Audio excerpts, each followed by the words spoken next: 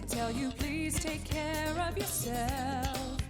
Then with tear-stained eyes I sadly said goodbye as I waved and wished you farewell.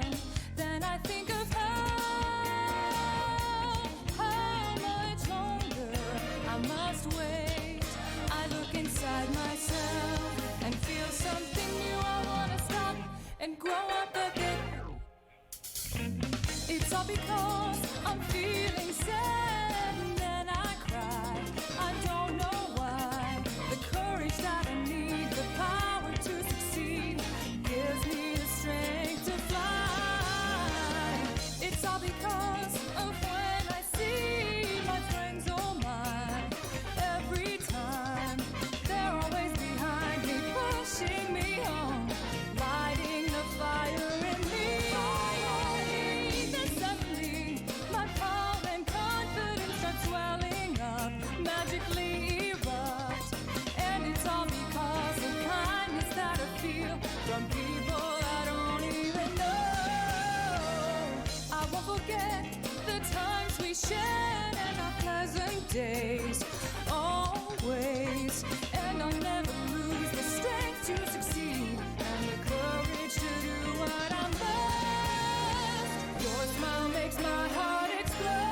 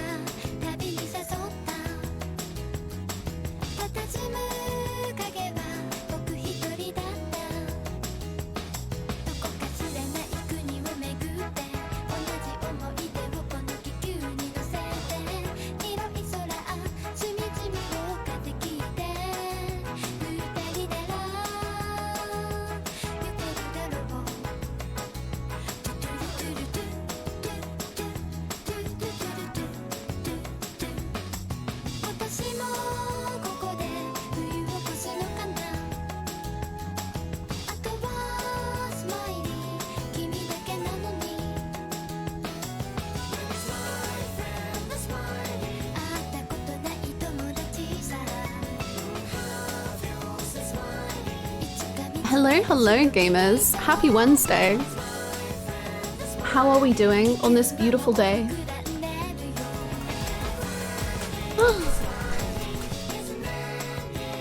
arrived. Hello, everyone. Hello. It's me, Makoto Date from Dates Disco Emporium. Go on, go. Walk out the door.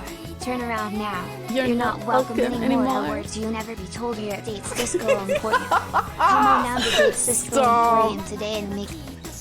Stop, it's too good. Disco will survive. You know what? Just for you. Hold on. Please hold. Hold on. Hold. Hold on. Hold on. Keep holding. There we go. Boom. Thank you so much, Wingon, for the 16 months. 16 months. That's wild. Thank you so much. Time flies. Thank you. How's it going?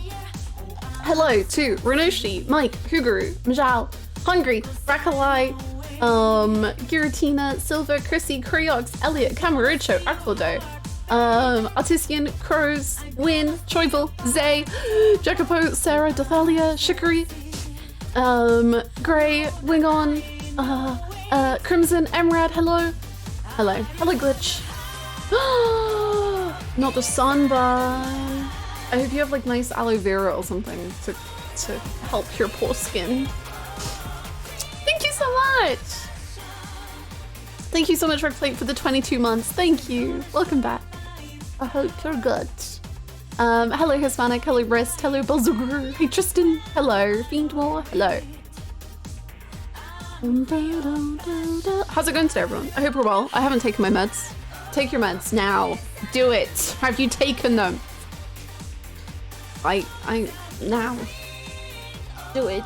Thank you for the follow. Hi, Night Sings. How's it going? It's really hot today. I was seeing people were talking about the temperature in the Discord.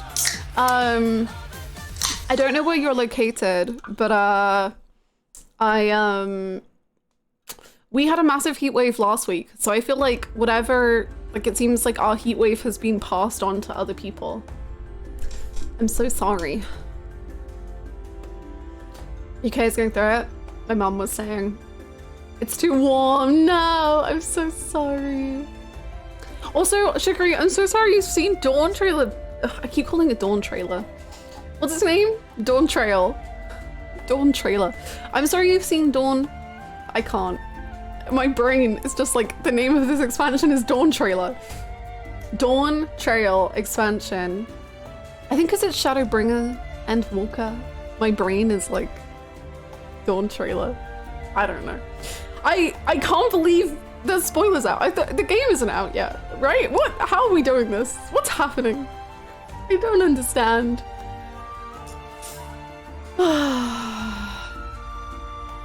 I'm looking places so they get posted because I have no self-control. Oh, you're self-spoiling. I see. I was like, damn, Twitter's already going that crazy.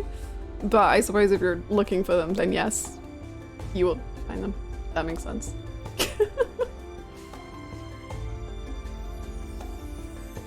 Make zinc in your bath? Ooh, I've never heard of that. That sounds handy.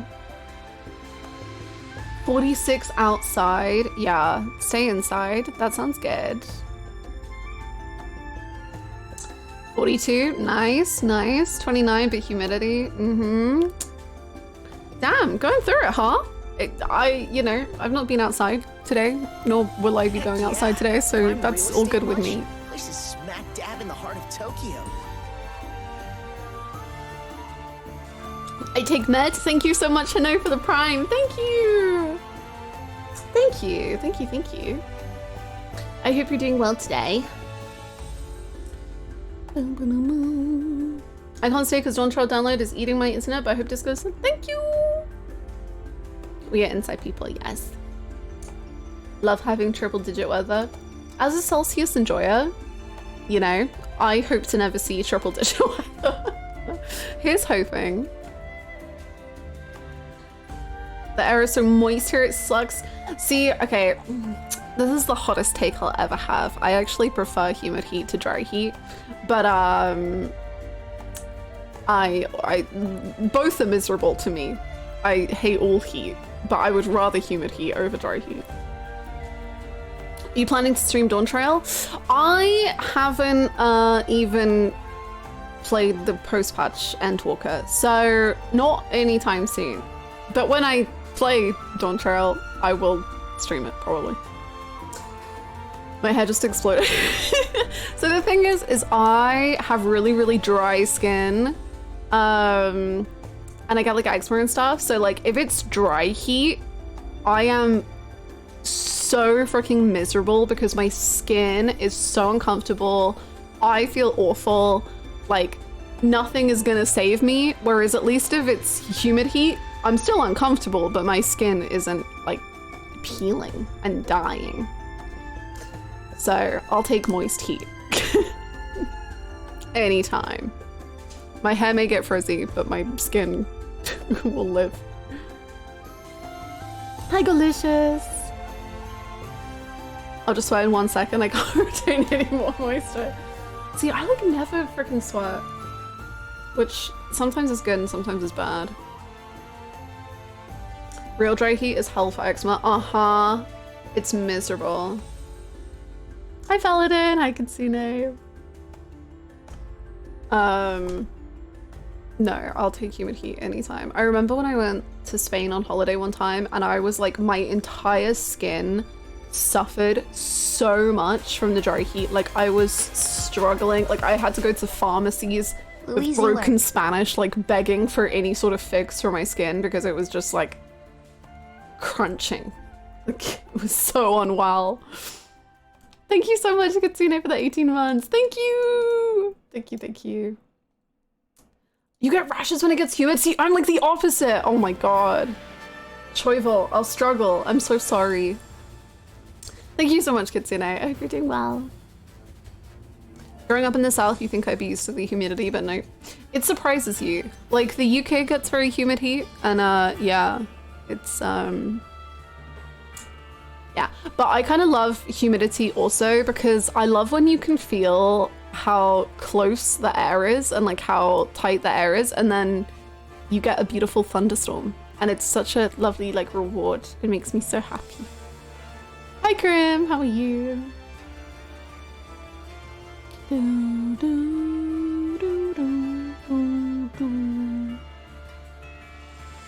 How am I? I'm good, thank you. I've been thinking about Kim Kitsuragi for the last 3 days, non-stop. Help me. My body has a very hard time regulating body heat because of chronic illness stuff, so humidity absolutely kills it. Oh, that sucks. I'm so sorry. I just said it, My mum would always laugh at me because whenever there was like a massive thunderstorm or whatever, I would immediately like, she could just hear like my footprints upstairs. And then I would run down the stairs and just immediately go outside and just be like, rain. I'm used to like 7 days of hot humidity a year maximum. That's it. 7 days, oh, not a day over. Are we gonna kiss Kim on the sea ice?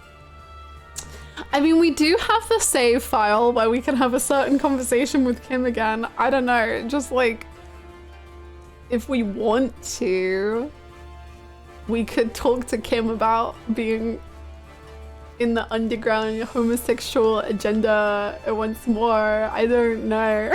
I have rewatched that scene an embarrassing amount of times. I'm so glad that's how we ended Street. For like the last 3 days, I'll just be doing a random task and then so, like I'm just like, I don't know, frying an egg. And then I'm just like, Kim is gay. Or I'm just like blow drying my hair and I'm like, Kim is a gay man. And then I just like pass out and then I have to regain myself again. I think the thing is like I am so absurdly used to like the most gay coded characters ever and like JRPGs being like, what if? And like they never actually do it. So I'm just so used to just living in my own fantasy world. And then they actually gave me a character who is like actually gay. And I'm like, what do I do now? Where do I go? What? How am I ever meant to move on from this? I don't know. They're not even sexy twinks, they're old men! That's even better. It's even better. Oh my god. How's it going, Katsal? I'm good. And how are you doing, Rabo, as well? It reminds me of when I finished Legend of Korra for the first time. And like, I had been shipping this ship in Legend of Korra since season 2, or like halfway through season 1. And I was like, it's never gonna happen. I will remain in my delusional little world for the rest of time. And then suddenly there was stuff happening on my screen and I was like, is it real? Is this what? What is happening? Is this okay? And then I just was in shock for the rest of time. Like, sometimes I still think about Legend of Korra and the fact that there's canonically bisexual people, and I'm just like, wow. Where do I go from here? How am I ever meant to recover? It's great. I finished that VOD last night. I've been losing my mind, so I'm still going. We can lose our minds together, Chrissy. I'm just in shock. I'm still in shock. Wow. They lean even more to that in the comics. They do! I have the comic on my bookshelf it's somewhere, and they certainly do. It's even more real. Disco really said there's no baiting. I'm so used to just the queer baiting, or like, I don't always like calling it queer baiting, but I am so used to just secretly queer characters, and I just... Wild. You don't have to make your own food. Like, actually ridiculous concept. I don't have to be like, no, but you don't get it. In the Japanese version, like, the words that they use are different. You don't get it. He says ashateru, which means it's actually different. It means that when you, and then it's actually just what. I love Danganronpa. Persona 4 be like, Yosuke, my love. I'll defend you for the rest of time. No need for fanfic. Whoa, whoa, whoa, whoa, whoa. Whoa, let's not go too far. Whoa. No, let's not go wild. There's still a need for a fanfic, please. Please. Hi, Goose. It's good. How are you? What game are we playing after Disco? Probably Yakuza 7. Probably. The urges in my brain are talking out loud.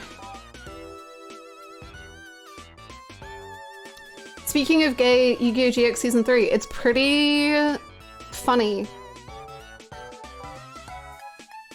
I don't know if there's just a man and he is just full of rainbows in like the literal sense. But then, okay, not to have the brothers or lovers situation again, but everyone keeps calling them, like, being like, wow, they're like twins. And I'm like, I mean, they're similar, but are they like twins? Or are they? Okay. Sure. My unfortunate character trait of a game gives me so much food, I tend to not seek out more content. You're a puzzle shipper. Whoa, whoa, whoa, whoa, whoa. Look, whoa, whoa. I mean in the game, in the show. Whoa, whoa, whoa. Whoa, whoa, whoa. I'm not judging. No, what was I saying? No, I'm the same. Persona 3, like, I have never really looked up fanfiction for Persona 3 because the game is perfect. I don't need anything else. The game has everything I could ever want and dream of. So I've never really looked up much fanfiction for Persona 3. Persona 4, I think I've looked up the most fanfiction. And Persona 5, I've looked up a lot, but I didn't jive with a lot of it. It's been so long since I've Yu-Gi-Oh'd. Are Yugi and Yami actually distantly related? No, they just look the exact same, but they're not related. I don't really know why that's the case. I don't think that ever got explained, but they're my favorite Yu-Gi-Oh ship. They mean a lot to me. There's like zero need for the hairstyle, but they're not related. And their hairstyle's slightly different, like just a tiny bit. I think I had to be told that their hairstyles were slightly different because I just didn't realize.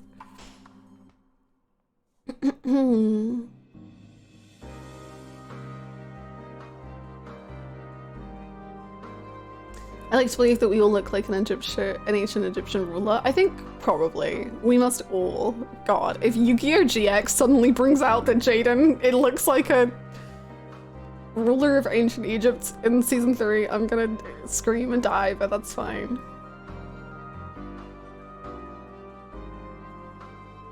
How's it going, Ripple Siraj?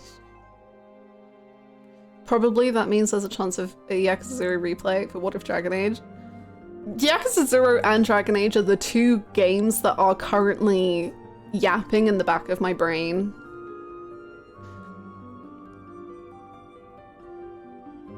Begging for attention. Also kind of Danganronpa 3.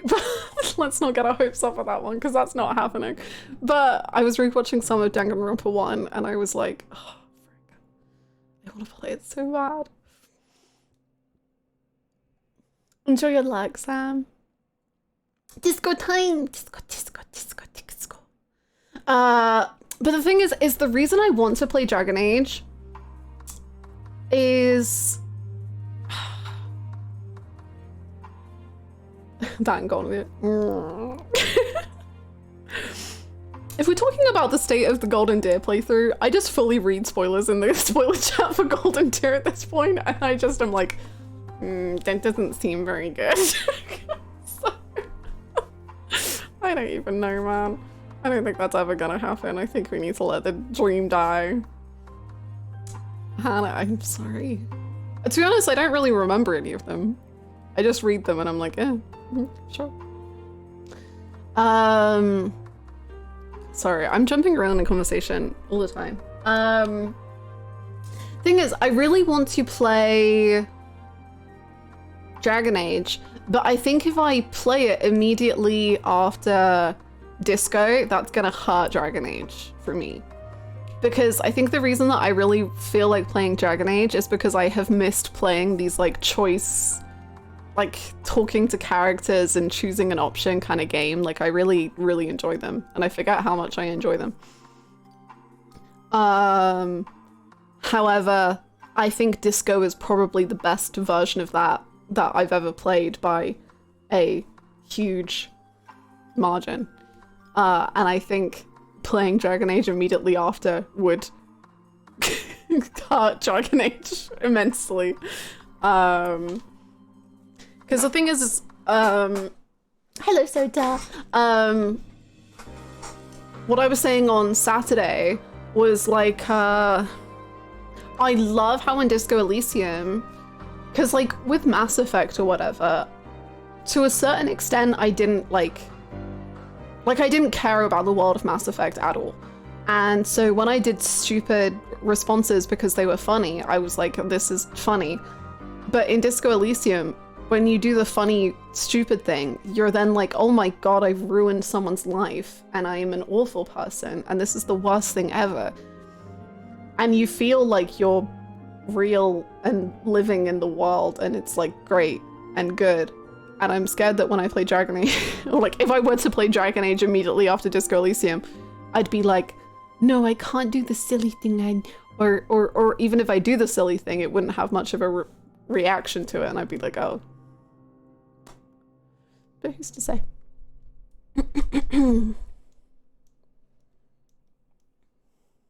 They are all on sale. I finally got Dragon Age 2. For some reason, that was the only one I hadn't purchased. I had purchased the other two. I did ruin a marriage over the phone, and I am the worst person that's ever lived. Dude, after that conversation, I don't even know if you could tell, I was like fully disassociated for a while. I was like, wow, that was awful. And then we went to like a church or something. I don't remember what happened at the church. There was like a sticker. I was just clicking through the church dialogue like, Oh my fucking god, what have I done? 2 was also weirdly the only one I didn't have. How did we do this? How did we do this? We talked about fucking a hat. Oh yeah! Fucking my hat on the sea ice. You want me to fuck my hat on the sea ice? That was very good.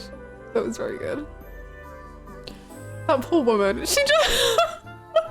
That poor person, I don't remember her name, but like, we just fucking yelled at her about fucking the hat on the sea ice, and then we had a conversation with Kim in which I was like, I promise that was my last mental breakdown, I promise. And then I immediately was like, Kim, I'm no longer thinking about my sexuality. However, what's your sexuality? And he was like, dear God, to save you time, I'm gay. And then I was just like, on the sea ice, Kim? And then that, I don't remember what else happened.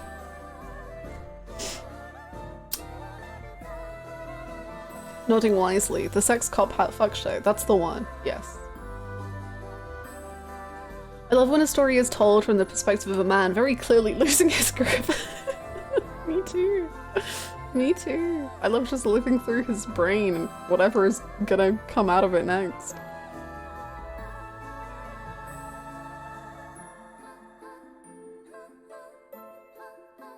For some reason I cared so much more about the impact of my decisions in Dragon Age than I ever did in Mass Effect, and I never figured out why. I think if I feel the same, I would probably put it down to the setting, because ultimately in Mass Effect, I'm not a big space game enjoyer, nor do I really like enjoy space much as a concept, or at least I enjoy it rarely. So when it's like the entire galaxy, I'm like, I don't care. I don't care.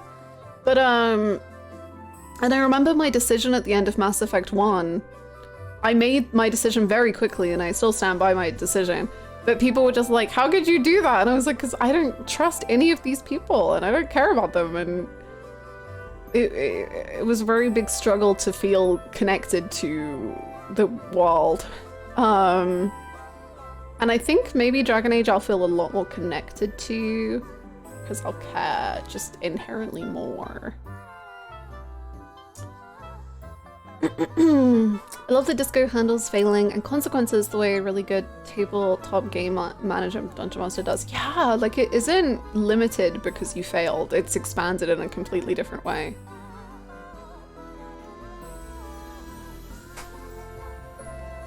Even as a sci-fi enjoyer, the only choices in Mass Effect that ever made me think were choices with Liara and Garrus need those funky little aliens to like me.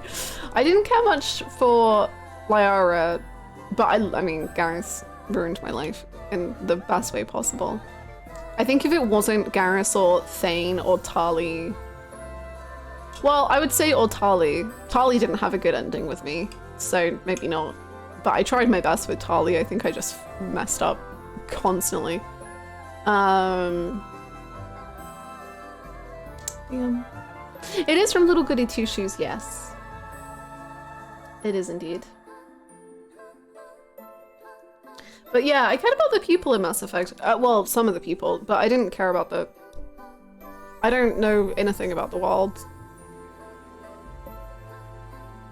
Would you say you were like Kuno? I think so. I think so. Anna hates Tali and Liara. I don't hate either of them, but from my playthrough, you know, mistakes happened with Tali, so that, you know, that's on me.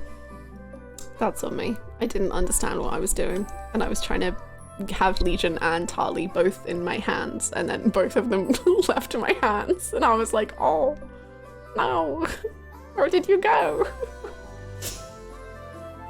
I kind of enjoy space, but only really in the existential horror way. It's kind of hard to connect to the world when the world is that big. A planet is manageable, but a galaxy is beyond me. Yeah! I completely agree.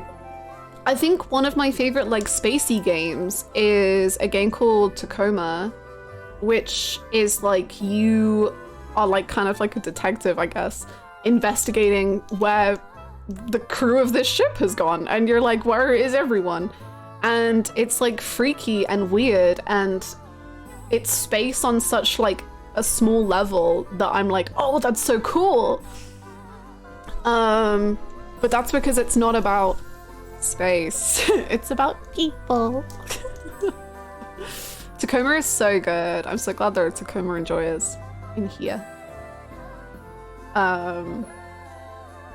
Yeah, and as Green Bean says, Tacoma is on one space station. It's you arrive onto the space station and then you have to like figure out through audio logs and all that kind of thing, like what happened.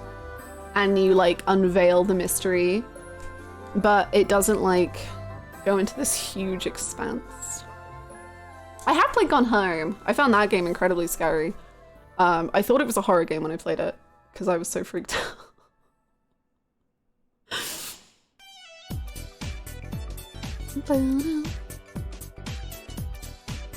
Oh, I don't know much about that, man. Space as a set piece for detective shenanigans sounds fun. I definitely recommend Tacoma. It's not like super shenanigans, silly, timey, but it is like a fun figuring out what happened thing. I like it.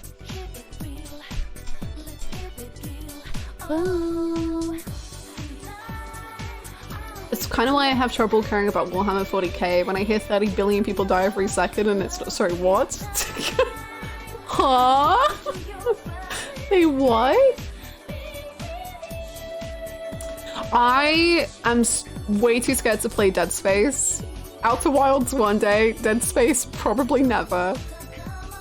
I am, no. Boy.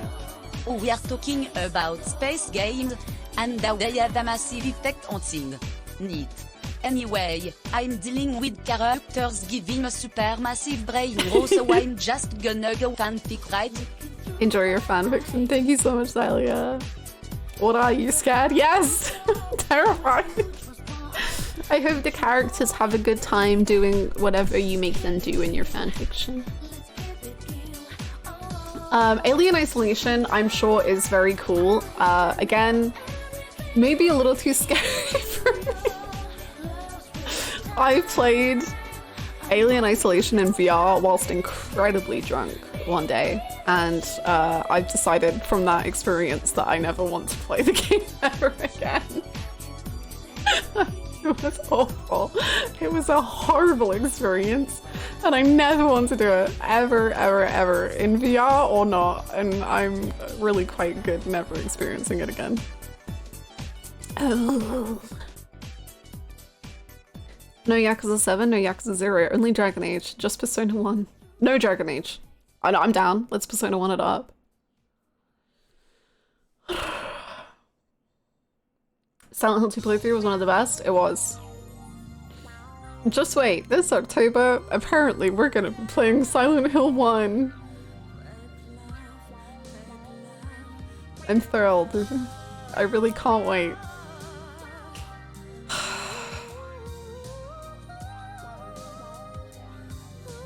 Why you look in pain?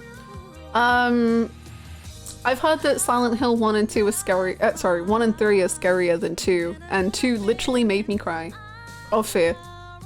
So,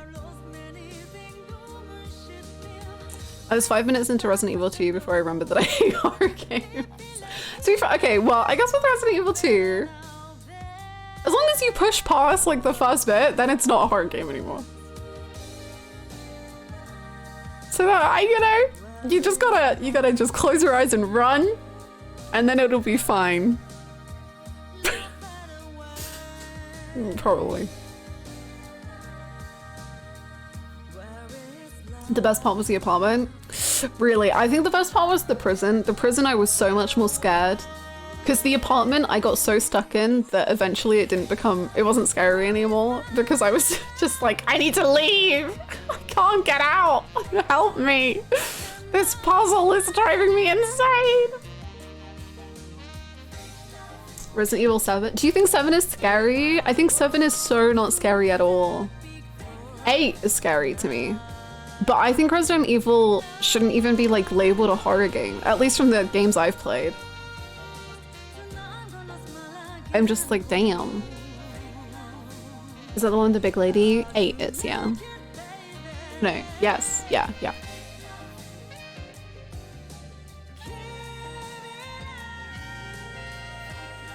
I feel 7 would be the scariest one. Really? I found 7 scary for the first hour, and then I was like, oh, this is just action. And there was never anything scary again. 8, however, the dollhouse section in 8 was terrifying, and I thought it was amazing. And I was like, oh, I wish this was scarier. I wish it was this scary the whole time. Lady Dodecahedron, that's the girl. That's her. The creators said that they intentionally toned down the scariness of 8 since people had Is that true? But 7 is- what? I feel like I'm in an alternate reality. But 7 is one of the campest games I've ever played in my life. It's hysterical. He gets his hand cut off and he goes, oh fuck. He doesn't react. He's just like, oh, damn. Which one is the one with all the rugs? 8. That was 8. So many rugs. So many. Have you played Until Dawn? Yeah, I've played it a few times.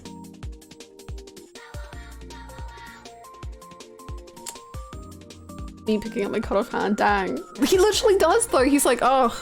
And then like, his wife is the one that cut off his hand and he's like, what the hell, Mia? What do you mean, what the hell? Why are you not like, fuck? I lost my hand. Why are you so just absolutely nonplussed about the situation? Why are you just... Tough to say which is more silly. I find 7 like infinitely more silly, but I mean 8 isn't without its silliness. And I mean, I love the campness in Resident Evil. I think it's a good thing, but I don't find it 7 scary in the slightest. The beginning of 7 is scary, like the first hour. And then it's just like, that's fine. Doesn't he just stick it back on? He like pours glue on it or something. He has his hand cut off multiple times. It ends up okay. I don't know.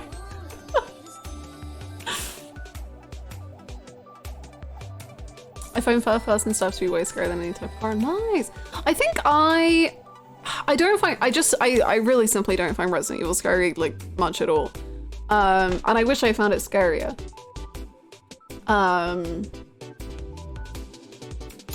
But I think that's also because the thing is, like in Resident Evil, I guess when you die or whatever, you can just reload. So I think it just doesn't feel like there's always crazy consequences or like big stuff. I don't know. It's hard to say. With AG, I actually really want to. My friend recommended, I think it was Resident Evil 1 to me, and said that that would be like really up my street. So maybe one day.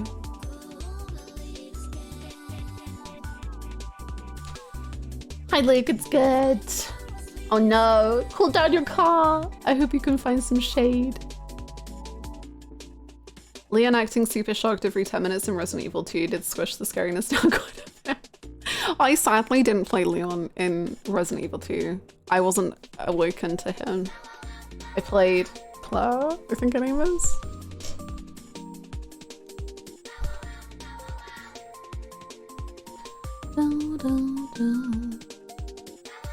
You always feel pretty powerful in Resident Evil games, which tones down the scariness.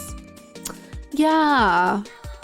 I think also, like, I just don't find it scary when it's like, just shoot this thing again and again and again and again, and like, I just don't. I just get bored. I just get bored, I guess. Boom, boom. He's such a loser. I can't wait to play. I really want to play Resi 4, which I think is Leon's main game. I don't know, but I want to play that one and just experience him. I tried Resident Evil 2 Remake, it was so scary when we speak. Really? I didn't find it scary at all. I wish I did. I found the beginning scary when you're like at the gas station or something? You mean you're not scared of repetition? Sadly not. I haven't played any RE4 and I was down in the fanfic trenches. Was it, sorry, not to, I don't know, this is a call out, I don't know. Never mind. Was it Leon and the, oh, I don't know his name. There was like a bigger guy. I just saw a lot of fan art of them. They seemed like they were having a good time. I don't know his name. Once you play enough horror, you're just immune to it, in my opinion. I disagree. Louis? What Shikri says, that guy. That guy in Leon? Is that it? Everyone. All of it. Understood. Understood. Da, da, da. I don't know if I should Google the. I'm like, I want to play this game. Am I being spoiled? I don't know. Let's see. Oh no, I haven't seen this guy. I don't know who Krelser is. I've not seen him. He seems a little scary. He seems a little intimidating.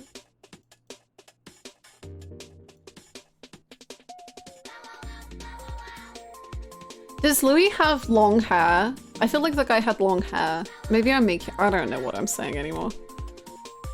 Yes? Okay, then I think it was him. I think it was him.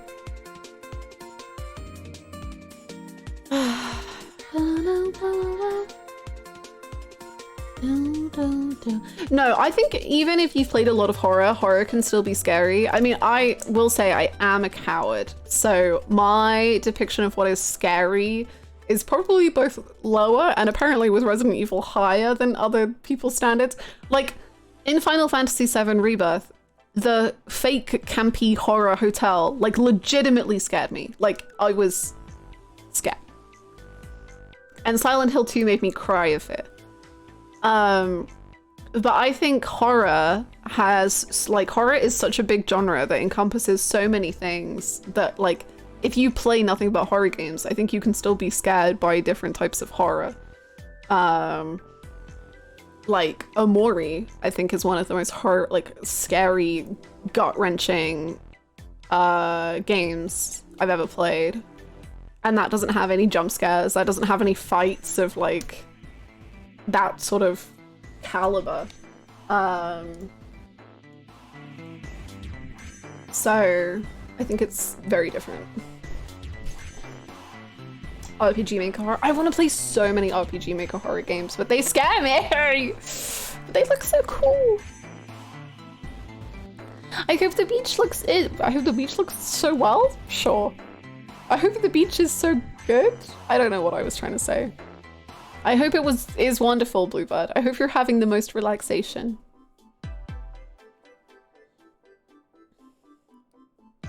Save them for October. October is Silent Hill 2. I can't promise anything more than that. Let's see if I even get through Silent Hill 1.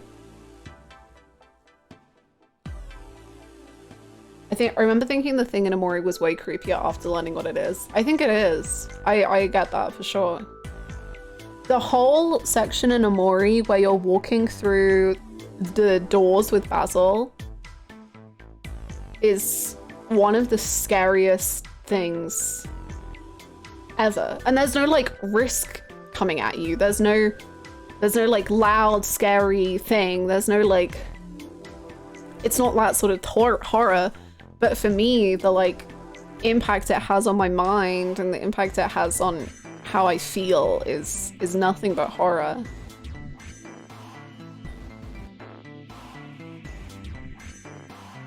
They can do with pretty much all horror in movies, but horror video games literally make me cry. It's such a wildly different experience to actually have to advance the story. I completely agree. And that's like actually the scariest thing that I ever had in Resident Evil 7.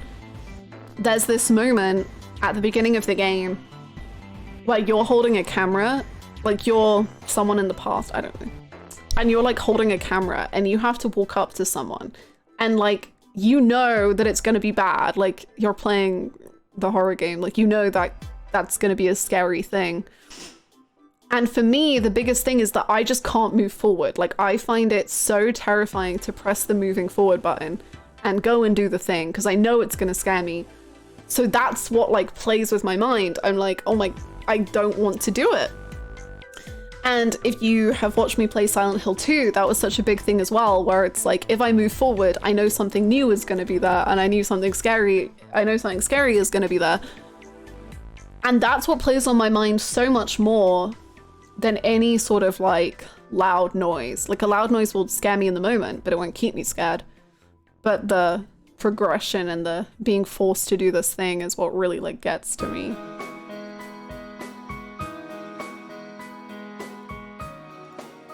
I remember walking down the stairs and Amori scared the shit out of me. Yes! Oh my god! You just sent me back to the very, like, the first night you experience in Amori. It's like someone just knocks on the door and you just have to go answer the door. That's literally it.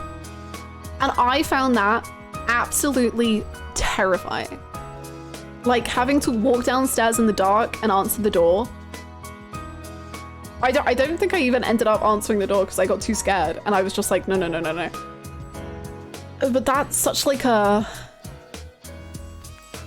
I don't know. I think that's terrifying. But for other people you wouldn't. But I think that's so scary. Just like IRL? Absolutely. I'm not answering the door. Never.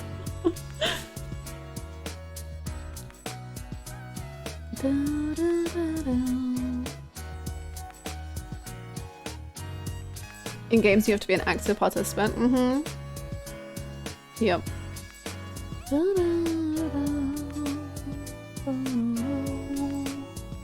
Being a troll with the character does a big difference. It's also goes back to the reloading in games having a small impact on the horror aspect. Yeah, I think it does. Because like, I guess the games that I find scarier, you can die. And I did die in Silent Hill 2. But for some reason I don't think that took me out of it in the same way that it does in like Resident Evil. I think because you die a lot more, or at least I died a lot more in Resident Evil. I don't know. It's interesting. I go film Billboy Baggins pretending I'm not. Just mute the TV, sit still and in silence, waiting for them to leave.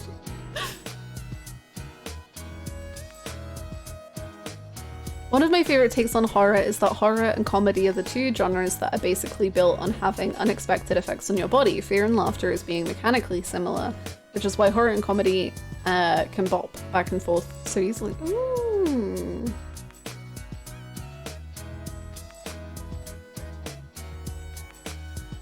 I don't know why, that just made me start thinking about, not that House of the Dragon is ever a horror, but I've been watching season 2 of House of the Dragon.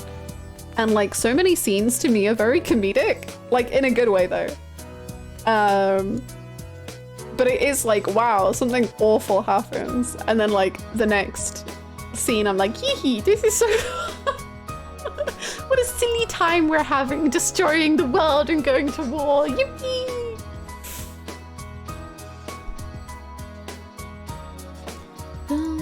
A lot of horror games abuse the jump scares and loud equals scary, and it's hard the genre a bit. Yeah, I think it's just like the... I don't know, I guess it's the same with films. Of like, there's like the more tropey horror, and then there's like more deep horror, I guess. I don't know. House of the Dragon is a new genre of horror. Compare, that is a plot point of season 1. That's very true. If something fucked up happens, chances are I will laugh. Yeah! When like really bad stuff is happening and you're just like nervously giggling. Like Breaking Bad. Breaking Bad is also pretty hysterical, that's true. I did find Breaking Bad very funny. It's gonna sound dumb, but RE1 would always make me so tense. Every time I reloaded a save, it would start with the sentence, "Fear can't kill you," and that's it. I don't know why it scares the hell out of me. That's good.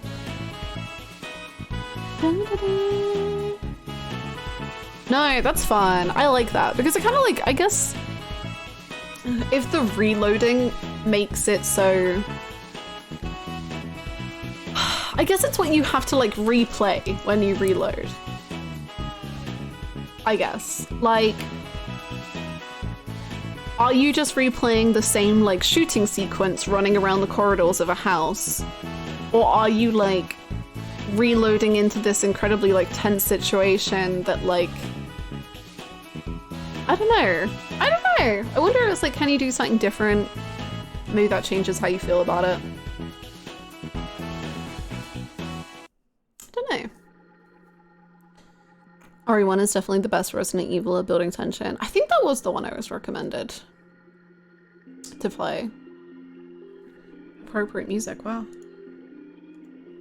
Creepy. The game will kill you for save scamming. No, please don't. But then I think that goes back to also like the idea of game overs is also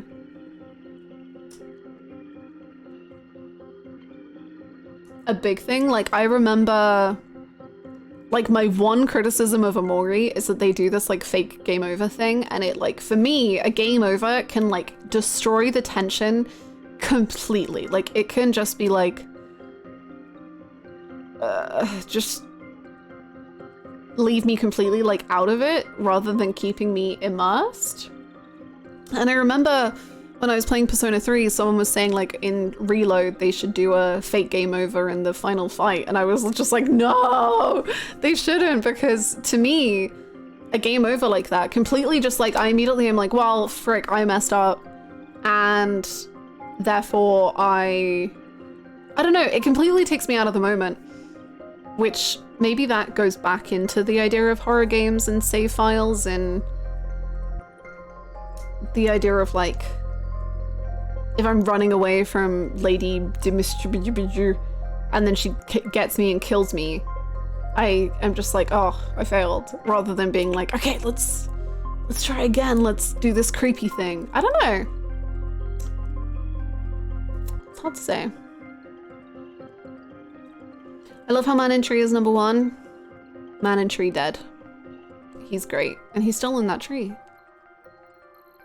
It slaps you in the face that you're playing a game and kills the immersion. Yeah. Yeah. I think that's a good way to put it. I like that. I think we have a bunch of people we can add to the list. Because we met a lot of people on Saturday. I don't even remember all their names. We met that man with his son. We met 3 men who were all drunk. Is this gonna have to be 2 columns or no doc? You might be right. We might have to move to a doc.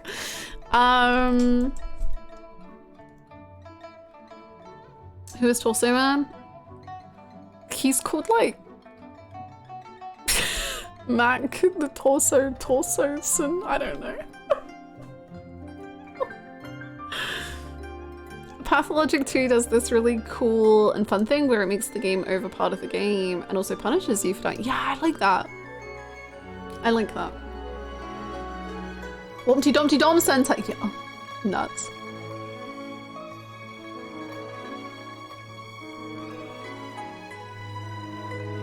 A fun idea I have for horror games is that at the start of the game, a random number is generated, and after having a game over that amount of times, your save data would delete itself.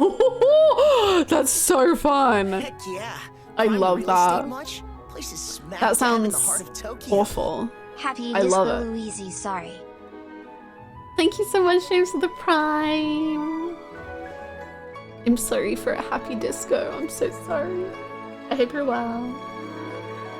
I missed a lot of the last stream because family vacation, but I did see us get the homosexual underground thought. But other than that, anything important happened?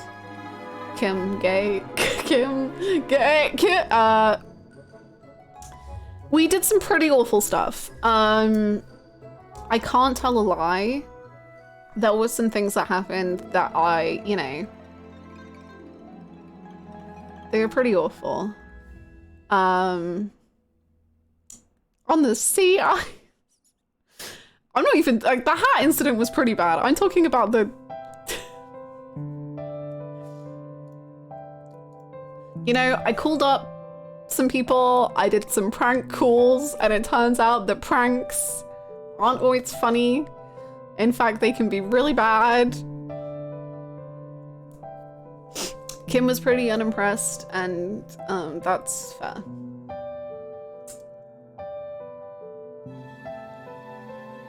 Communist, feminist, racist, what's good? Communism and feminism, of course. Kim forgave you though. That is important. When will he stop forgiving me? Is that gonna be a line? And when do we reach it? I still love how Kim is like, sigh, yes, I'm gay detective, can we please just solve this case? He literally is like, I forget what he says. To save you another 20 hours of thinking, yes, I am. Like he's just like, I'm sick of you just needing to think about everything like this. I'm gay, move on. I have to go back and watch the VOD to see what not to do. Okay, if you find a payphone, just don't say, I'm sleeping with your wife. That's that's just advice for you and anyone else who needs it, is just don't say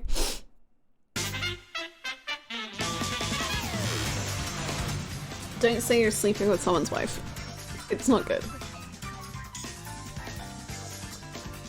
Were you ever scared in Danganronpa? Yeah, I think I did find Danganronpa pretty scary at moments. Can't believe I missed Homosexual Underground. I think we're gonna reload the save right before it happens, just to experience it again.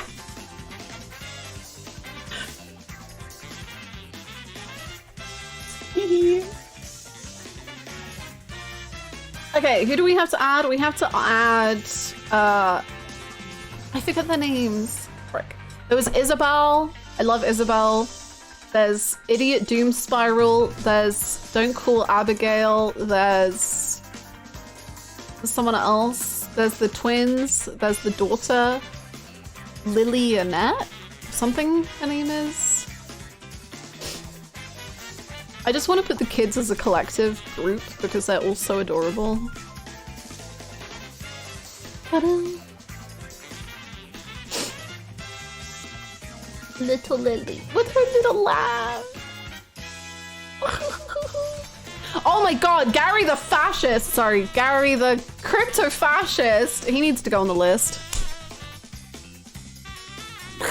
And Morel. And oh my god, there's so many people. Okay, I don't know.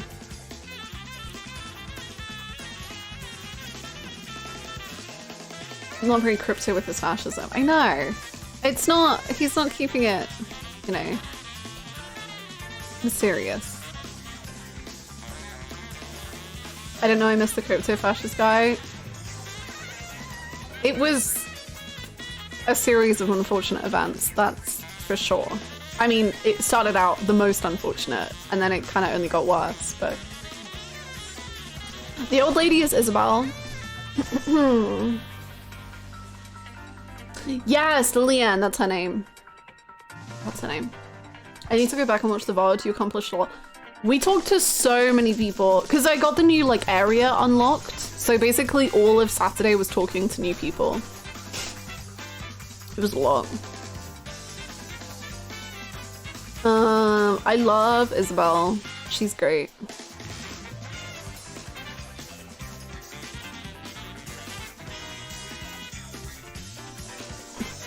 Isabel Washerwoman, I think that's the name is. Plus we went super long trying to, yeah. No, basically what was happening on Saturday was I was really good at not having too long streams last week. And then, Sunday friend, no, smoker guy ruined everything because he made me think about homosexual thoughts. And also, we were talking to Gary and I was like, I don't want this to be the last thing that we do on this stream. So then I kept walking around. And then it was like only an hour until the homosexual thought finished and people really wanted me to do it. So I was like, okay, I'll just keep going. Oh no, and then, no, sorry, before that I had the phone call and then I was like, I can't let the phone call be the last thing that happens. Dear God. And then I was trying to just do the homosexual thought. That was it. I also really like Lillian. She's really cool. Lillian. We also found another dead body. That sucks. That wasn't good times. Jean and a woken smoker guy. Having a mental breakdown over a hat is a good way to end a Disco Elysium stream.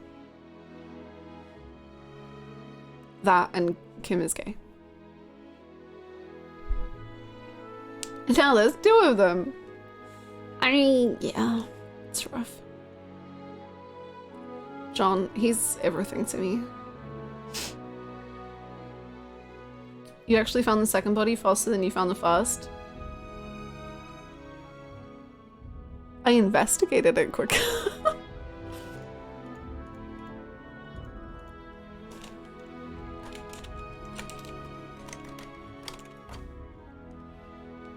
Gary. Morel, you can go higher, but you need to have better friends. Morel can go...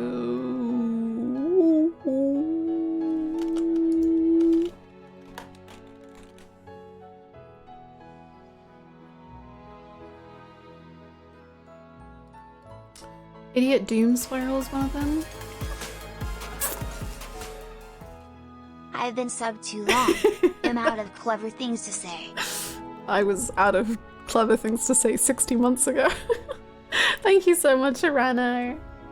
I hope you're having a good day today. Thank you so much. What a long time.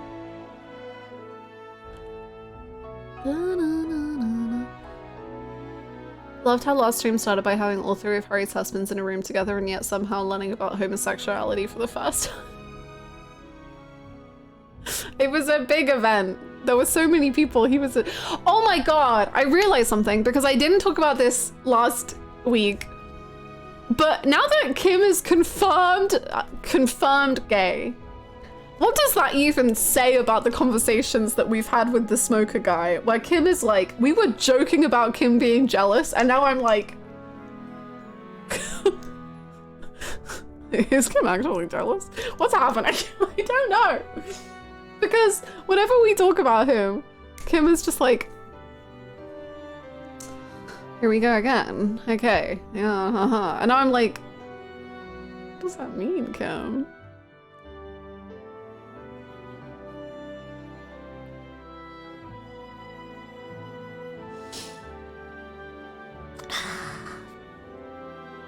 His shot? Uh-huh.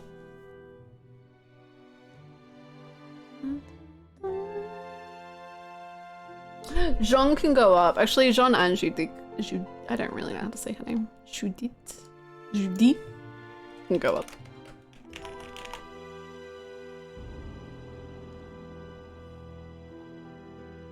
It does sum up the whole game. It actually does, Soda. Yeah.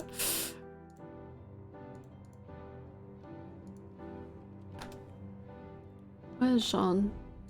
Jean can go above Evra.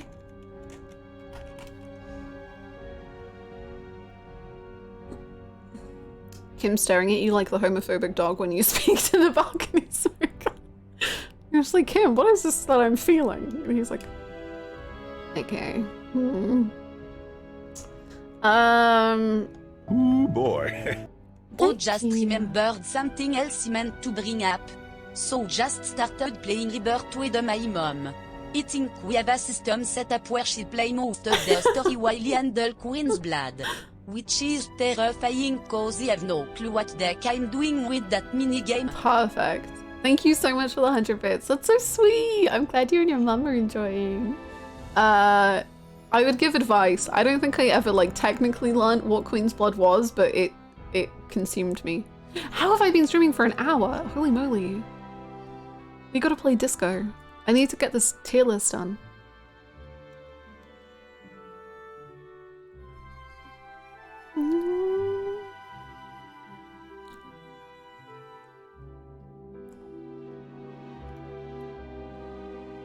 I definitely think Kim is very, very clearly being sarcastic about Smoker Guy, but I do think like there are absolutely tones of like jealousy or like, it's not, to me at least, just being sarcastic. Like it definitely comes across like Kim is impatient with most people because obviously we're like questioning everyone and he's like, detective, let's just fucking solve this murder. But I do think it is different with Smoker Guy because I think Kim has like a different tone about it, which is interesting. Was Kiryu? Top 3. Top 3. But there has been progress in the murder, right? We found another body. Is that progress? I think so. Thank you for the hydrate. Okay, we have Idiot Doom Spiral. I liked him. Although he gave me a story about me, which was sad, but that's kind of the norm, I guess.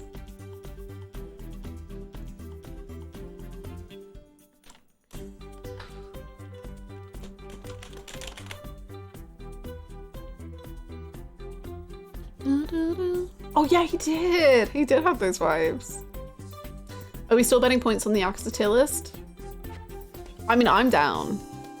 If y'all are down, I'm so down to do that. I do need to figure out my tier list. I think I figured out who's first place, but I don't know who's second or third. It's a lot of... Yeah, I know who's first. That's all I know. Gamba, yippee!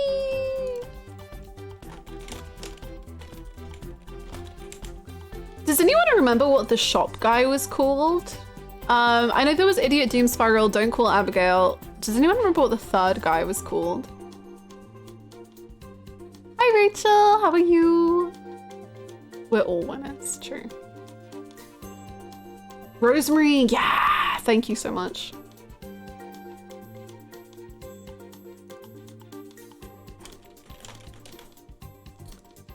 $110 key points and a reckless disposition.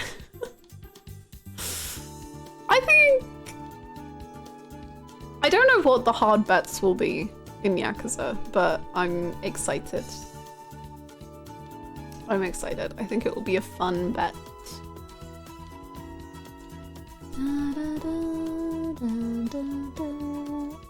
Tradwife Takasugi, first place. I love Takasugi so much. Ugh. Ugh. Ugh.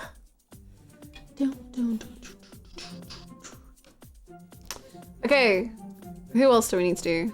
All of the kids. I like all of, they can all just go together.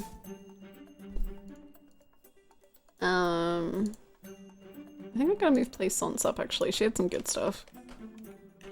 I took some time off to spring through the Elden Ring DLC before Dawn Trail and it's been about, oh, yippee! Oh my gosh. I'm glad it's been so fun.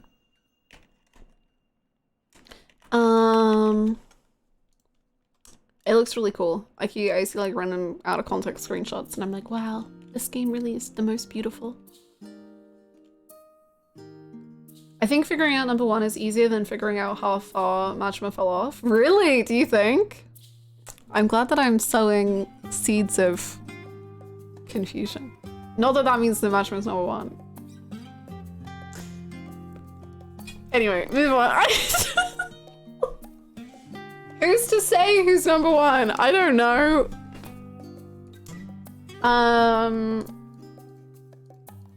Who's my 4th favorite Yakuza character?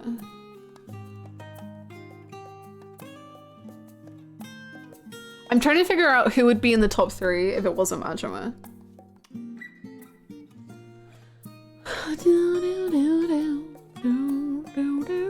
Date.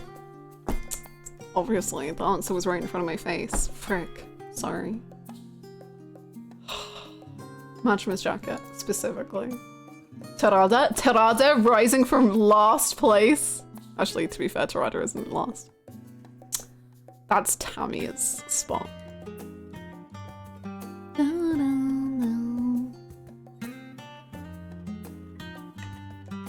I'll just say the cutest kids to to sum them all up. Oh no.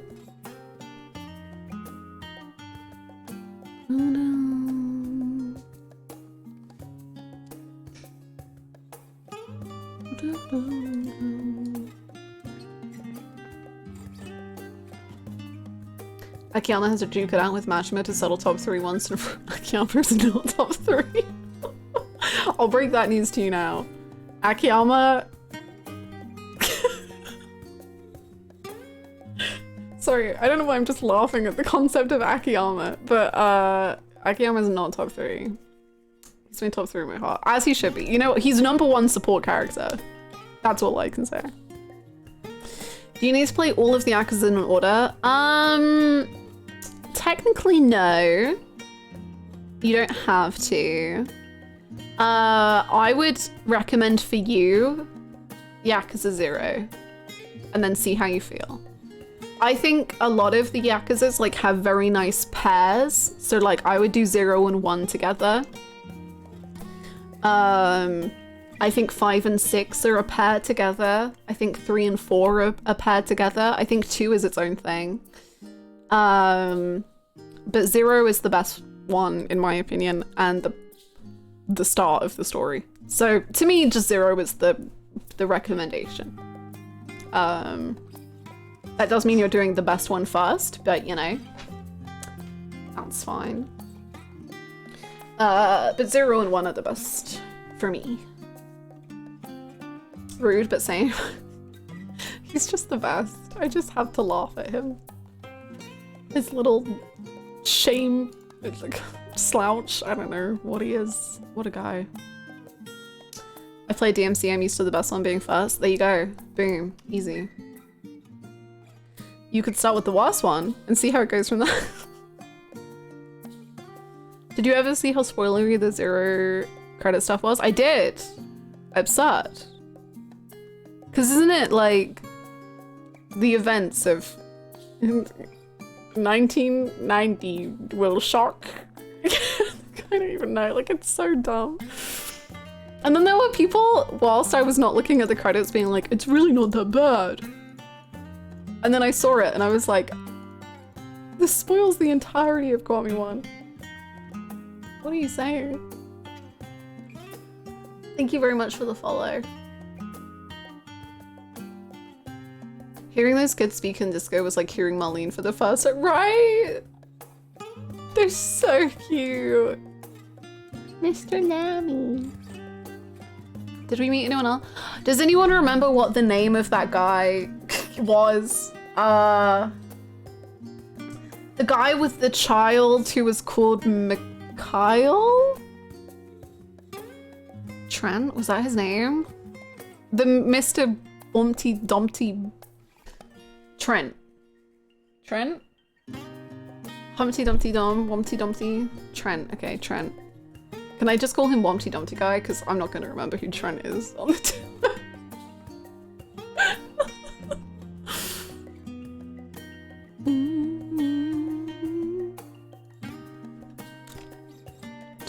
I'll put Trent Wumpty Dumpty. There you go.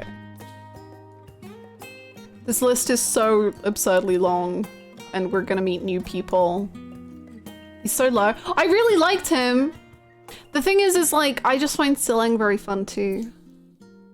I honestly like, from Trent and upwards, I like really like them. And then the rest are kind of ones I haven't quite figured out yet. I don't know if I'll ever figure out Mr. God of Money, but that's fine. Can't wait for Judgment, because that's my tier list disruptor.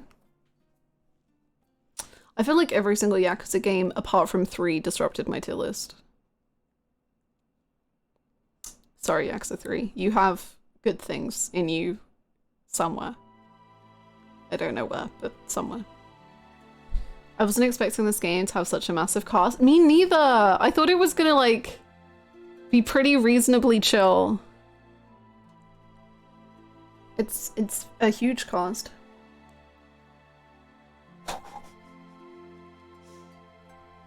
He did save me from sleeping in a trash can, that's true. Anyway, let's play the game. Let's play the game.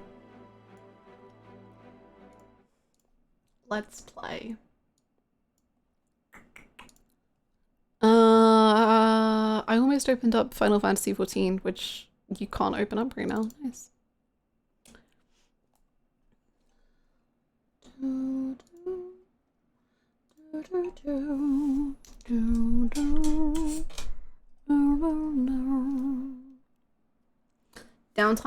Downtime because uptime is in our future. Joy is on the way. It's gonna happen. Ugh, I just realized I'm gonna have to mute everything about Final Fantasy XIV again.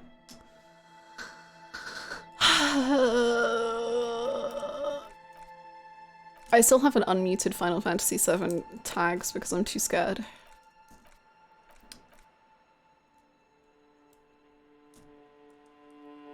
In my 2 playthroughs, there are still characters I have not met in them. I legit thought they were OCs. People went, that's like when I met the real estate lady and people were like, I've never met this character in my life. And I didn't realize that you could just like not meet people.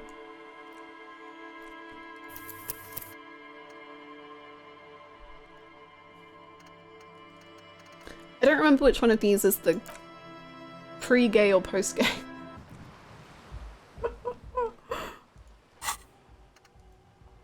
Ah, post-gay. A disaster. There's 7 characters in my S tier for RGG characters, 3 from Judgment, 2 from Yakuza, 7, 8. Ooh, nice.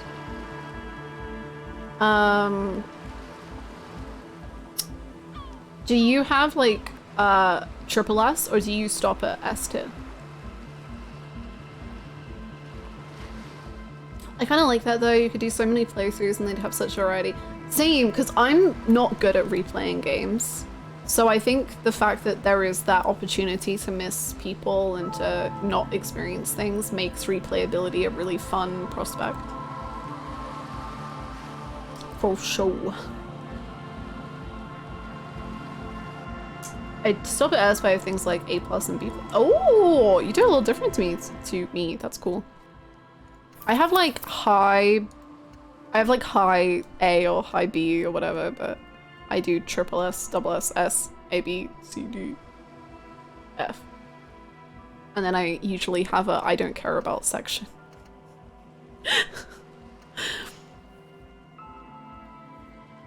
You know what would be fun? I just had this thought. You know with Yakuza, we did that community tier list together where you can like vote on what ranking a character gets. We should do that for Disco when we're done. That could be fun.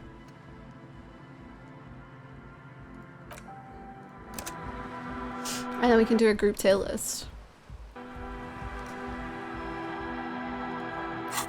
Okay, I don't know what the save is. Fine, Kim, fine. Yes? Oh, never mind. This is the right one. I have big news, Kim. Kim! Big news, Kim! I show so many top characters already. As in, we have some of the same... They're both high on our list. I mean, Kim is going to be the highest voted, surely, but... We know who's the S tier child of this game. Kuno S. That's so true.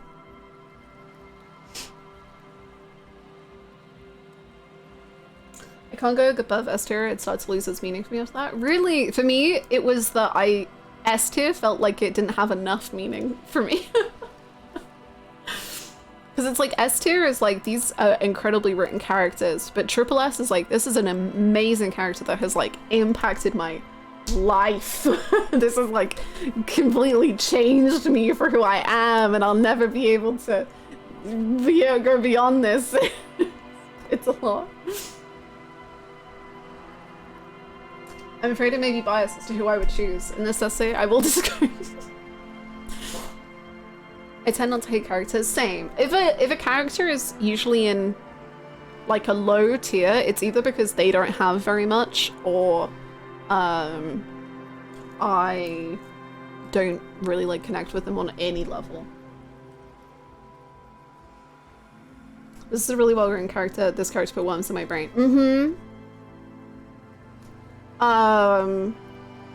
Literally my Final Fantasy XIV tier list, it has like the triple S section, and then above that it has like, this character makes me feel like I'm on drugs, and I don't know what the drug is, but I think it's just you, and that has, or at, when I did this tier list, it had like Fandaniel and Xenos. That was it. Those are the only 2 people in that tier. It's a beautiful tier list, thank you. Thank you. I tend to name tiers like who and cool characters I like. I'll do that around. My tier lists are a disaster and a mess and a... Because it can go higher than triple S. I have like the triple S tier, and then I have like the specially named tiers because they've just altered me forever.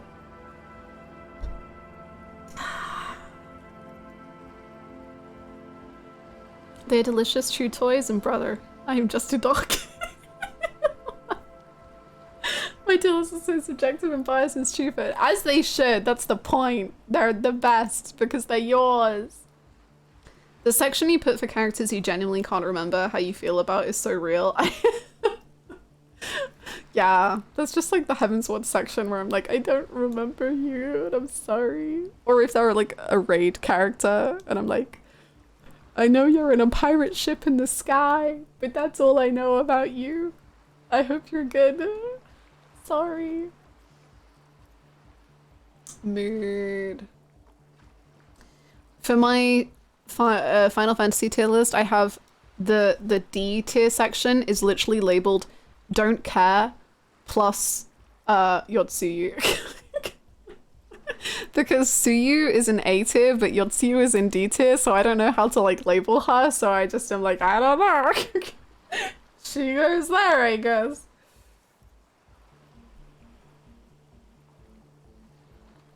Completely, yeah, it's a lot. For me, C is general tolerance. They're fine. I don't dislike them. I do have D for general dislike and F for the worst, but those are very rare. C tier is usually the biggest, next to recognize but not memorable. I think that's, yeah, like my B and C tier is usually like characters that I'm just like, I like them. Like they're not the greatest. They're just like, yeah, they're fine. And then if I have more like actual feelings about them in a positive or negative direction, then they go in like D or A and above, I think. I have big news, Kim. Okay. I have managed to stop obsessing about my sexuality. Great. Imagine all the time you'll have for work now. Matter of fact, we should get back to it right now.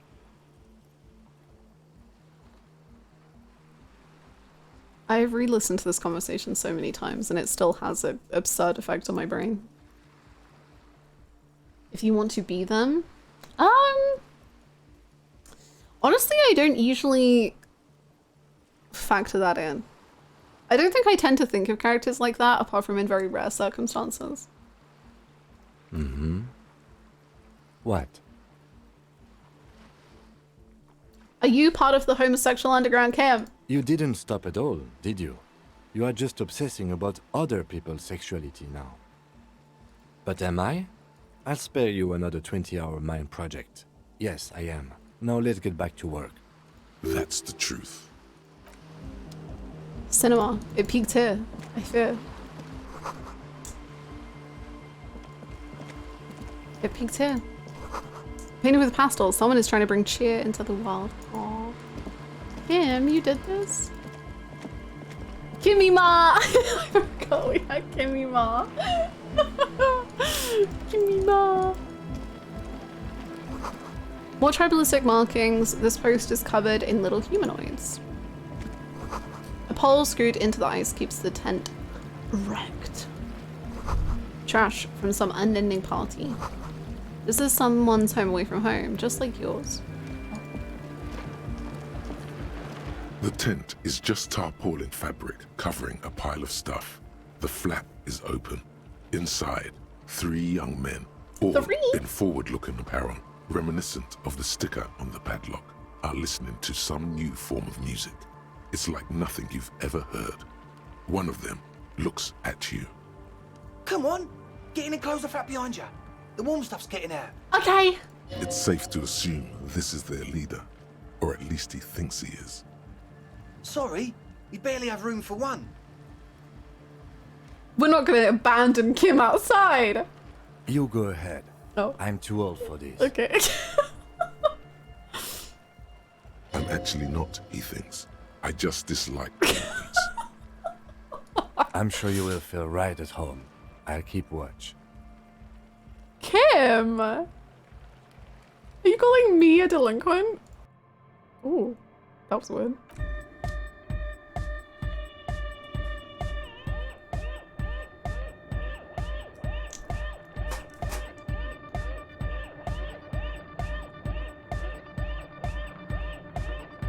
Hello, lads. Oh, lads. Oh, lads. Let's go. Wild, wild. I want to see. Where's the child I used to be? Woo!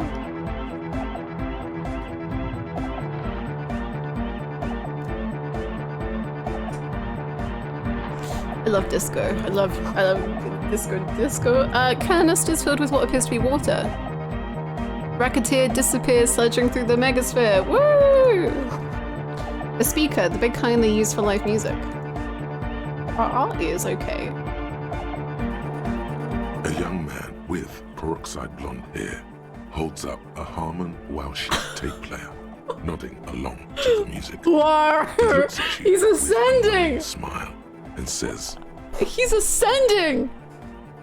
as though you're supposed to be sharing some tremendous evangelical secrets. That's what I'm saying.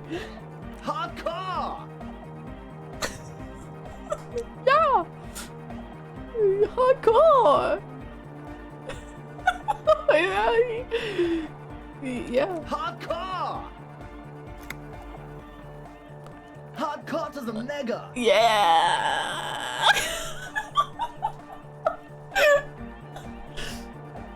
Internally coherent.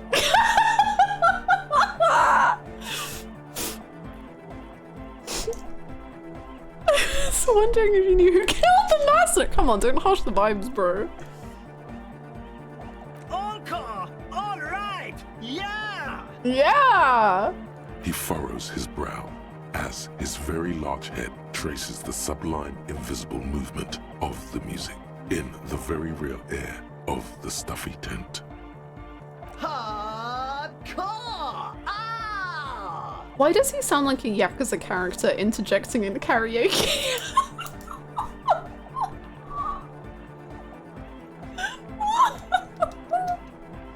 Hardcore! Akiyama! Akiyama! Tiger! Sober! Fiber! Liar! Hardcore to the mega! Choo! So hardcore! Is it though?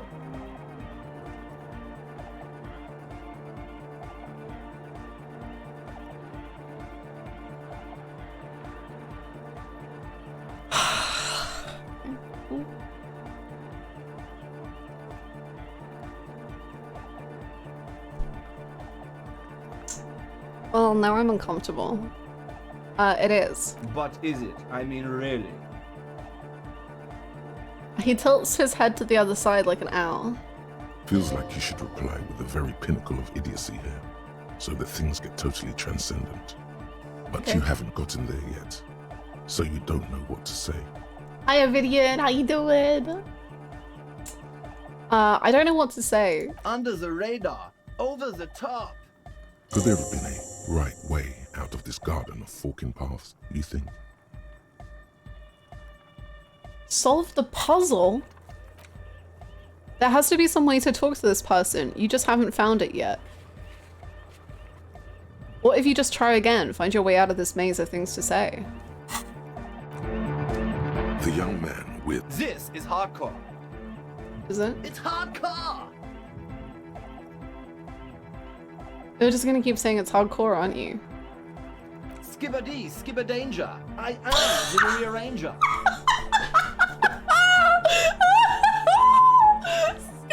Skibber danger. I am the rearrange. Wow, God, I'm in love with you.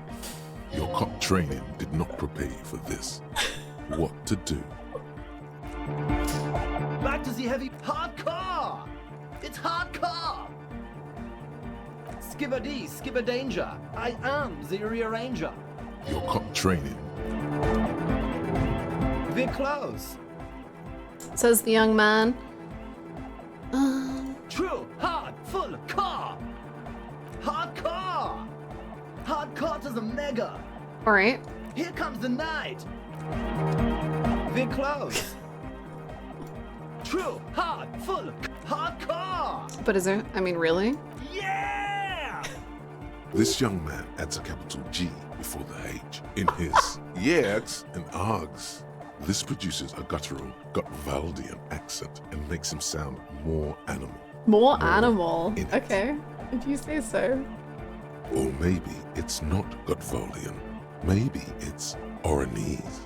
Probably an homage to Oranje, where Arno van Eyck is from.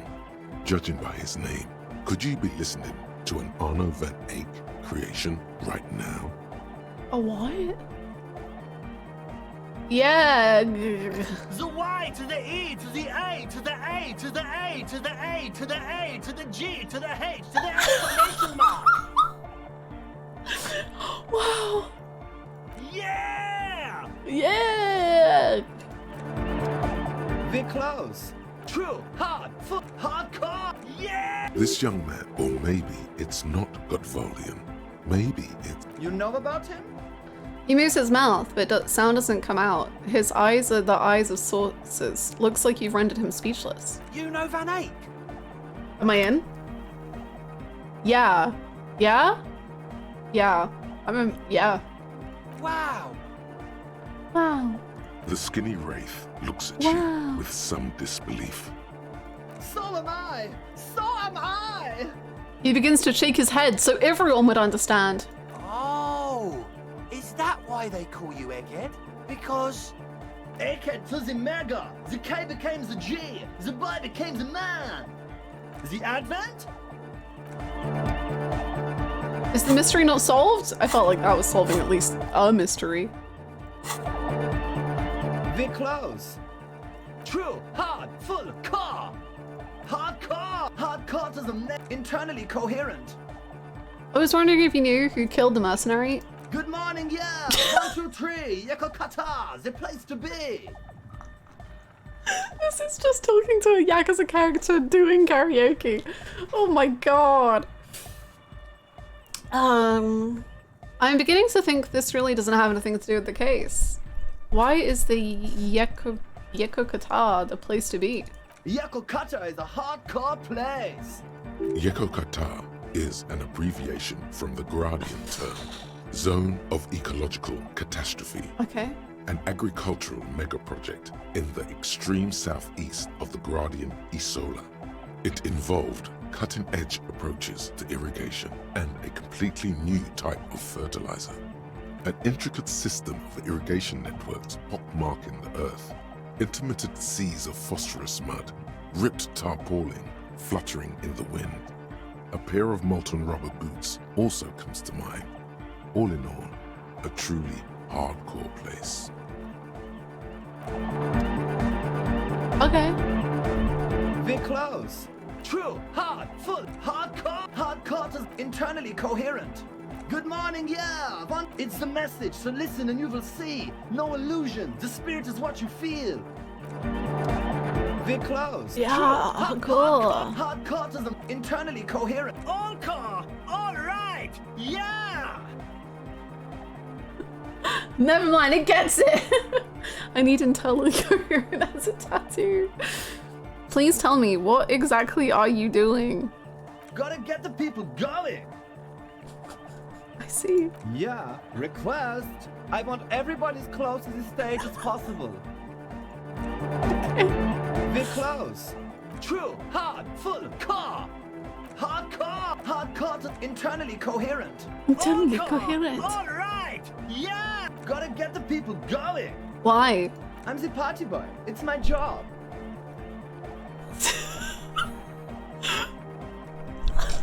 The party boy. I think I am also a party boy. Yeah, but you're not the party boy. Two on a track. Watch your back. Watch out for the heart attack. I've already had one of those. Joke's on you. We're close. True. Hard. Hardcore. Hardcore is internally all core. Gotta get the people going. I'm the party boy. It's my job. What is a party boy? Hardcore party 25/7 beyond the winter's orbit style. 25/7? Let's go. There is a place far away in Cutler, beyond a certain latitude, known as Winter's Orbit, where there are 25 hours in a day. Oh. It is a tremendously cold place, abandoned to drunks and failed rock stars, full of eternite, depression, and half-finished ski-flying hills. The Surv live there. He plays Persona 3. Oh my god, he's my favorite character. We're close. True. Hard. Hardcore. Hardcore is internally all core. He furrows his... Hardcore. Ah! No, but seriously, I'm a little worried. It isn't. The question is, what is the question? That would have been good if I had asked you a question, but I didn't. But there was a question? We're close. True. Hardcore. Hardcore. Internally coherent. All core. All. He furrows his brow. Hardcore. Ah! The question is, what is the question? Oh, my door is open? Hello, AJ. You can close the door.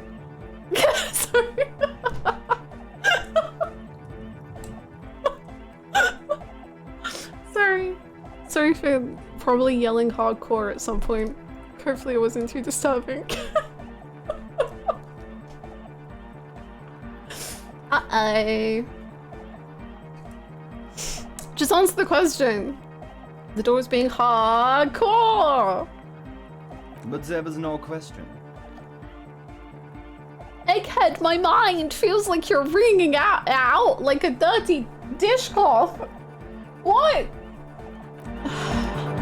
We're close. True. Hardcore. Hardcore is internally all core. He furrows his brow. Hardcore. Wait, but I've said everything I can say. Oh, frick. Faint echoes from down an apartment hallway. Hardcore! Is it though? I was just thinking that. One mind, one spirit. There's no other world. There's no other life. Okay, I'll be back to you when I have a mind again.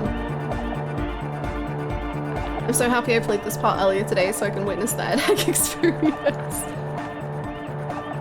Hello. Go speak to Andre. I'm just annoyed. A strangely dressed young man says without looking up from his toolbox. What if I want to speak to you first?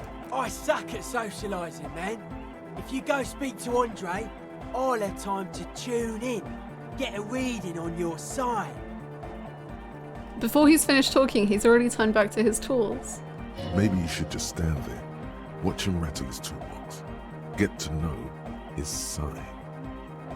The contents of the young man's toolbox are organized in a neat yet eclectic manner.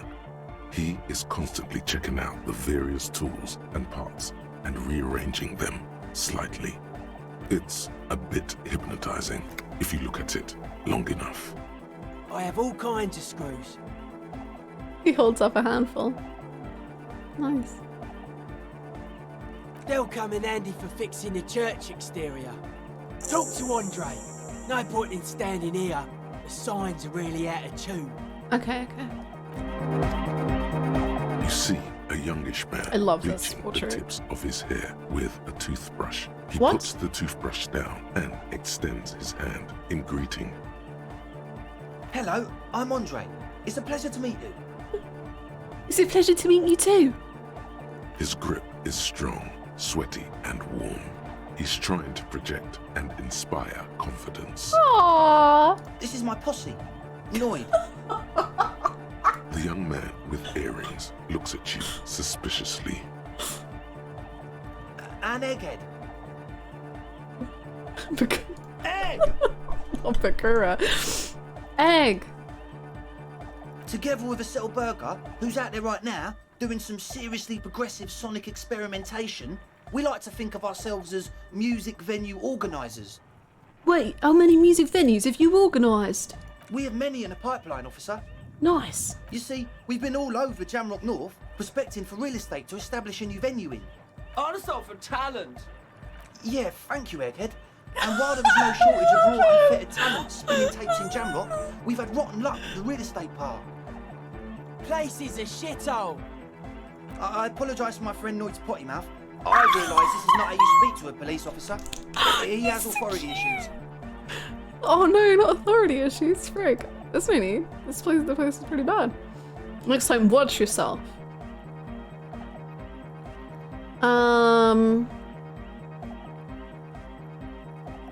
There's no need. The place is pretty bad. There's no need to apologize. Andre is just Disco Elysium Grahati. Yeah, officer, I'll meet you at Journey's End. We can go like tour the world, innit? Yeah. There's no need. The place is pretty bad. Which brings me to the problem of occupied ecclesiastical property. I bet you've noticed the derelict hive of narcomania on the coast. What? I'm talking about the church, and I'm not exaggerating. Even a place of spiritual refuge can become a magnet for all sorts of dopeheads and burnouts if left unattended. Yeah, man. Dopeheads! Burnouts! He angrily spits on a screw, then starts cleaning it. Well, I'm sad to say, that's exactly what happened. Sad because we were just about to put Martinez on the map with one of the maddest dance clubs in Jamrock. Nah, strike that, in Revershoal. Strike that! The world! And sadder yet, because the dopeheads and burnouts hold up in there are the worst kind. He leans back a little, watching you with a steady, serious gaze, letting you imagine just how bad those dopeheads and burnouts really are. Now I'm imagining if they gave Graha this accent, what a different game that would be. I'm trying to think of good Graha quotes to say in a terrible accent. I'm imagining Graha Tyr dyeing his hair redder with a toothbrush. Just like me when I'm dyeing my roots, wow! I'm Graha Tyr, Catboy. Yeah. Good. This calls for an opinion. You're an expert in those. Make me a promise to the max!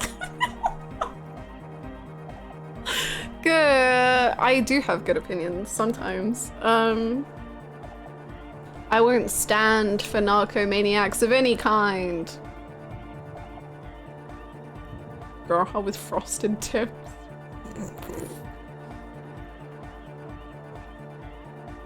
What kind? The spooky kind. What exactly do you mean by spooky? I was hoping you would be the judge of that, officer. All I can say is, their spookiness is the kind that keeps us from restoring this church into a community centre and a place of spiritual refuge. Okay. Also, they don't eat or clean the building. Shit's gonna collapse. People just want to spin tapes without them spooking it up. Place has bad signs. No one can dance like that. Yeah, bad signs. Thank you, Egghead. So you're gonna look into it, right? It should be a police matter. Getting them out. Whatever spooky stuff they're doing, I'm sure it's not what the Ecclesiastes meant their property for. I'll look into it. All right, man. He claps his hands enthusiastically. Andre's obviously very happy you took him seriously. The whole tent is. The boys exchanged giddy looks. Stop! They're so cute! I like these guys. Did you put the padlock on the door? Yes. I asked Noid to install a measure against more drifters wandering in. It's a temporary fix, just something to contain the situation. I had to do it in an hurry. Not my best work, but it should hold for a while. Do you have the key? Of course. Noid, give the officer the key. All right. The speed freak dips into his belt pack and produces a yellow key. He then makes a sudden, cool, infused move, tossing it in your general direction. Be the cool cop. Catch the key as it flies towards you. Let it fall to the ground, then pick it up like a normal adult person. No, I'm not normal. An adult. Cool. Well, no, I am. Well, I'm a cool cop. You I'm a cool cop! Piece of metal and plastic. The object makes a small ringing sound as it approaches. Just the tiniest chime to your left. Let's go! Thank God. Right, the object makes a small ring. Catch it. Ka-ching! The key hits your palm. The speed freaks nod to you approvingly. Bask in the glory. The young man with ribcage-shaped suspenders looks at you, standing there, with a goofy grin on your face. The word august, used as an adjective. That's how cool it feels to be old and cool in the eyes of the young. Yeah. Let's face it, you're near death, yet bathed in the golden rays of stately grandeur. Okay. Like a late summer's day. Like a daddy-o. Daddy-o. Like a tequila sunset. Let's not talk about that. No, none of this tequila sunset business. It's gotten me to death's door. There has to be more in this world. Damn right, I am tequila sunset. Arriva. Okay, let's... I don't know. We can be the new and improved tequila sunset. We don't have to be the old tequila sunset. We can be a new tequila sunset.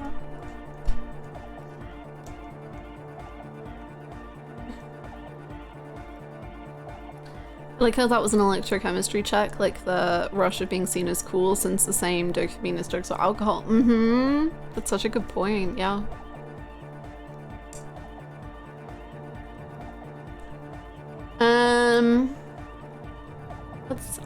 Let's say no. I like Daddy-o. Daddy-o's good. I don't need to be a tequila sunset. Orange juice sunrise. Tequila sunrise. Are you sure? It's probably too late to be a tequila sunrise now.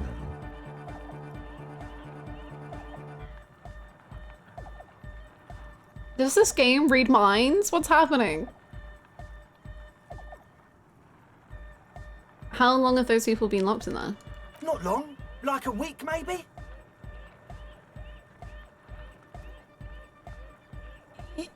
You locked people in?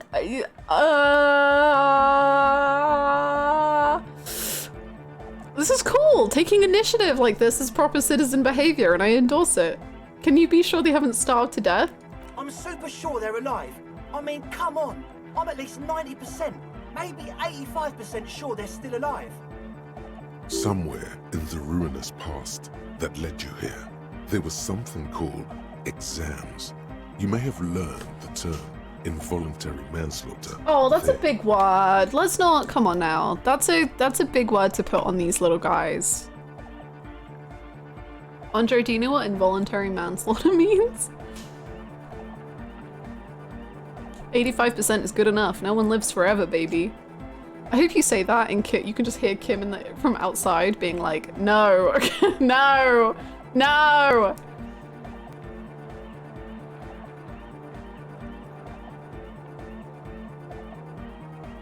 Do you know what involuntary manslaughter means? Yes, I do. I listen to Channel 8 all the time. I know about crime stuff, and I assure you, officer, this is not what's happening here. Okay. I'm at least 80% sure they're alive. I mean, come on. Most people aren't ever that alive in their entire lives.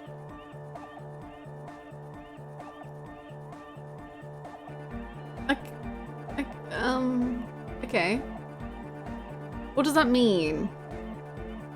I don't know. What does anything mean, really? Fuck, whoa. Shit. Oh, yeah. Damn. He looks at his friend with an expression of profound understanding. Okay. I knew you'd get it. You're one smart cop. Oh my god, thank you. Wow. It feels good to be the smart cop. Yeah, it does, actually. That's a good cop to be. Wow. Has a nice ring to it. Yeah. Smart cop. Yeah. You wouldn't want to be stupid cop, now would you? But still, maybe he's just sucking up to you. You can stop buttering me up now, thank you. I get by. I get by. I get by. How's it going, Stara? He nods attentively, ready to answer the questions of one smart cop. Sure, man. Tell us what you want to know. Let's do it. Who exactly are these people inside the church? Truth is, I don't really know. None of us do. I don't even know how many there are. All we've seen are glimpses. Oh my god. You haven't even seen them and you want the police involved. Better safe than sorry. Anything more you can tell me? Yes. There's also the machinery. This machinery is of the deeply mystical variety. Okay. When I first scouted the place, back in February, it was abandoned, empty. Thank Took some you. time getting the crew together. So about 2 Hello, weeks ago, friends. I am we here came to be hoping smooth set the commute. stuff up. Also, wow, Suddenly, my sub is there are old all enough these for a strange midlife machines crisis. lying around Perfect for this game. We're constantly in just life crisis. Thank you so much, Megan. I hope you're so well. Thank you for the 46 months. Thank you. We've not smooched Kim, but we have confirmed that Kim is gay. So we're half of the way there. Thank you so much, Sarah. I hope the appointments go well. We are no longer the sorry cop. We are the smart cop. Ish. One of them has wires running into bowls of water. What? Wires into water. Never seen anything like it. What? Andre, tell him about the feeling. Oh, and it felt like there was something in there with us, watching us from the dark. No, the other one. Which other one? I'm not as in tune with my emotions as you are, Egg. Oh. Felt like silence. Oh. Awful silence. Oh. For this man, even regular silence is awful enough. Oh. But that was something great. Okay. But you haven't physically seen anyone. Not exactly. We've just seen someone who we think is a woman go in and out of the church. A couple of times. Okay. And we felt someone or something eyeing us inside. What if it was But the that's kinda the cryptid that was it's real? What was that about something watching you? Can you tell me more about this machinery? So how can you be sure that burnouts and dope heads if you haven't seen them? Alright, let's talk about something else. Like you aren't alone, you know? It wasn't quite human, if you know what I mean. Not human, as in a ghost. Do you know what he means? No, it's the It was phasmid. this dark shape climbing upside down along the ceiling, like some kind of crab man. Well, that's not quite phasmid shaped, but Yeah, you know, the way it was climbing up and around the ceiling, like a crab. It was stalking a cell, exhibiting ambush behaviour. Odd. Crabs are usually marine creatures and not known for climbing walls. a phasmid is basically like a grasshopper, and there's not a grasshopper, what are they called? Stick insect. Sure. And there's a giant actually I don't know if it's giant. It's like maybe the size of your forearm phasmid that's a cryptid, maybe around the area that we have agreed to search for because it's real. We haven't found it yet, but I know it's real. And we said that we would go find it. I'm a very good detective. Ambush behavior, crab man. Crab man! Yeah, totally. I mean, I didn't personally see it. Estelle was alone that time, but I believe her. If she comes out running and says there's a crab in there, there's a crab in there. Aww. You should ask her about it, but be nice. Don't tell her you don't believe in the crab. The implications of this are too numerous to consider. Proceed with caution. Learn all you can before entering. Kim, that here's a dark muffled road. crab man. Can you tell me more about this machinery? You should talk to Noid about that. Okay. I just got a distinct burnout and dopehead sign from them. Probably jacked up to some snuff station too. Probably, very likely. So how can you be sure? Well, honestly, I can't. Okay. But I am. Okay. This is a below feeble attempt at avoidance. Basically, he is attempting to weaponize idiocy. First, they weaponize incompetence. And now they weaponize idiocy. My god. Well, you can't, but you do. I should add weaponized idiocy to my own repertoire. I don't see a single thing wrong with that argument. I'm 70% sure they're substance users. Don't let the technology fool you. Okay. He makes little quotation marks with his fingers when he says technology. Okay. Sure. What? I know Noid has his signs, but what's the deal with Egghead there? He's a quiet man, mostly communicates through music, and by being a master of ceremonies. He's an MC, I see. Okay, okay. You know, a host, a declaimer of slogans. He's a performer, gets the people going. He does, I can confirm. Interesting, sire. A bit like you, then. An MC for short. Drama, a bit on the nose there. My god, hello? Hi, Callus, how are you? How do you communicate with him? Well, he's just kind of here. I don't really know how to communicate with him. Have you ever really talked to him? Yeah, sometimes. When I stumble and find my way into his center, you have to hear a lot of hardcore to the mega first. I stumble and find my way into his center. That's cute, Andre. The man smiles mysteriously, choosing to let the beat speak for itself. You mentioned some kind of Ecclesiastes. Oh yeah, that's a meteor and name for the founding party. Thought it'd be cool to use it. Fair enough. If you don't know what the founding party is, there might be a way to mask it with minor demagoguery. Oh, the founding party. I do know them, but can you refresh my memory? Now humor me. I don't know what it is. I'll mask it. I'll mask it. Come to think of it, I've never really looked them up, you know? I can't give you a precise definition, but they're a very powerful religious organization. Uh-huh. And they have roots in ancient mass society. And they're the custodians of the Pericarnassian church. Plus, they anoint the innocents. They, made the innocentic system, no? Now, Andre, in your opinion, would this ancient religious organization who anoints the innocents want a dance club in one of their churches? Totally. There isn't a trace of doubt in his voice. The Pericarnassian church is about love. And Nordic music is about love. I got love for my Pericarnassian posse. Love is the relay out of death. We dance. Mega! He violently shakes the tape player as if to see if he can break it. Love is hardcore! Yeah! Unity! Unity! Make some noise for my Insulindian posse! He turns the volume up, then looks at you with a knowing nod, as if it's obvious you will now break out into dance. Well, no time like the present.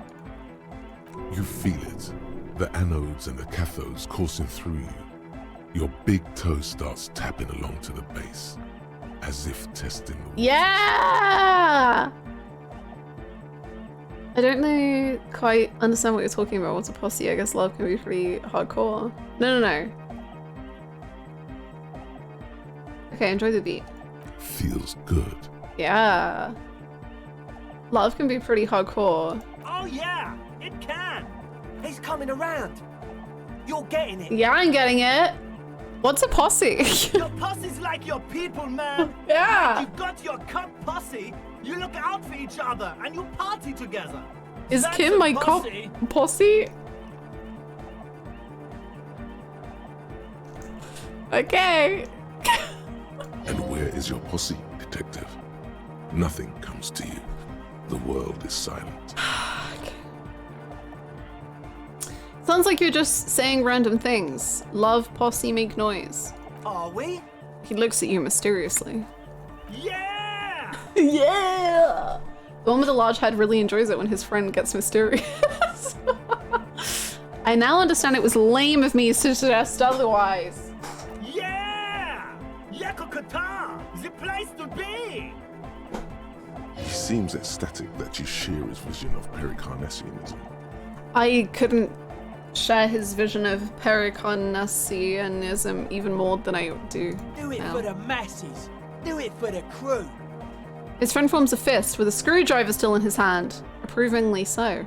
I didn't want to say it, but it was pretty lame of you to imply otherwise. Anyway, you got more questions?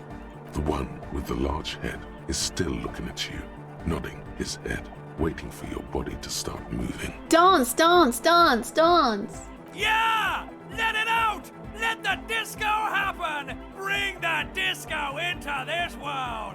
Get this church shit on, and then dance there, motherfucker! Yeah! Anyway, what's this tent full of equipment? Yes. What? I see you brought your own water. Yeah. Good to have, bitch to carry. When I first That's scouted a bad the place, word. I did some reconnaissance. I'm not sure the church even is running water. And it's distilled. Oh, He doesn't know what to say. it's the one they sell at the fuel station. It's like he's lying to you, my liege. But he's slippery enough that there's nothing for you to grab hold of. Okay. He nods enthusiastically, no doubt a little relieved. No! They butted me up and I fell for it, hook, line, and sinker! Oh, frick.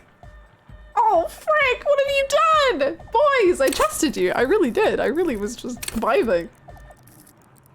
Boys, what have you done? We do have a lot of skill points. As always, we'll be right here, waiting patiently for the news. Yeah! Yeah. Okay. I hope your meeting goes well. Hi again. So, how are things going? I just have to ask you something that won't work, but I'll be back soon to do this again.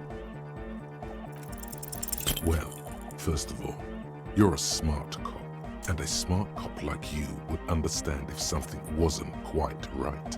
So this should be easy. Uh-huh. The gist of it is, they want to turn the church into a club. Right. But a suspicious element has overtaken the building. It's very important to understand what the gist of things is. Okay. Always consult the gist before making up your mind. This is going well. Wait, so what is the what? Plus, Okay. and it has to be considered, you can't invent the future of dance music in this smelly old tent. Imagine if you had the church. Okay. That settles it. Analysis complete. Their story checks out. Okay. It still feels as if this didn't quite go as it should have. But But As what? always, we'll be right here, waiting patiently for the news. Yeah! Okay, 1 second, boys. I have logic. Yeah, logic, baby. Logic. Logic.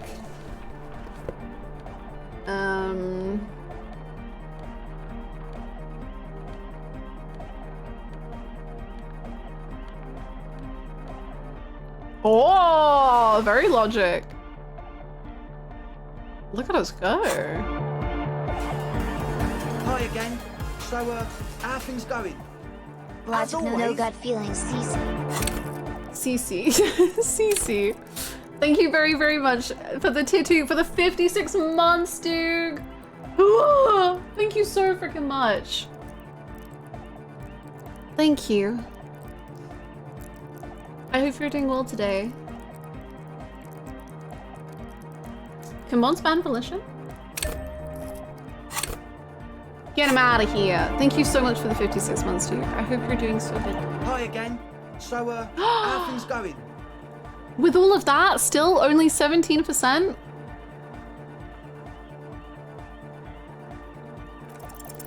nothing jumps out to you. Nothing out of the ordinary.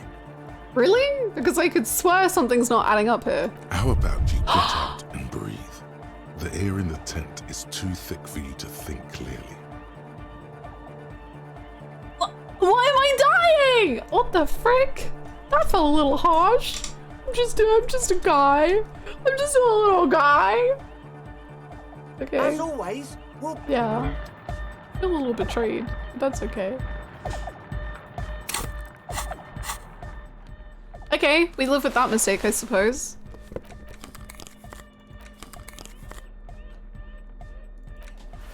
Wait, was that the hat? No, I'm wearing this hat. Yeah, that's what I look like.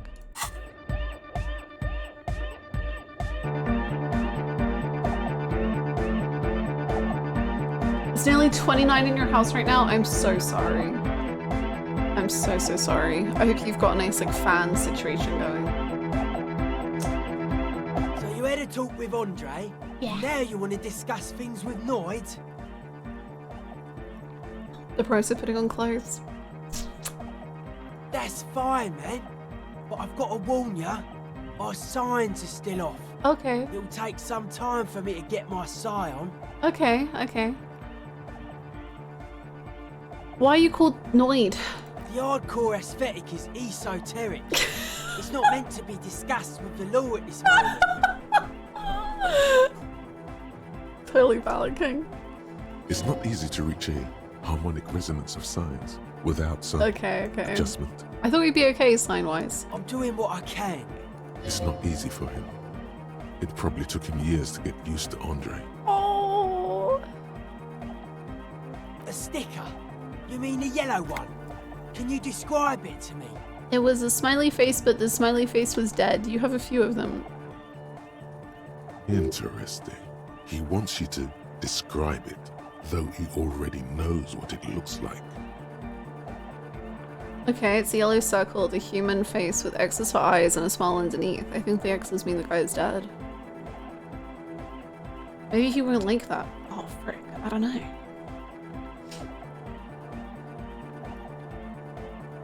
A fan.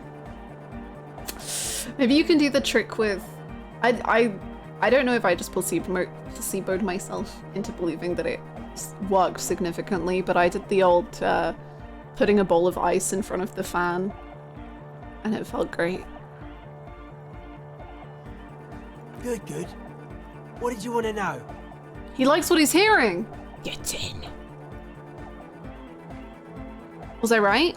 Yes, you're the 23rd person to get it right, and I've asked 23 people.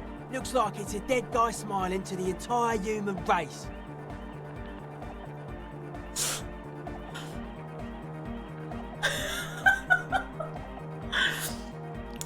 Okay. Really? Really? Why do you think that's so? We're all the same. Same eyes, same smiles, same death. Oh. Okay, what does that mean? He defeated history.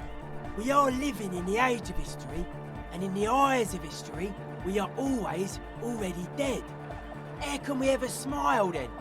Because history is a lie, and so are its deaths. The present moment and life are the hardcore. The hardcore expels death. Or maybe he's not dead. Maybe he's just really ecstatic about the beats.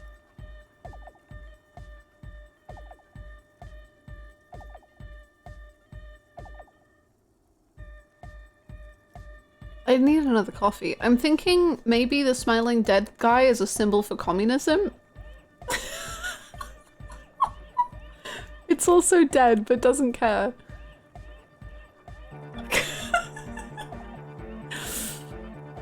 Okay.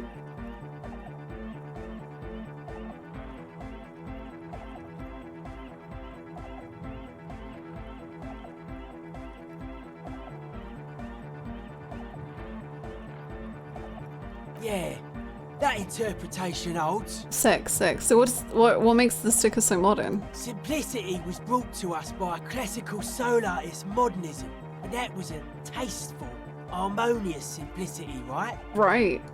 Well, hardcore is not tasteful or outwardly harmonious. It's a warning shot. This will be dangerous. The echo of man's loss haunting him. The sticker, the clothes, the music, same thing. You come up with this stuff? Not alone. Right. Many people are thinking the same thing. Yeah, right yeah, now. We all see the same smiling dead guy in a couple of X's and a circle. Yeah, for sure. And a curve. Yeah. The beat is the same for all. Okay. I guess one could write an entire treatise on the thing. But what for? What for? Are the signs alright? Nah. Oh. Still strongly out of sync. Stage gamma disalignment. What? You heard me. He examines the small metal bolt in his hand. Okay, tell me about the machines. Weird stuff. Specialised. There was a data processor and some sort of long-wave machinery. Wires going into water. Gives off a spy sign. Or some fucked up Samaran science sign. You know, the kind that goes head first into the supernatural. What's wrong with the supernatural? Nothing's wrong with it. You should definitely be researched. You can still do sick shit with it though. The sickest. That's perhaps why it should be researched. So you think it's real? Most of it doesn't exist. But there's also stuff that isn't allowed to exist. Because the moralists think it's too dangerous for the plebs. Boring, those Psionic moralists. powers, pale-related diseases, pretenders pretending to be human. What? Vote rights, that kind of stuff. What?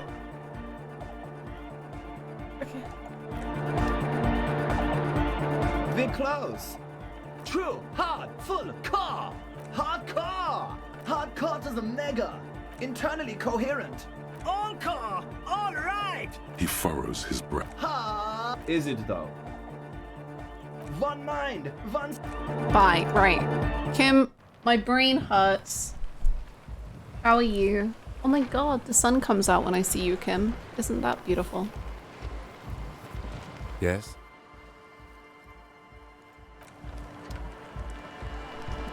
Hardcore, Kim. You don't get it. Hardcore.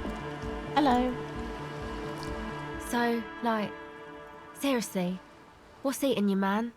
There is a hint of pity in her eyes. I'm just a bit sad, but don't worry about it. Yeah, can we talk for a minute? I was wondering when you would come around. What's up? I guess there is something that's been making my life hell. Oh my god! Okay. Okay. What is it? I think it's the plight of the working class. Everyone's just mooching off the entrepreneurial class, shackling the Oh my god! Oh my god! People just keeping their selfish interests ahead of the greater good. Okay. Whoa. Oh my god. Okay.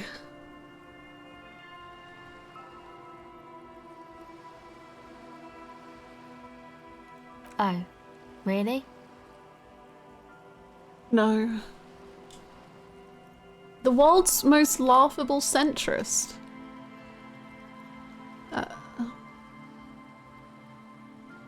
Oh my god, I have an achievement that only 1.5% of people have. I'm a gamer? I didn't even mean to game. Okay. Yeah, no one understands that sometimes you've got to make sacrifices for— oh my god, honey, I didn't want you to go down this path, but here we are. Jesus Christ.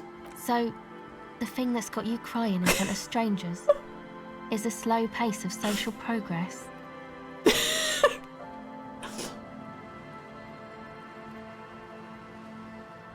I don't know. No, that's probably not it, is it? No, it sounds like you just got chick issues.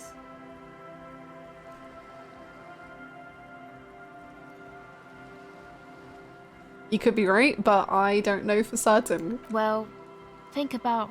Anyway, was there something else? Listen, Asal, sometimes we can't control what triggers them into me. The others told me you went inside the church. Oh, that. You're not going to believe me. There's no point in me telling you. She's less prone to blurt it out, crab man, than the others. We'll see. Go ahead and tell me. Okay. I went in and I saw a woman next to one of those machines there. Noid calls it a mainframe. She was dressed like someone who's been raised by their grandmother, you know, strange old clothes. Had this absent expression, didn't say anything, just stood still. Go on. And then, you know, right behind her, a man crawled down the wall, upside down like a crab, down the church wall. I think the woman didn't even know he was there. He was completely silent. He stopped right before he got to the floor, then just hung there like that, looking at me. Right at me. Okay. I fucking turned around and walked out. End of story.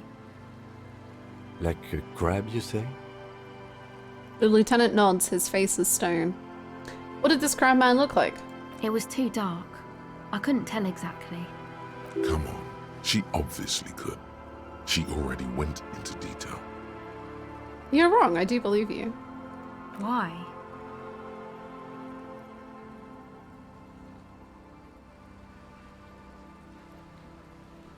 Strange things happen. Okay then. They certainly do around me. Fair enough. I'd like to know more about your associates. My associates? I haven't got much to say about them. What do you mean? You must know something about them. Of course I do. I just don't tell people about my friends and who they are and so on. I don't provide information on them. To the cops. Fair enough. Me? I'm a silver bird. Aha! Okay, maybe I'll ask later about all this. Don't know what makes you think it'll be any different later, but... Enjoy your leg, headband. What's the device you have there? This is a portable recording device. It's for field recording. Low quality, but still. And the wires? Actually, just one wire. I picked on it till the braiding came loose. The wire leads to a contact microphone. A contact mic records sounds from inside things, like this ice. Your mangled brain would like you to know there is a boxer called Contact Mike. What? Thanks. Yeah, any news on my wife's name?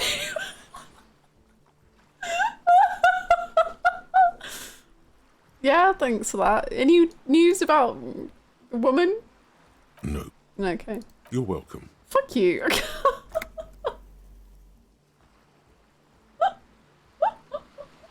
Does this have anything to do with Contact Mike?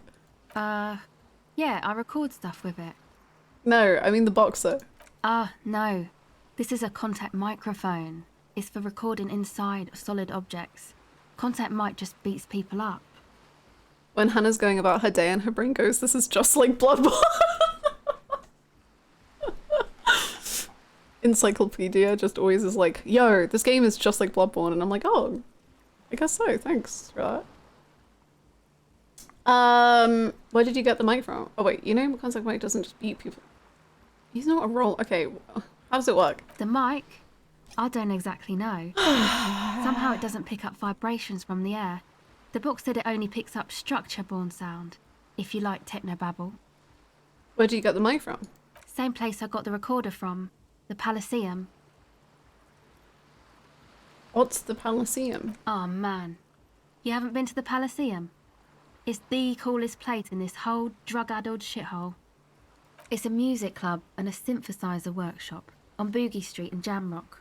Musicians live there, like real musicians. I once saw Arno van Eyck. I've heard of him. Thinking about it really cheers her up. It's a long way from here, though. Sounds like a place for congregating homosexuals. What does your inner voice sound like? My inner voice sounds like... Okay. My inner voice sounds like... Hannah, this game is just like Bloodborne.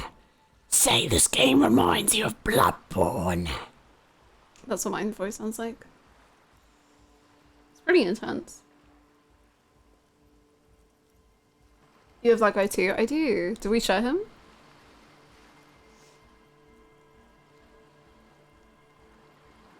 The goblin. Hannah's got that inner reptilian ancient gamer brain. Oh yeah, Egg's really into him. Maybe even too into him. He's a pretty intense personality. I'm pretty intense too. I don't know what that means. I grind? What does that mean? I don't know what that means either. It means I'm hit beyond my years. Nor do I, but I have concrete evidence that I rock, in the form of a wrecked tape player in a completely trash hotel room. Hostel room. Neither do I. I have no idea what I'm talking about. Get down? Grind? That's cool. You're right. Time has deserted me. Sucks, man. Was there something else? About the contact mic, perhaps? You know, contact mic doesn't just beam people up. An entire litany. No! Oh my god. Yes, you heard right. You should try to be more like Contact Mike, a successful athlete and an inspirational figure who has overcome social, physical and mental obstacles. On second thought, screw Contact Mike. He's not a champion. You are. Look at you here in front of a saggy tent, picking your nose to dry dagger's music. The world of sports is in awe of your faith and dedication. Sorry, I don't know why I said that. Oh my god. Yes? An entire litany spews forth. I want to say two, but I don't think he means it. I think he's being sarcastic, which I don't like. I guess we'll go one. Man, you are one weird cop. I'd say I'm just about normal. Now, about that mic. Not Mike. Mike. This isn't just about me. This is about your lack of respect for one of boxing's greats. And for yourself. Okay, calm down. You do understand it all just sounds like Mike to me, right? I had some non-Mike questions. Okay. What are you doing? Recording, I guess. I think I'm recording cracks in the ice. But there's no way to tell. Not without headphones. I think I just recorded your footsteps too. Not sure how that will sound. What happened to the headphones? My boyfriend sold them. What for? I don't know, man. Things. Just stuff you need for life. A lie. They were probably pawned off for something suspicious. Suspicious. The musicians in the Elysium used them for making music. They looped the stuff, cutting the tapes together. They make music out of cracks in the ice and keys jangling. Crazy sounds like that. It's hard to explain. Anyway, I thought I'd make some too. It's supposed to be, like, a music place anyway. I don't really know what I'm doing. They use synthesizers too. I don't have a synthesizer. She looks at the recording device. The thing she thought would fill her hours with joy and escape. It's turning out to be an empty fantasy. She feels childish. Very useless all of a sudden. Great. Take this, your call. Kim! The lieutenant begins to take off his jacket. No, man, fuck that, I'm cool. I'm sorry I said that. I'm sorry about the fuck. It's okay. The lieutenant backs up. He throws you a glance. You can have my hat! You can have my hat! Here, you need this more than I do. Thanks. It's a bit large for her. That's okay. You can have it. Kind of wish I gave you the beanie. I feel like that would be warmer for you, but maybe we can do a hat trade. I don't know. You said it's supposed to be a music place. Did you mean the one Andre's got planned? Yeah. The boys think it could be a place, like the Elysium or something. Stupid. It's really not going to be a Elysium, that's for sure. The boys? Yeah, Andre and the guys, inside the tent. And why is that? Why are you out here, freezing out here while the boys are inside? They got too much stuff crammed in there. No room. Like what? Didn't you see it yourself? It's mostly music stuff. Like this tape recorder, but bigger. I'm hoping I can trade the hats out. Like, I'll give her the orange hat and she'll give me back my hat. Because that hat was a gift. It's fine. You mean like those headphones your boyfriend sold? Is one of them your boyfriend? Yep. They were pretty. I'm sorry we sold those. Are they all your boyfriend, Queen? Why not just leave some of it outside? That stuff is more expensive than I am. More expensive than any of us, really. Doesn't matter. I can take the cold. Funny. Go ahead. The tape recorder lies on the ice like a discarded toy. Pick it up. Okay, hold on. Okay, bye. Hold on. I'm coming back. I'm putting on a different hat. Hopefully we can trade the hat. I don't think I have clothes for empathy. That minuses empathy. I'm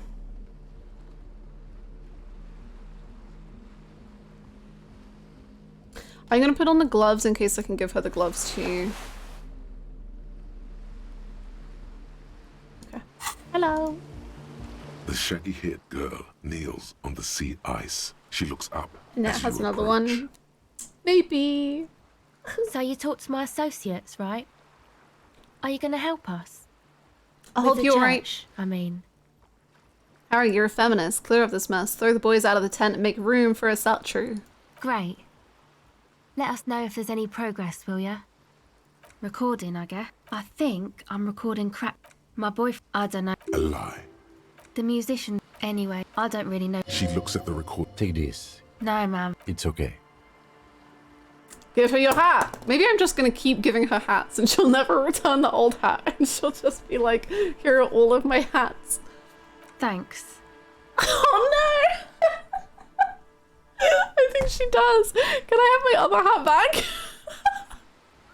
No, I've lost both of my hats.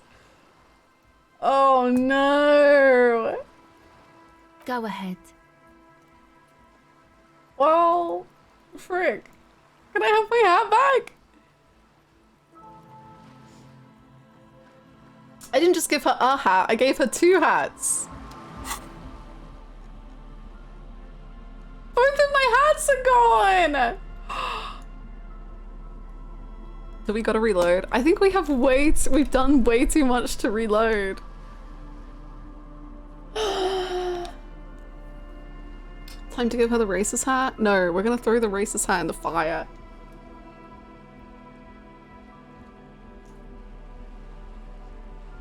Oh, we have one more hat. Let's give it to her. No. It's such a bad hat. And it's the only hat we have left. She's not even wearing the hats I gave her. This is a disaster.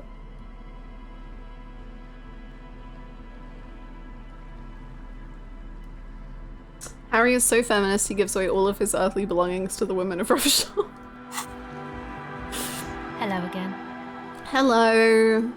So tell me about this music place. It's supposed to become like a club. It's a for Nordic dance catastrophe. music. Like that new Nice. style of synthesizer stuff they play at the Elysium. Nice. Except that, yeah. She looks at the old wooden church up on the poles. As a mean wind comes bellowing in, the 6-story structure lets out a doleful shriek. The floorboards are twisting, and the shooting beams are slowly cracking like bones. Far east of the Golden Delta, beyond the industrial port, there is a black patch of unlit coast with the smallest creatures on the ice. Let me see when the last save was. I know when it was. It was when we were doing the keys, I think.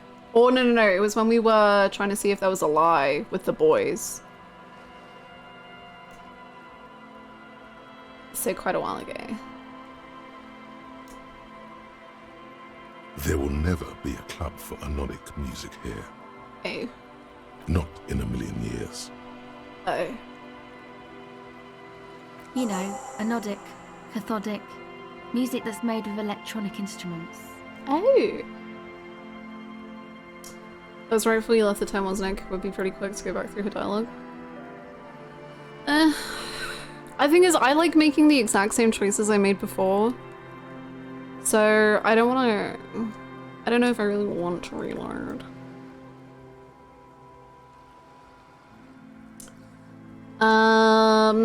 Like what? Synthesizers and tape consoles. Microcomputers too. Anything that uses electricity, but isn't guitars. Also found sounds, stuff like that. You see clear, beautiful, violent flashes of light. Light cutting through a smoke-filled darkness. That is what the future will look like, if it ever comes. Ooh. Go ahead. Okay.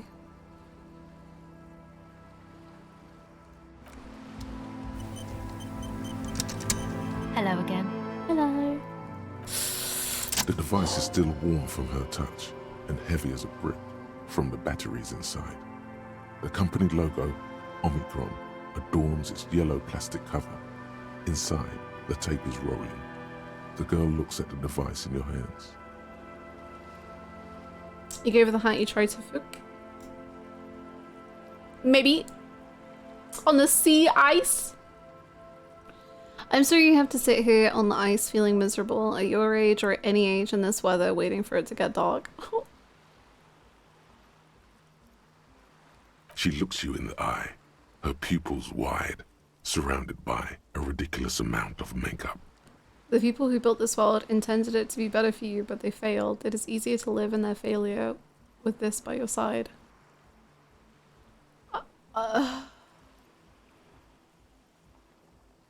The wind howls. She remains silent. It's real. Tell her. It is not a childish fantasy. It can be a real weapon against what's coming for you now. What is? I'm once again reminded of how contact might...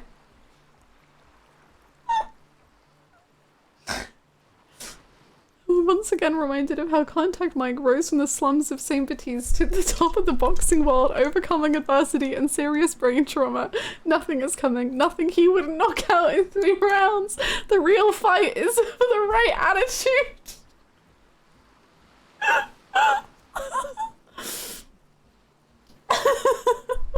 Oh my god. Oh my god.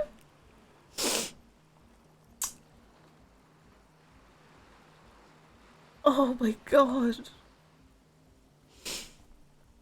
Do we just say that? Thing is, I want to know about these two because I'm like, what the frick is going on in this man's brain? Is he okay at any minute of time? No. But the intrusive boxing thoughts are just overwhelming.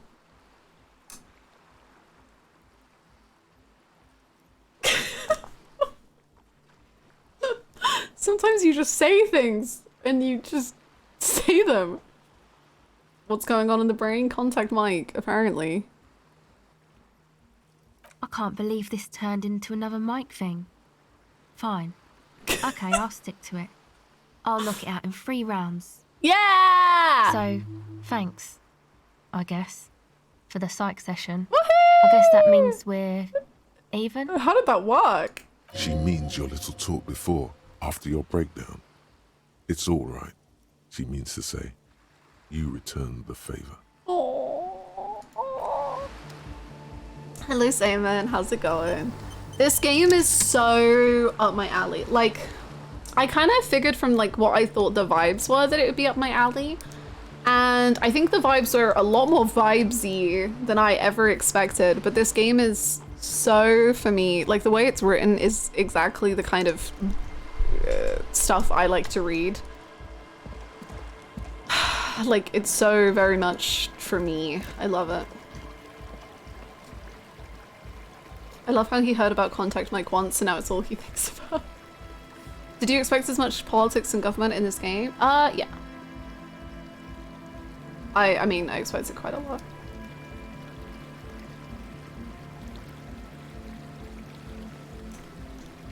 Hannah brings up Hannah brings up Blood Bowl.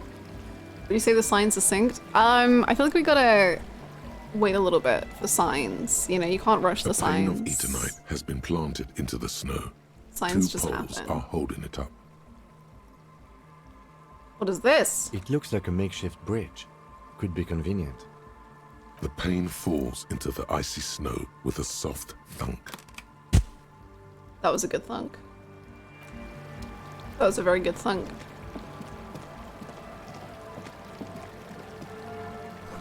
A school of fish huddle around the fence posts and scatter into the dark. Also, just have to say, this whole setup is insane. Like, I don't know if I just don't know enough about sea ice or the place that they're living, but to set up their tent full of stuff just on this tiny little fracture of ice, terrifying. Terrifying. I would never. Scary. Let's go find out if these people are dead or alive. Heavy It's wooden hardcore. doors, more than twice your height, stand shut in front of you. The rectangular sea-worn, the lock turns easily. You hear a click as the shackle pops open. Okay, before we head into the church, I don't know what my wildest dreams of what happened in this church are. We've got the possibility of a crab cryptid. We've got the possibility of dead people. We've got the possibility of alive people. We've got the possibility of, like, no people being in there at all. That would be kind of creepy. We've got the possibility of, like, God just starting to talk to us. I feel like that could happen. Out of all of those things, I'm hoping the most that the crab person is real. Let's go. A great whoosh of air rushes into the dark innards But who's to of the say? church, as though rushing to fill a great vacuum. In the heart of the city, A crab tent. Whoa! Wow! Oh my god, that's beautiful.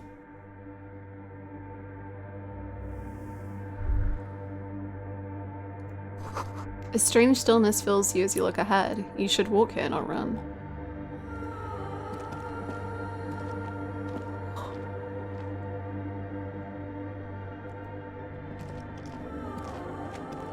Wow. More of the forked lightning pattern you saw outside. Bark beetles? No, it looks intentional. Strange silliness. I mean, for him, yeah, it makes sense.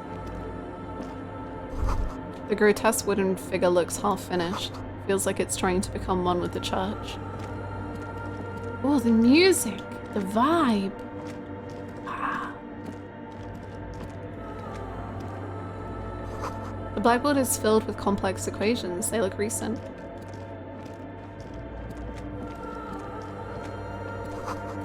The bowl is filled with water. A live wire runs directly into it. the silence in this part of the church, it's almost palpable. All the shifting matter and shuffling of living things is gone. Nothing seems to exist beyond the church anymore.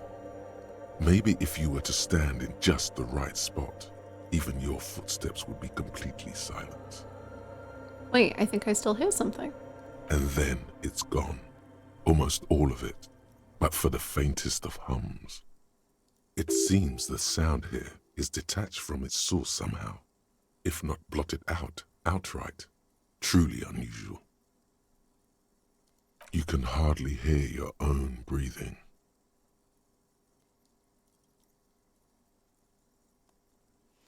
Yell as loud as you can, stomp your feet and clap your hands. Yell. Your voice is barely audible. Not a howl, but the softest of whimpers. You produce a few muffled thumps, after which the silence feels even more total, somehow. Turn to Kim. What's happening? The lieutenant points to his ears and shakes his head. Then he leans closer. Can you hear anything? Almost nothing, and it's beginning to worry me. Not really, but it's extraordinary. I've never experienced anything like this. I wonder why the church was built with such strange acoustics. His detached tone conceals how uncomfortable he is. Oh no. What if it's something paranatural? Please, detective, not this again. What do you mean? He's trying to act What dismissive. do you mean? Are you but scared at of this ghosts? particular moment, he's more open than usual to the idea of paranatural phenomena. Kim? The orderly rows of ceiling panels become barely visible, then disappear completely in the darkness of the tower overhead.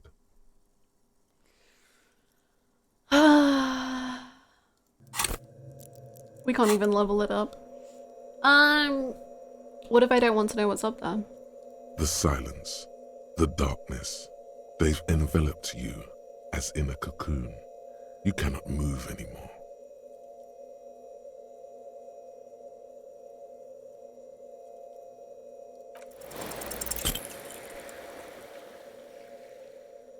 What?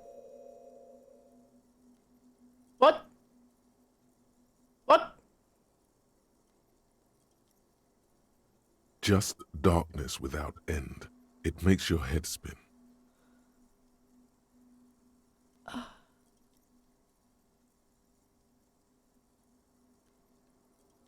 What's the darkness like? Filled with vague shapes of woodwork. The sense of a great height. It's like you see your own face reflected back at you in a vanishing geometry. A strange, alien image that's supposed to be you. It's just the crab man. It's the crab man. There's nothing. You're dizzy and disoriented as you see dark and more dark rising. Officer, what are you looking at? He follows your gaze, attempting to see whatever it is that you are seeing.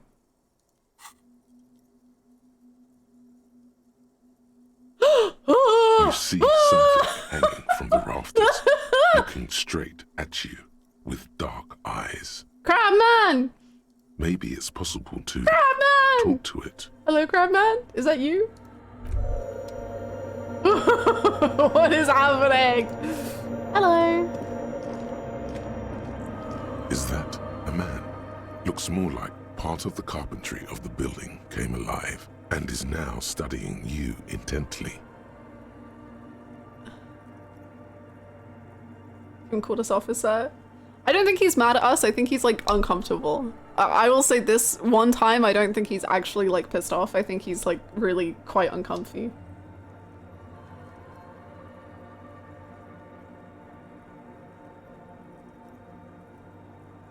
The man leaned forward a little, fixing you with a steady, unreadable gaze, then speaks. I'm getting shivers. Habitual alcohol use has made you into a scared little pussy, Holmes. But don't worry, everything's gonna be alright. You come to the right place. Excuse me? Excuse me? Hold on. Stop it right there. Pussy, what's with this? I'm not scared. I just don't understand why the female sexual organs have to be associated with weakness. Yes, I am a feminist. Why do you ask? 10 years in the joint? 10 years in the joint made you a habitual alcohol use has made you into a scared little pussy. You really got a case of frayed nerves, pussy.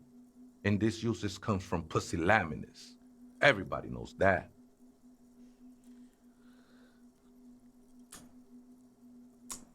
Kim, did you know that?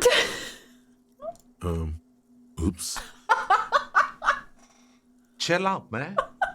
Here you could receive the mother's love. And when you're ready, she will take your hand and lift you out of that despair at the bottom of that bottle.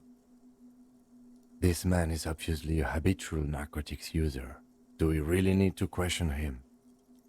Yeah. I'm put off by this religious stuff, he thinks. And maybe the ceiling climbing, too.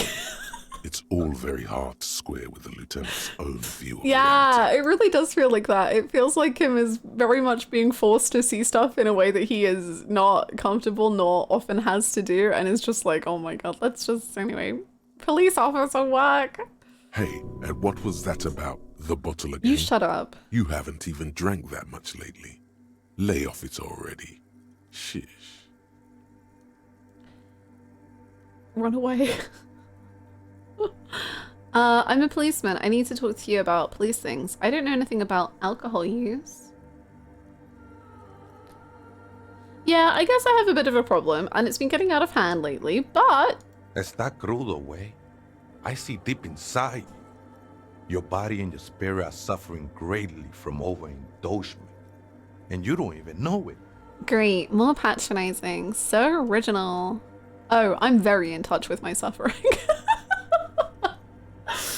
Don't worry, the last 3 days have been filled with people telling me how much of an awful person I am. I'm very aware.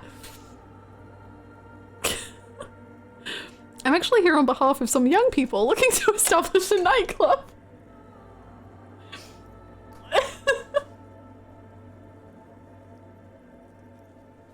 Not all of it. I was like you once. You don't know all the havoc El Vino is wrecking on your mind and your spirit. Necesita parar, homie. You know, actually, since we're here, you may want to pay attention to what the ceiling climber is saying. Look at these crazies. What is this shit? Adjust your tie. Who do you think you are? Some crazy guy under the roof? What is this shit? For some reason, I feel like you have a point there. You know, alcohol is central to my identity. If I wouldn't drink, I just wouldn't be me. I would lose my sparkle. This is stupid. I don't even know what this is.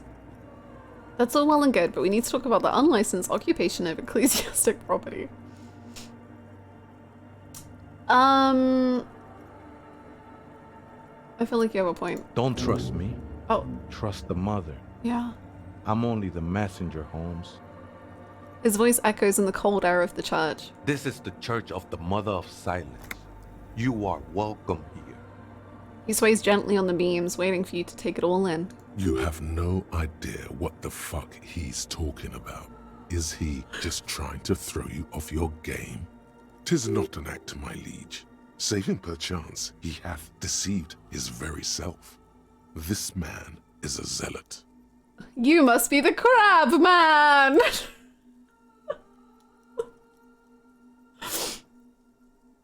Never known myself to be a crab, but if that's the name you got for me, I won't stop you from using it. Crab man, crab. To be fair, it's really more like a spider.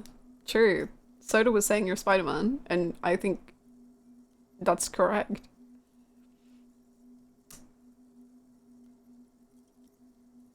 If you're not a crab, what are you? I always thought of myself more like a flame. Oh. Flickering along the rafters and beams. It may be that I gotta work on my technique. Yeah. That's not the only technique he's working on. Look at those carved sculptures. And is that a satchel of tools over there? Oh, did you also carve all those sculptures? Sure am. Whittling wood used to be something I just did to busy my hands. Now I use those same hands in service of something greater than my own restlessness. You've got some nice curves going on. What? Who are you talking about? Are you talking about Crabman or the sculptures? You're promoting the objectification of women. Oh, okay, never mind. You're talking about the sculptures. I see. Where are the sculptures? I can't see that. It's fine. You're promoting the objectification of women with your reactionary depiction of female bodies.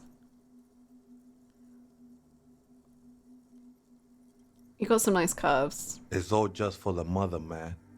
No need to overthink it. Oh my god, I just unlocked... Il Copo dell'Art. Say 5 art cop lines. There we go. I'm doing it all.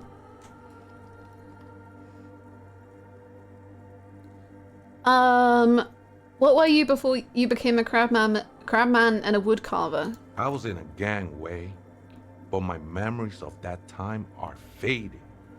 Most of them are already gone. So many people losing their memory, a certain portent of doom. I lost my memory too, and it haunts me. I lost my memory too, but I like it. It's like I get to create a whole new me. So you used to be in a gang, but you don't really remember it? Sounds convenient. No, man. You gotta let that shit go. Then the mother's light touch will fill you with rapture. Do you remember your name, sir? The lieutenant is not particularly interested in this information. He's just trying to assert some control over the conversation. Tiago's my name, but those syllables don't mean much to me these days. A name isn't just your identity, but also, so to speak, your place amongst your fellows, your place in the world. I ain't got no use for such a place anymore. My name's Harry. My name's Harry Dubois, and my place in the world is Lieutenant Double Yafurita. I don't do names either. Names are out. I don't care what mine is. That's not quite right, but you're getting somewhere. Thanks. Any one of us could have been anything else. True. We are all one. who sing the mother's glory. Those syllables don't mean much to me anymore, now that I'm crab mad. What are you doing here? This is a special place. There's a perforation in the world up there. A way out into nothingness. Okay. This church was built around it for purposes of veneration. I circled it, nurtured by the silence bestowed by the mother. One of these days, I'll be pure enough to go drink from it directly. Okay. Who's the mother of silence? Oh, that's no simple question, Essa. She is one who can be painted or sculpted. She is a cavity in the dark beyond sense. She saved me, but I couldn't describe her to you. No one can, Holmes, and no one ever will. What will happen once you drink? I will be incinerated, but not destroyed. Finally, I won with the state of the world before reality began. What? That sounds. Ooh, are you like a pale? Is substitution there like a god of behavior, no? pale? You know a thing or two about that. You sure you didn't just switch one drug for another? Oh, I was like, what is substitution behavior? But once again, I just don't understand what drugs are. Did you switch one drug? It's not like that at all, man. It's just faith and joyful service. Too gleeful, those words. He is lying. Not to you. To his very own self. Oh. Beyonce? Oh. Beyonce. I heard that before, Way. And I know I can't convince you on the spot. But think. When's the last time you woke up from silent communion with a hangover, regretting what you did last night? It wasn't very silent, the communion. There are drugs darker than alcohol circling your system. I know it will take time. Don't sweat it. I still don't understand what you're doing. I know it will take time. Don't sweat it. I still don't understand what you're doing in the church. I'm a seraph, Holmes. I sing the mother's glory. Can you sing for me? I sing for you. I ain't from no Mariette, if that's what you're thinking. And the song I sing is silent as the mother. I'm a seraph, Holmes. I sing the mother's glory. I don't mean literal singing, Holmes. This is the mother of silence we're talking about. It's the singing of a burning heart. You may be thinking, but fire crackles. No, Holmes. That's the material that's burning. The flames themselves are without sound. What? How did you even find this place? Hard to say. I think I did some construction work here, back when I still had material worries. Up there, I realized what the true purpose of the church was. Been spending a lot of time here ever since. The past is nothing to me now, Way. It didn't belong to me. The sinewy figure lingers on the wooden beams, blending into the shadows. Do you know why the church was abandoned? Police raid a while back. He responds, his voice suddenly flat. He's a water isn't wet kind of guy. Oh, he is. Did you witness it? Not really, or at least I don't remember much of it anymore. The mother's love has done its job. That's what's so great about the mother. It lets you forget about everything. Now I'm just thinking about him really extensively talking and being like, no, a hot dog is a type of taco. Trust me, no. The mother, she says, hot dogs are just like tacos. Top 5 ceiling man. Whoa! I didn't even realize we unlocked a ceiling man. The ceiling man that happened in Kiwami 2, that has to be number 1. This ceiling man, I guess number 2. My current ceiling man is kind of 3. I don't know who 4 and 5 are. Can I count Akutsuki from Persona 3 because he hangs out in the attic? I think I can. Akutsuki. And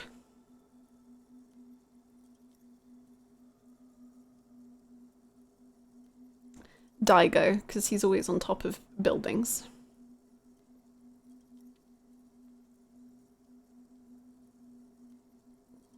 Some Ravers want to turn this place into a nightclub.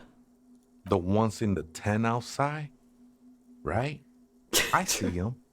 Guessing they're the ones who call me a crab. Probably scared of me. Do they have a reason to be scared? Nah, man. They look pretty funny. And I don't harm no one anymore. Anymore? Okay. So what do you think about the nightclub? I trust you won't get in the way of some enterprising youth. Their business looks promising. Wouldn't bother me none to have them spin music in here. I'm usually way up there. Imbibing. So true. Roach bugging out and spawning on the roofs of buildings in Witcher 3 has to be number one. That's incredible. Could you... I don't know if you can get onto the roofs yourself. Could you try and ride him up there? That sounds amazing. Might even be nice to have some company. He said that in spite of himself. He's more attached to the human than he'd like to think. The ones in the tent outside? Right? I see them. Why not? They might even be nice to have some company. He said that in spite of himself. He's more attached to the human than he'd like to think. Other spooker? Oh, esa viejita es muy estudiosa. Don't know, Holmes. Viejita is grandma? Grandma is very studious? Maybe? I don't know. Wait, so there is another person living in the church? No. I just call her viejita because of her clothes. She's actually quite young. Or maybe not that young. Age is just one of the many masks we wear. Damn, age really is just but a number. Whoa, it's just a mask. Whoa. You don't know where she is? That's what I said, Holmes. How can you not know that when you both live here? Don't really follow her comings and goings. Just see her typing on her computer now and then. We got different interests. So you've got nothing else to tell me? I'm afraid not, Essay. You just have to wait until she comes back, or...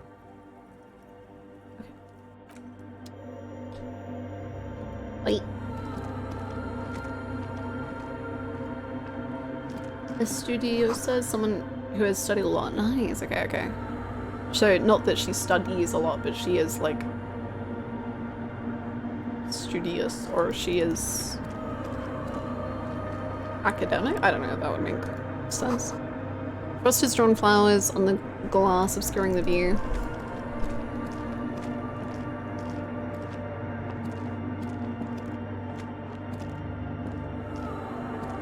The lighting is so cool. A spider has spun its web around this wood-carved pillow. The lighting is so cool.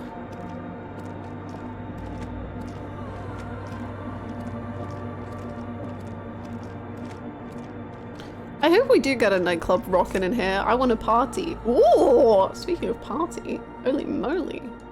Those are nice shoes.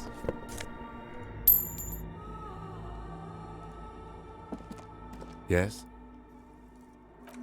Sorry, Kim, I just wanted to see if we could talk about, you know, all of this. A machine stands in the corner, watched over by the figures on the stained glass window. It's turned on and quivering with soft electricity. Hello! Ooh, my brain feels weird. Thank you for the hydrate.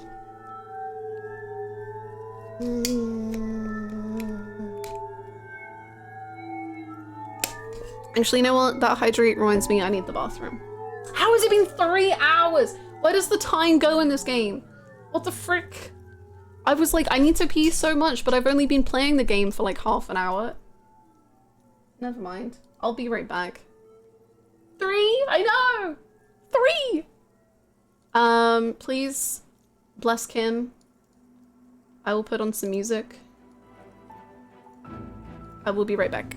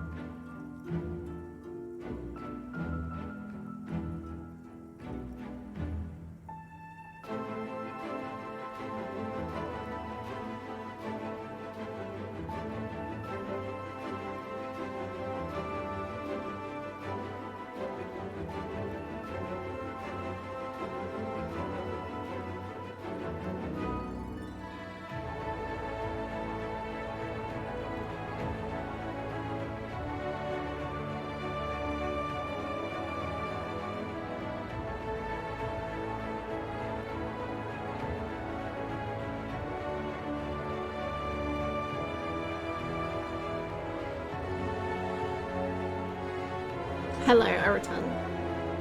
I had to make coffee.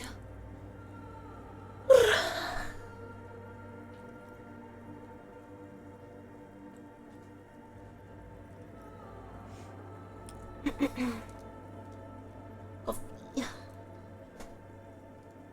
How much the church did she decked out? We have... This game is it's such a game. We have met Crabman. I think his name is Tiger or something, but he's Crabman to my brain. Thank you for the welcome backs. And he's wonderful. And then we just have started checking out the equipment. So even though it feels like we've been in the church for a little while, we haven't done much inside the church. But there was a very cool scene with looking up into the ceiling and seeing the darkness. It was creepy. It was fun. Top 5 favorite fights in JJK. Ooh, great top 5. I think a lot of them are going to be manga fights. So I guess just in case, I don't think it's like the biggest spoilers ever, but just in case, maybe close your ears for a second. Kenjaku and Takaba is one of my favorite fights in all of JJK. Gojo Sukuna. Gojo just generally in Shibuya. Pretty peak. Toji and Gojo. God. Toji and Gojo and...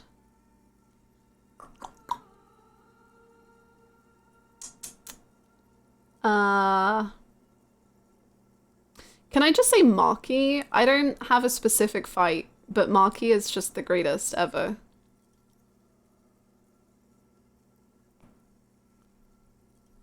Or if I can't just say Maki, then I would say either Toji and Geto or Geto and Yuta. Have you met the people in the tent? We have! Hardcore to the mega. A specific Maki moment.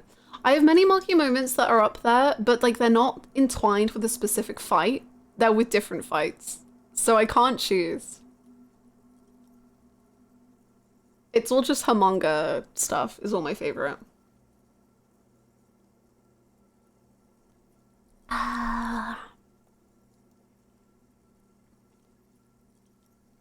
You can def just say Maki because anytime it's a Maki chapter, she eats. Oh, she's just the best, man. She's a monster. I love her. Queen! A radio computer. And it's turned on. These machines sometimes harbor traps, he thinks. Alarm systems and the like. Let's be careful. I found out Hannah was playing disco via a random YouTube compilation. I'm glad it's not over. Welcome! I'm glad you were able to catch it. I don't know how long this game is, but I'm glad you were able to catch it before the end. Everyone in JJK gets an in-character energy at some point. True, because JJK is just such a big cast, and Gege loves them all. Well, loves them all apart from Gojo. It's really good. We should leave. I doubt this place bears any connection to the case. Yes, but what is this strange thing, Kim? A radio computer. We have one down at the station. No, I don't know how to operate it or what it's used for. Let's go. He's not a fan of Itadori. I think he likes Yuji. All I know is that Gojo is the one he really doesn't like. A quaint little box of radio waves. But I think Gege in general just has a problem with liking the work that he makes, which mood. You see fluorescent play and print buttons on the keyboard. A hatch connected to the central compartment is wide open. I would agree that he hates everyone equally if it wasn't for Gojo existing. Like, Gojo wins popularity polls, and instead of being like, oh my god, thank you for voting, he's like, what's wrong with you? Why would you like this character? He hates him. Although I think he hates him because, again, Gojo is very, like, Gege has said that he most closely, personality-wise, is like Gojo, and I think that's partly why he hates him. The lieutenant says nothing. You see the machine's glowing frame reflected back from his diamond-shaped glasses. You're free to proceed. Diamond? What kind of diamonds are we looking at, huh? I guess some diamonds are circles. Sure. Sure. The church is so cool. The aura here is amazing.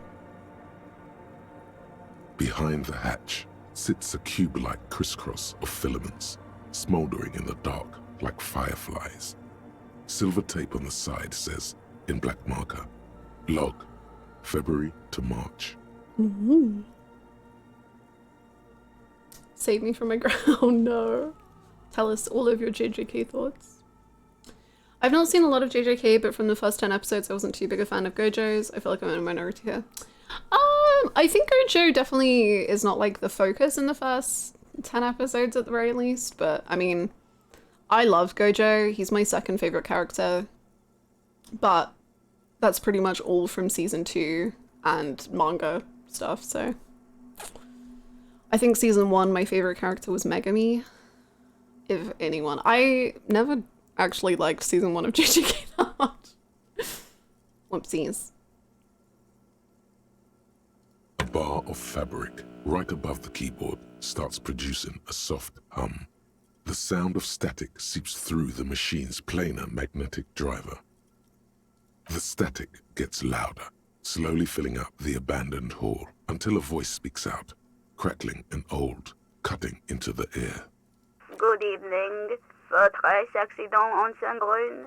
This is the East Insulindian Rapid Station 1. Please repeat. Is this the personal log? What? Toto is so base to have as your favorite. I'm not even kidding. Like, Toto is incredible. You're 10 out of 10 for that. Have you considered Geto? Geto is my favorite JJK character. He's my favorite.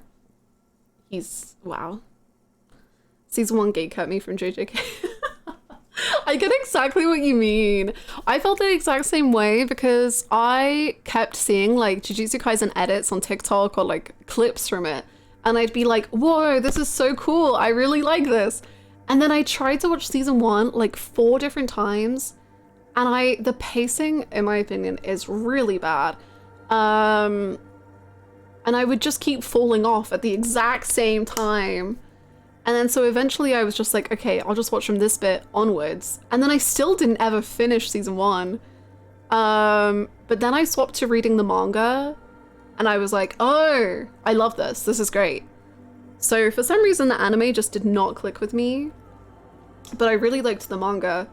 And then season 2 I thought was perfection. I thought it was so good. But, yeah. Yu Yu Hakusho and Hunter x Hunter first arcs people can bounce off. Interesting. I don't know if I agree. But I guess most things have stuff that you can bounce off in season 1s.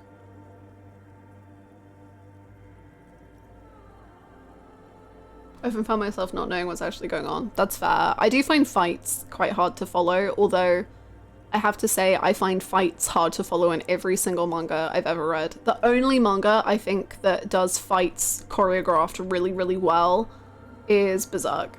And that's the only one where I can like follow a fight and know and like understand. But even like Haikyuu,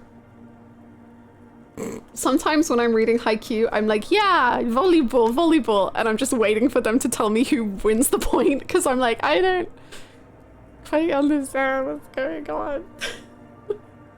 Berserk mentioned, Callus, I'm living for your Berserk updates. I love, you're reading one of my favorite arcs of all time ever. Probably my second favorite arc ever.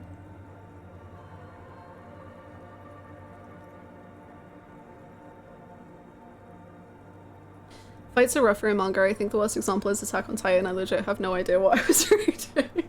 I think I found Attack on Titan okay, but Attack on Titan was the first manga I read.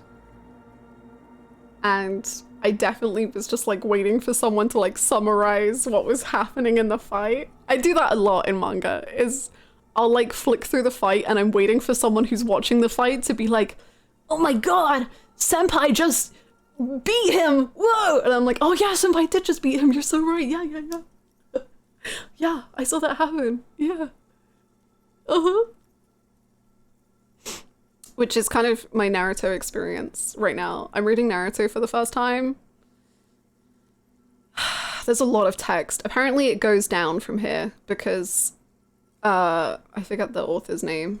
Kishimoto, is that him or is that someone else? Really over describes things and I'm just like, wow, my brain hurts. JoJo's Part 6 was the first manga I ever read, and some of those fights were so hard to follow. JoJo's, I have not seen it, but they have all like the stands and stuff, right? And they have such wacky names. I would struggle. I would struggle.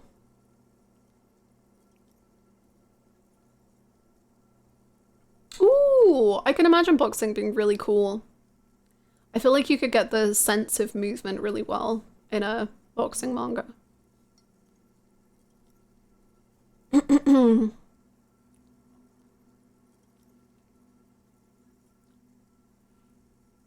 Contact Mike? The filament you have inserted into the core. You mean that glowing thing with a tape on it? I don't know. That's what I'm asking. Is this the personal log? Yes. Good. Please repeat the password. Password. Let's look around. There's no use trying to guess the answer. No, Kim, I can do this. Maybe he knows something. This is the police. Is that my birthday? Why can't I just agree with Kim and leave? No. Still no. Received. I will register this login attempt. Frick. Votre accident. Is there anything else I can do for you today? I'll be right back. Sleep well, votre accident. Okay, bye-bye. The machine's keyboard is still illuminated. So if we revealing print, does fluorescent it play and print save buttons. the transcript? Nothing happens. Okay, sick. That works too, I suppose. You need ibuprofen to reach Trigon maximum, partially for the emotional damage, but also the hazardous panel placement induced tension headache. Oh no. I actually really want to read it. I need to watch Trigon as well. Honestly, embarrassingly, my entire watching of Trigon was I got about 1 minute in, and then I remember Vash sitting at a bar and I took a screenshot because I was like, holy shit, look at his shoulder to waist ratio. And then I tweeted that and then I forgot to watch the rest of the episode.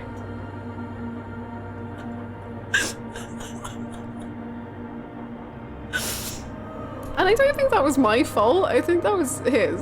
But I'll get back to it one day.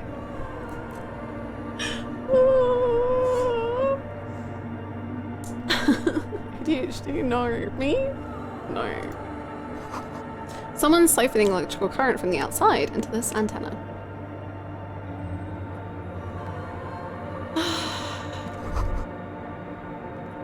Is it possible it's recording something? 2 decks of reel-to-reel tape spinning on empty. Okay. So can we leave through this? In white, silver, and or is it like a crayons, the young mother of humanism stands above you. A crack runs across her body. She is impossibly tall, oval-faced and sad. A dark and radiant majesty. You were distracted by his waist size. Some things never change.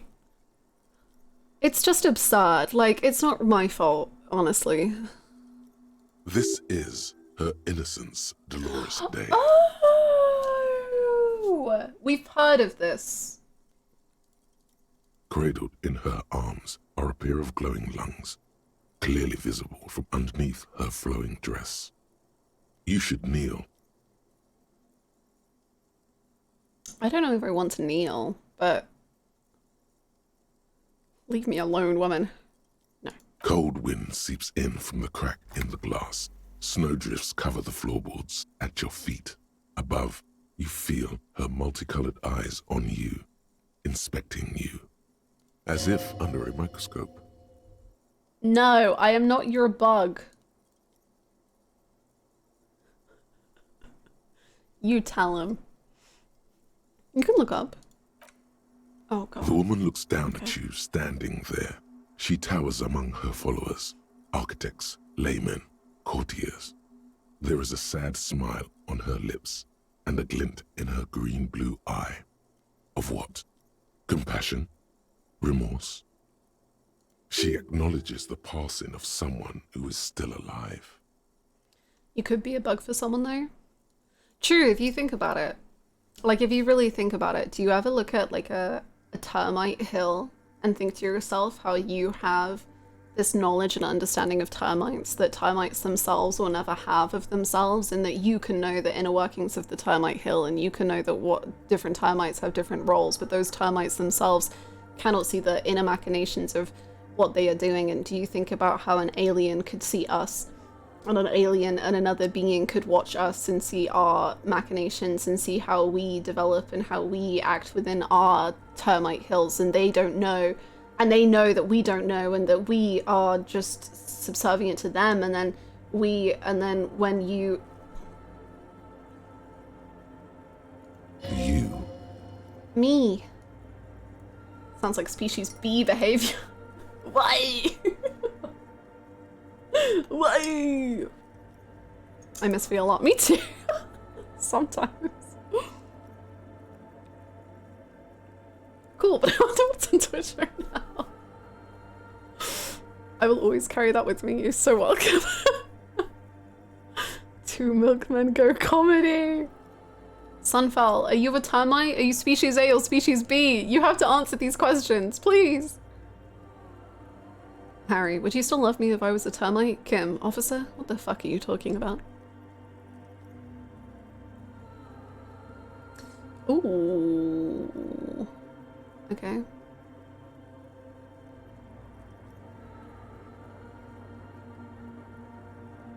It's morning. As that terrible word passes through your mind, the lieutenant draws an X-shaped cross from shoulder to shoulder. Your fingertips touch your chest 4 times as you stand in the apricot-colored light of the window. Above you, the woman still smiles, her distant smile, sundered by the crack in the glass.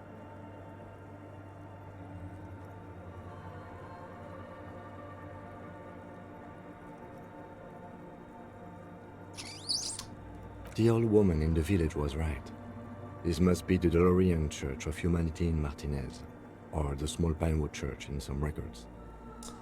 When Kim is angry, it's officer, and when he's not, it's detective. But I think he also uses officer if he is ever kind of uncomfortable. Like, he uses it as, like, I guess essentially as, like, if you imagine someone full naming you to get your attention. I think he says officer, like, kind of like that, sometimes.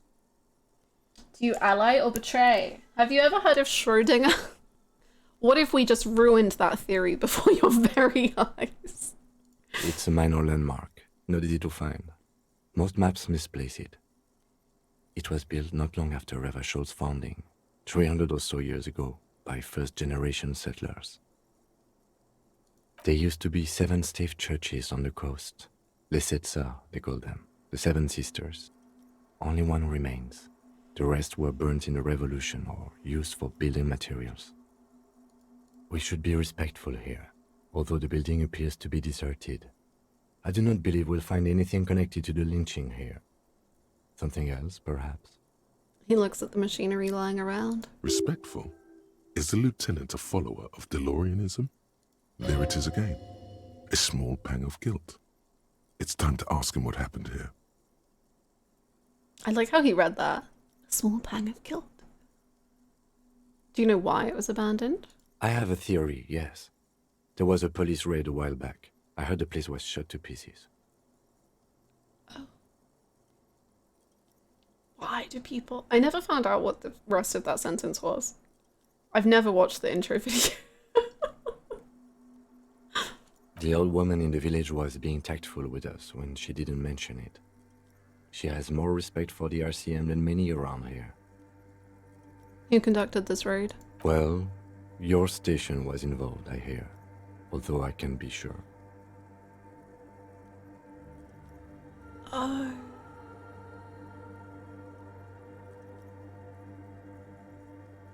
Thinking that there is a rest of the sentence. Don't say that.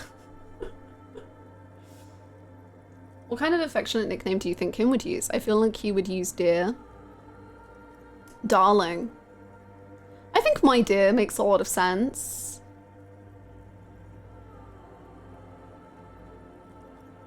I wonder what people use in fan fiction for Kim being affectionate.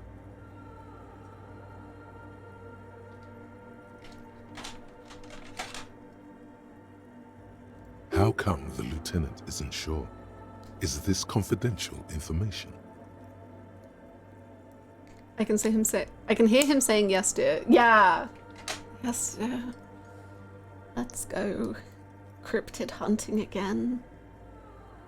I think he'd stick to detective, but say it affectionately. Yeah, I agree. I like that too. I can see partner. But thing is, I can probably see partner because every single, like, gay, but definitely not gay, trust us, duo uses partner. Yeah, I'm talking about Yosuke. I'm talking about Yosuke because I'm always talking about Yosuke. It's always Yosuke. 3 precincts were involved in the raid, and people say Precinct 41 was one of them. Partner is when you're repressed. True. True. Kyodai? Yeah, Kyodai works as well.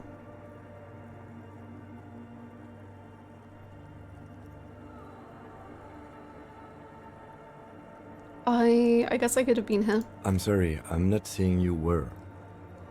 It was a clandestine operation. I don't know anything about it, why it was conducted or who participated. I try not to pry into extra-district matters.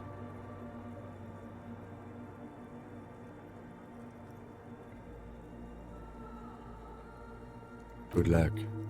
You will not get information on a confidential operation from your station secretary just by calling.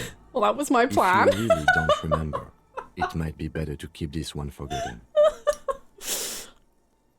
Frick. It happened a while ago. No, it's right. important to our business in Martinez now. Kim, are you a follower of DeLoreanism? Yes, we all are.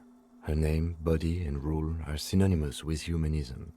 The laws we enforce are DeLorean in origin. I don't like her. She looks like a lever.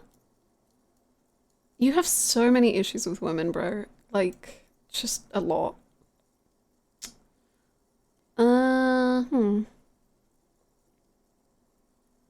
The woman looks by in silence, smiling enigmatically. I didn't think you were spiritual. It's not spiritual, it's constitutional. The DeLorean system does not demand faith, only accordance. Yes, we all are. Her name, body, and rule are synonymous with humanism. The laws we enforce are DeLorean in origin.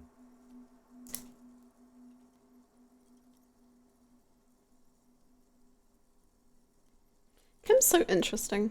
I have no idea what you mean by that. We've been standing here long enough. We should look around, or get out. Another one of my favorite streamers did a whole Disco Elysium playthrough role-playing her as Yusuke. As in Yusuke from P5. An artiste. Art cop extraordinaire. That sounds good. That sounds very good.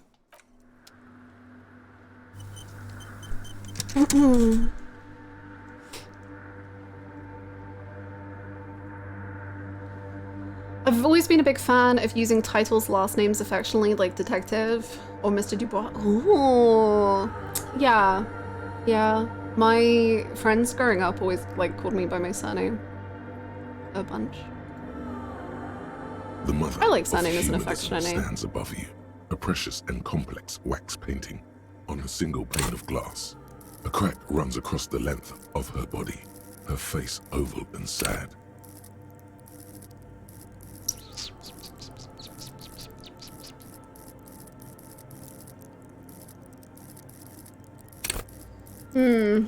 Okay. Oh, I forgot to read a thought we had. Whoopsie.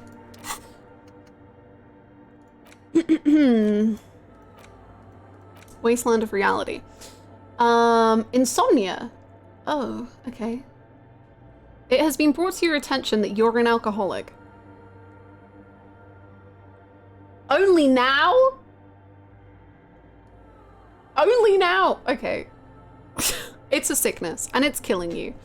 You're crawling on your knees through life, your booze-filled belly, dragging on the ground, your brain now fuzzy, now in overdrive, your hair sticking together with today's cold sweat and yesterday's vomit. Perhaps they're right, anything is better than this, even bone dry reality itself. Maybe you can quit?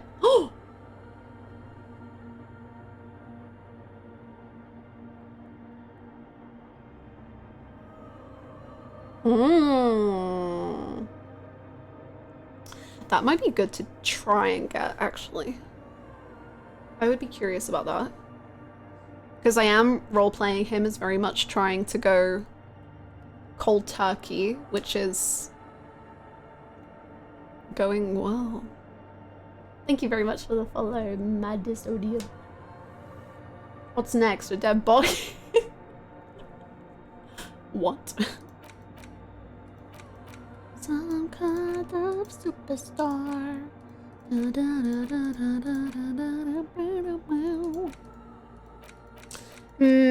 Okay, we'll figure this out, I guess. I don't know if we should forget stuff. But maybe we should at some point. Is quitting worth wasting one whole skill point? You got a point there. You have a point there. Right, what was it I needed? I keep forgetting. Visual calculus and encyclopedia. Okay.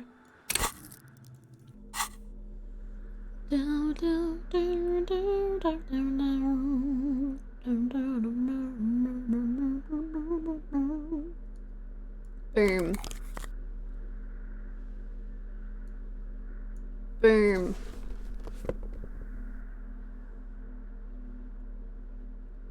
It's good enough. The mother of humanism. No, it's stands not. above you, a precious and complex wax painting It's better though. on a single pane of glass. Let's do a quick The mother save. of humanism stands above you, a precious and complex wax painting If on only a we didn't single feed pane her of glass. encyclopedia. A crack runs across the length of her body. She just kept her face oval eating all and my sad. hats. Okay, let's try encyclopedia first, because that's easier. Despite the damage you've done to yourself, the title appears lodged in your hippocampus. This is her innocence, Dolores Day, the innocence of humanism, internationalism, and the welfare state. Perhaps the most famous human being ever to have lived. Okay. No amount of Commodore Red can wipe her sad smile from your brain thing. It has survived the deluge and haunts you still, and will haunt you forever as it haunts all men.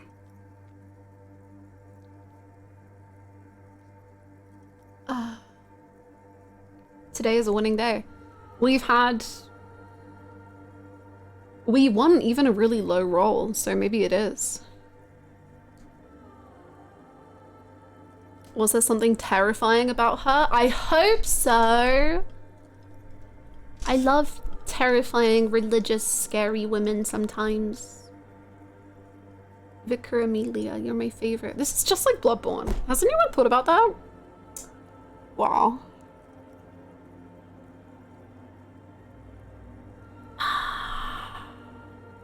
Damn. The highest category of historic individual, an embodiment of the world spirit. It's giving Yana. IAT.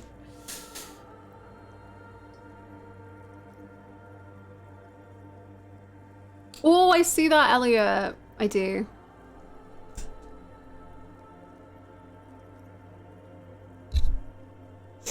If you want to think that, you have to first find this point to remove another thought. The only thought I've ever had is Blood Bowl.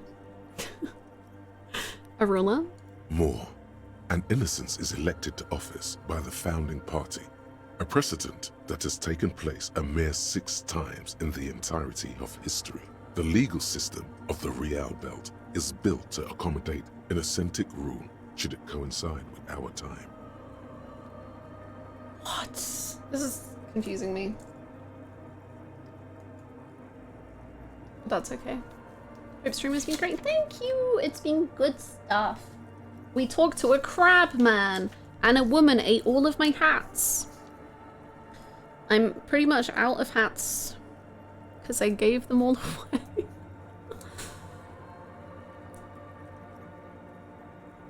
Legal system of the Real Belt. It's built to accommodate innocentic rule. I'm just gonna write down innocentic ? And I think I'll just leave it there. An innocence is infallible. The decisions made by one are not decisions. They are inevitabilities. What would have happened anyway? Only accelerated, packed into decades instead of centuries. An innocence is a continuous, compressed event, a sacred human being. It is an honor and a glory to live when one is in office. Is one in office now? No, we are alone.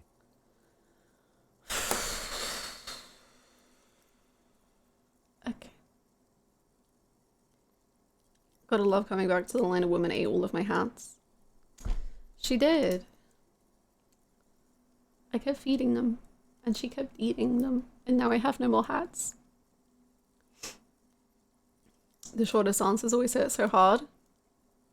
They're pretty raw. They're pretty good. When did she rule? 300 years ago, in the wake of the discovery of this Isola, the Insulindian, by explorers from the continent of Muindi. She is, among other things, the innocence of inter-isolary travel and the connected world.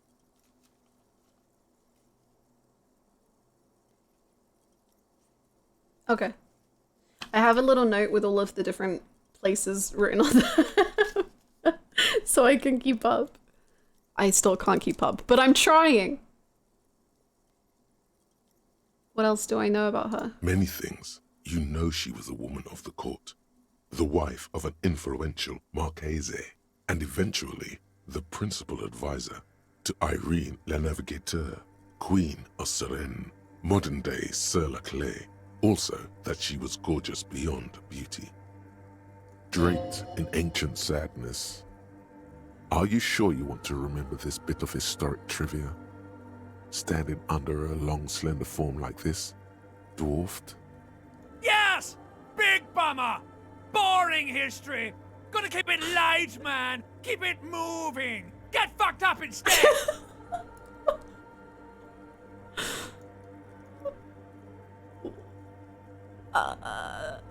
The more you push me away, the more I'm curious, but also I'm a little scared. A saint-like innocent guiding mother figure? Huh? Where is this coming from? The past. It's a silo of sadness, fermenting. You should keep away. Fuck this pain, Bratan! It's unhealthy! No, you must know. Okay, what else? Was she smart? Terribly. Women of the court Terribly were expected smart. to play both contract bridge and chess sufficiently well to prove an interesting challenge to a man. A simple grasp in matters of philosophy, theology, and science was encouraged. She was, by all means, a kept woman. She made the most of her position in the antediluvian court, a court visited by the most prominent thinkers and artists of the day. In secret, she was becoming the era's preeminent philosopher of the state. A scalpel, a piercing gaze. She was an almost preternaturally magnetic and intelligent individual. To her contemporaries, she appeared out of time, a messenger from the future of the species. We all fell in love with her, head over heels. Even before she was declared an innocence, her influence was tremendous. How come? It was on her advice that Irene Le Navigateur sponsored a number of voyages into the Pale. A costly, often tragic endeavor, ultimately vindicated by the discovery of the new world, the piece of reality you're standing on. She was crowned 2 years after the first expedition returned, setting in motion what is widely considered the greatest era in history. The DeLorean era. Wow. I don't care. Wow. Wow, indeed. Yeah. When her innocence was declared, and the queen she had advised for years fell on her knees before her, she was so overcome with emotion that her lungs started glowing in her chest. That seems unhealthy. Bystanders reported golden filaments lighting the already sunlit chamber around her, clearly visible beneath her dress. That is why the lungs are the symbol of love for the cultures of the Riel Belt. Okay, I want more. As did we all. The lands of the Mesk and the Occident, and even far away Supramawindi. Altogether, 21 of the 40 Mundial nations of the time immediately accepted Innocentic rule, even before her crowning. Crowning? In a city called Advesperaskit, in Vesper Messina, her homeland, the name of the city means evening comes, but it happened on a winter's morning, with the canals frozen and slush falling out of the sky. She was dressed in a white and pearl dress on an emptied-out plaza with the crowd far away. Already, her Theriers, the secret servicemen of the Innocents, were worried about an assassination attempt. I don't care how she looks. I don't care. It doesn't hurt me. Honey? What?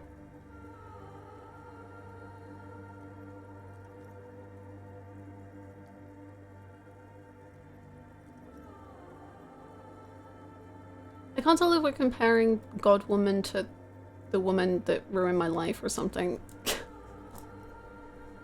I know, Inland Empire is waiting, just like, stop! No! Go back where it's safe, please! Oh, she was insultingly beautiful. Oh. She was humanity's young mother, a perfect mother.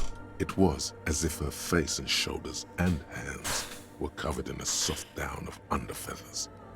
You know this well, very well. Mm-hmm. Midwinter snow was beating the cobblestones around her. A small attaché of officials stood by as her Theriers placed a white gold wreath on her head. The crowning was mostly witnessed by Secret Servicemen. Then what? One of the men in this Secret Service killed her 22 years later. A young man who had come to suspect that Dolores Day was not entirely human, but something else. What? Something that had walked in our midst, watching us stumble for hundreds, if not thousands of years, until it decided to interfere in the course of our history. We were supposed to come up with this ourselves. The man was reported to have screamed at the Innocents. Not unlike a termite. What? She was the alien looking at us, and we were the us looking at the termite, and the termite was me. Dolores Day was shot in the chest with a fowling piece 8 times.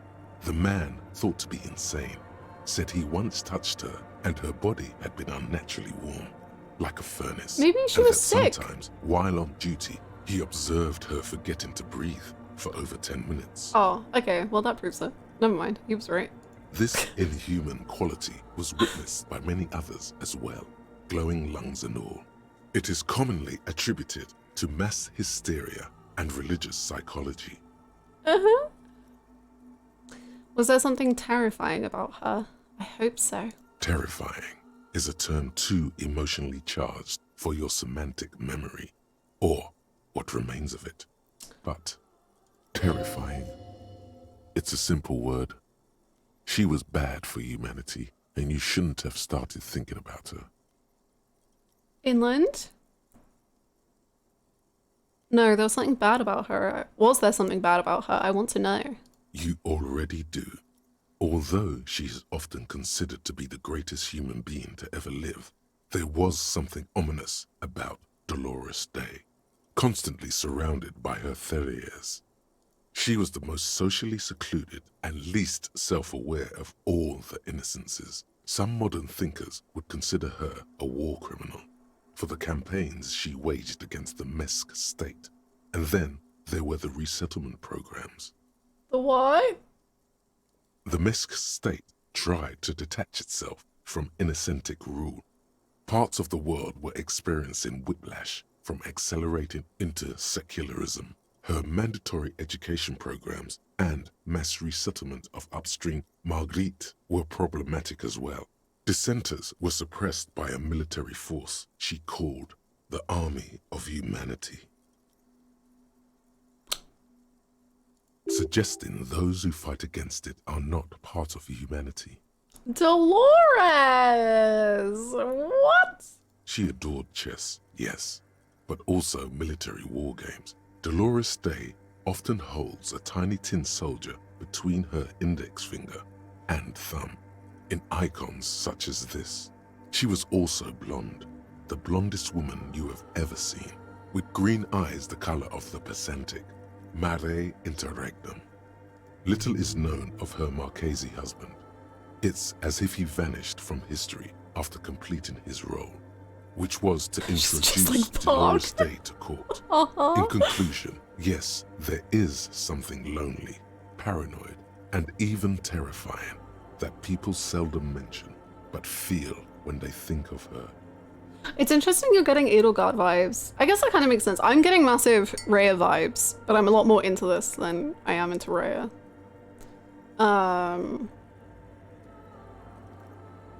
She's very intriguing and scary.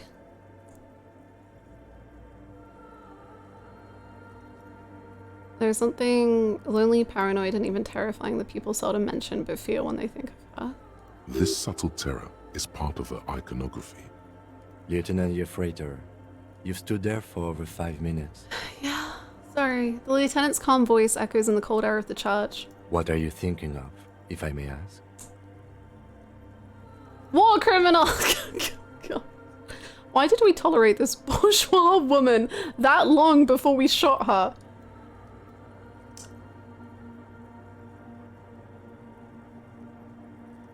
Sure. She's somehow connected to the case. Sure, okay. Glowing lungs, that's fucked up. Nothing, just looking around. She's beautiful, she's not human. Ooh, I kinda wanna say she's not human, but I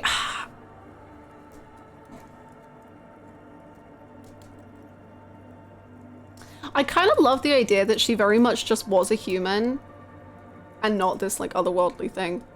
And like the history has like made her not human. I think that's cool. I would just want to hear Kim's thoughts, really. I really love anything about the innocences in this. It's cool. It's a very weird, cool concept. I'm really enjoying this. All of this. It's really cool. I've been screenshotting sections of it because I just really like the way it's done. It's really cool.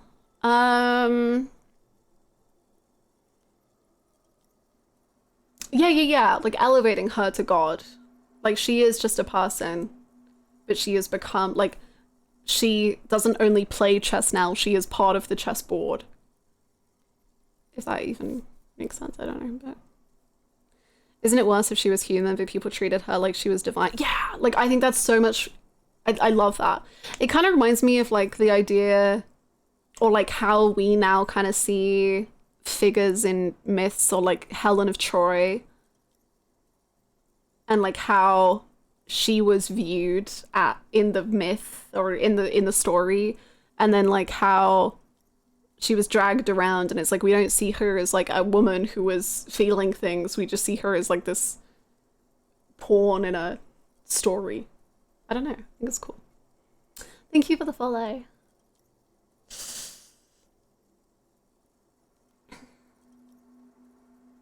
She's not human. Okay.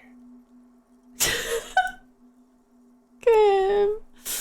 He takes his glasses off to clean them. Then, after a while, he says, This church, the coast in general, we shouldn't linger here. This isn't a good place to get lost in. We should conclude our business and move on. Kim, why are you so secretive about your thoughts and feelings, baby girl? I just want to hear you talk about how you feel about Dolores Day. Yes. Just tell me all about it. You've dropped your notebook. It's floating in the air, Kim. Kim, how do you do that? Oh, I didn't. I pressed the wrong thing. I'm sorry. Sorry, Kim. Sorry, Kim. Sorry, Kim. The mother of humanism stands above you. A precious 42% in a dream. wax painting on a single pane of glass. The shards glimmer in the dark. You see little pearls of light on the edges of the crack that splits the female figure. Something was written there. Remains of broken letters line the emulsion. What it said, you do not know. Okay, we'll unlock it, and then we'll see how that goes, I guess. We're 1 point away from a skill. And not related to the Innocent specifically, but then mentioning traveling the Pale made me think obviously the Pale is essentially the equivalent of the ocean, but also the Pale gradually expanding as an allegory for global warming, which makes it interesting that Joyce, the capitalist, thinks of the Pale expansion as just an inevitability with nothing to be done about it. I'd be interested to see if other people think of the Pale expansion differently. Yeah, I agree. I haven't thought too much on like the analogy it could be telling, but I think that's really, really interesting. And I like it a lot. But yeah, especially if it's like, I don't know, the idea of someone being like, well, people can move away from the Pale expanding and just like sell their homes. And it's like, sell them to who? What do you mean?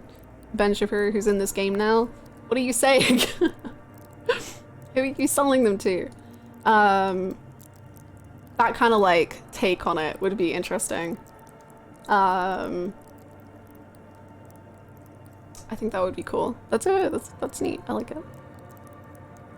Of course Ben's in the game. He's just called Gary. What? Holy shit. 58. Maybe we reload. Thank you for bringing that memory up. You're welcome. You've talked to all the truck drivers? I think so. I don't know. Hey, her Innocence Dolores Day liked little figurines, right? Liked holding little men between her fingers, remember? What? You have the headless I do. Falcon Rider figurine. You should give it to her. Win her back. Win who back? Don't be so pessimistic. Love doesn't die that easily. Oh no. Do you mean win her back? This isn't funny. You have a bad feeling about this one. I've never had a bad feeling. I should do that. So very, very, very nifty. Nifty and mysterious. This is surely what the figurines are for. The figurine was actually a gift for Kim, but I wasn't allowed to gift it to him. So... The mother of humanism stands above you. A precious and complex wax painting Hi, on a single Tristan. pane of... Why? Because she's a stained glass window. That does seem to be a problem. Maybe you meant something else? Like what? Is the task still on? I don't know. What are we thinking of? Part of your mind has gone on to other things already. Only a strange little sadness remains. The mother of humanism towers above you. A wax painting on a cracked pane of glass. What? Nothing has changed in her expression. What was that for? Just to make me feel a little bit miserable? For fun? The mother of humanism stands above you. The shards glimmer in the dark. Again. The mother of humanism stands above you. A jigsaw of broken Easy. shards falls into place in front of you. A ghostly reconstruction of the stained glass window. Before it was shattered, there was an older woman beneath the younger one. And a text, a light motif below them both. That looks so beautiful. First try, every time. I've never failed. What shattered this mosaic? Unknown. The gun? Oh. How is that scarier? Something during the raid the lieutenant mentioned. Or just hooligans looking for something to break. Who is this older woman? The escutcheon on her throne says, Irene the Navigator. She is depicted as an older woman wearing thick-rimmed eyeglasses, holding a golden rights apfel in one hand and a scepter in the other. This is the queen her innocence day advised. Above, she herself is whole. Small figures of wise men, common men, worshippers walk up the stairs to stand at her feet. Secret servicemen, 30 years, stand in a row guarding her. It must have taken years to produce this work in all its dizzying detail. What does the motto say? Below both women, in luminous black letters, Après la vie, mort. Après la mort, la vie de nouveau. I know some of these words a little. And then, along the left side, Après le monde, la gré. Après le gré, le monde de nouveau. Lieutenant, this used to say after life, death, after... Death, life again. Okay. After the world, the pale. After the pale, the world again.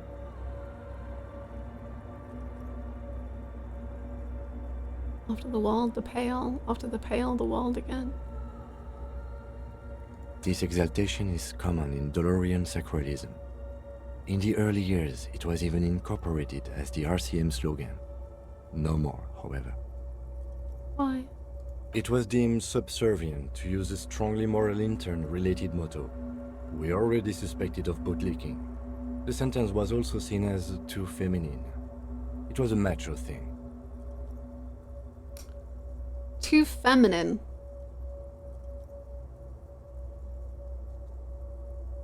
After the world, the pale. After the pale, the word again is too feminine.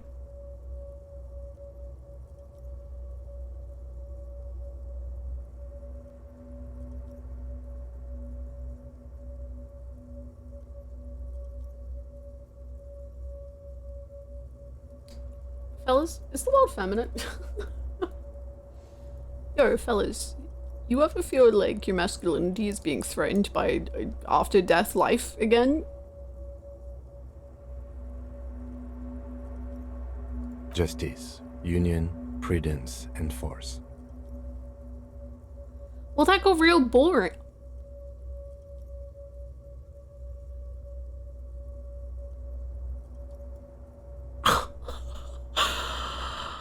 Wow, okay, I like the other one better. So do I. We should kiss. What? What? Fellas is partaking in the cycle of life after death rebirth, making me a homosexual. Whoa. The mother of humanism towers above you. A wax painting on a cracked pane of glass. Nothing has changed in her expression. Fellas, is it gay to reincarnate? I simply won't be reincarnated. That's for the women. I'll take it like a man and just die. Yeah, man. I don't know. Kim, when are we gonna kiss? I just am curious.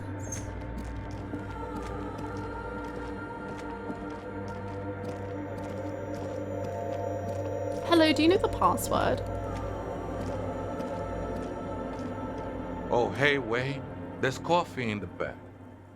Oh, wait. I meant the mother's love. I confuse coffee and the mother's love all the time. That's... I get it. I get it.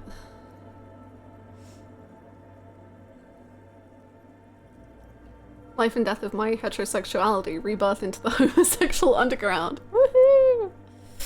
Too many times, Essay. You need it for something. Yes. No need to overdo it. He won't mind sharing it with you. Just tell me the password. Don't sweat it, vato. The password is afterlife death. Feminine. That is true. But what comes after death? Life again. What you think of that? Makes me almost pity La Nilita Pequeña when I hear it. My bad. I think we're done here, Essay. What? You're gone? That was an interesting conversation. However, I'm still not sure how it's relevant to our investigation. Well, but wasn't it fun for just the experience of the whole thing, Kim? Oh my god, my outfit. I need to change back. I don't even know who I am. Hi, Vixta! It's very homosexual. That is the only thing I'm sure of in this world, actually.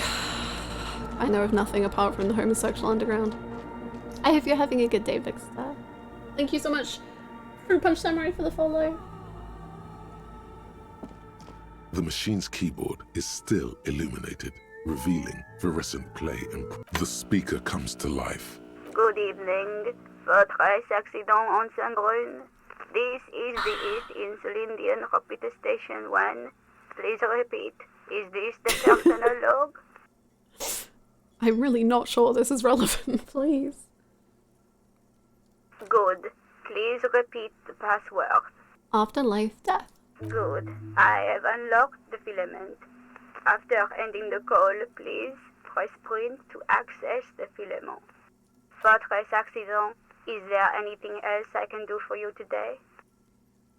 The company on whose name the terminal you're currently using has been registered to. Makes sense. Do you have any other information about this company? One moment.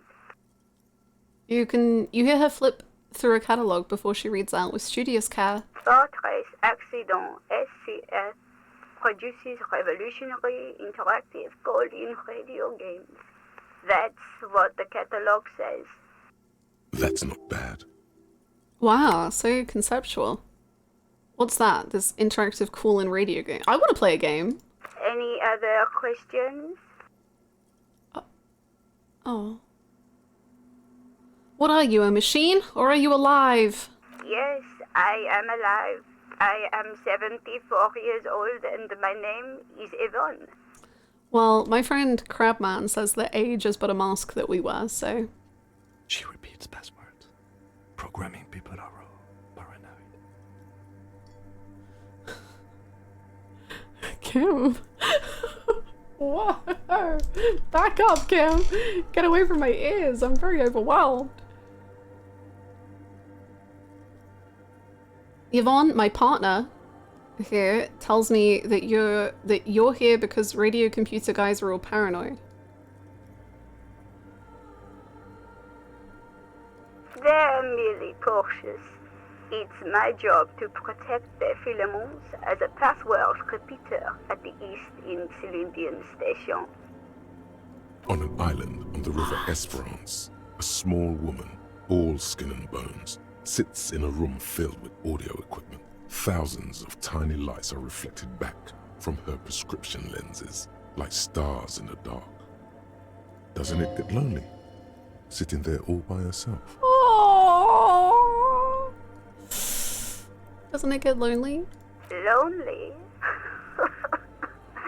Why would it get lonely? I get to talk all day to people like you over a warm cup of tea. That's why she does this. Now, please tell me if there's anything else I can do for you for this accident. We can listen to Kim whisper again if you want. Yes. She repeats passwords. Programming people are paranoid. Where are you? How did you know where I am? I work as a repeater at the East Insulindian repeater station. It's my job to know where you are, Fortress Accident. As for me, well, I am sitting in my cubicle, surrounded by a wall of radios. On an island, doesn't it get lonely? Now, please tell me if there's anything else I can do for you, Fortress Accident. That's it, thank you. Sleep well, Fortress Accident. You too. The machine's keyboard is still the printer prints out a long text document with dated paragraphs. It looks a bit like someone's journal. The first entry, made on the 4th of February, 51, by an unknown author, is short and concise. Arrived at the church. The door was boarded up, so I used the crowbar to get inside. Looks like the place has been deserted. Nothing out of the ordinary, but I'll ask around. Need to figure out how to get the electricity in. The lieutenant leans closer, scouring the printout over your shoulder. Just as you finish reading, he looks up, muttering under his breath. What if our elbows touch? Oh my goodness. 4th of February. That's over a month ago. Whoever set up those machines has been here for quite a while. Do you think this log might be connected to the case? No, Detective. Nothing we do is ever connected to the case. Our case? No, I don't think so. It must be some local eccentric. Curious. 6th of February, 51. Had a little chat with the local fishermen. Said I shouldn't go near that place, that the church was spooky and ridden with narcotics. It's a little spooky, all right. Still haven't figured out the electricity. See? Even one of the spookers themselves says it's unnerving. 7th of February, 51. Finally got the electricity in. Next on the agenda, a new antenna. I'm thinking ESCA series, something advanced. Why would she need an antenna? Why would anyone need any of this equipment here? Whoa. He steps on a wire running on the ground, inspecting it with his boot. 8th of February, 51. Bought the antenna. Had some problems setting it up. Called Simon for help. Heard the others are back to making art. Drinking somewhere out of town. Sulislav started a rock band again. Lexi has been seen asking money from strangers. But at least the artists have their act together. They're qualified labor. They can get work anywhere. Graphic design, ads. The programmers are doing fine too. I mean, they're programmers. The writers, though, they're fucked. I just have to find out what caused that data loss and be done with it. Still don't understand how it managed to wipe out the backup, when the backup wasn't even connected to the front. I know. Everyone thinks it's impossible. They say I must be lying. I'm here I know, to I was set it thinking right. that. Very, very real. Especially for this. A data loss? Seems like something to do with radio computers.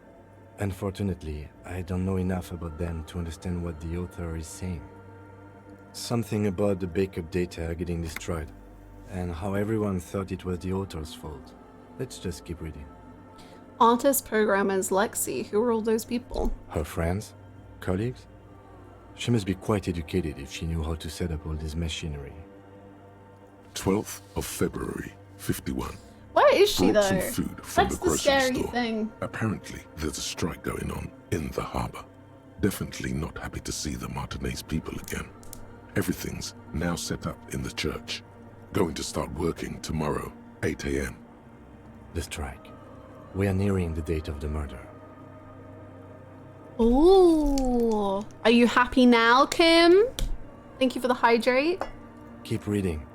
I'm interested now. I want to know what's that radio anomaly that sent this person here in the first place. 25th of February, 51.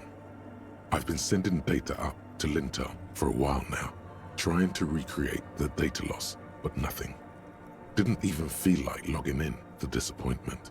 But I did discover a curious audio-spatial anomaly at the back of the church. I've named it the Swallow. It swallows sound. Oh, yeah. Need to get some mics. We've been there. is she talking about? The lieutenant looks to his right toward the silence. 28th of February, 51. Yes, the first recordings confirm that the swallow is real, and I'm not just losing my mind. It's a pillar of silence, with a diameter of approximately 3 meters. Seems like the higher I go, the less I record. This might be a coincidence, or it could be connected to the data loss that led me here. The pillar of silence. She is talking about the silence. Is she suggesting it's more than just an architectural quirk?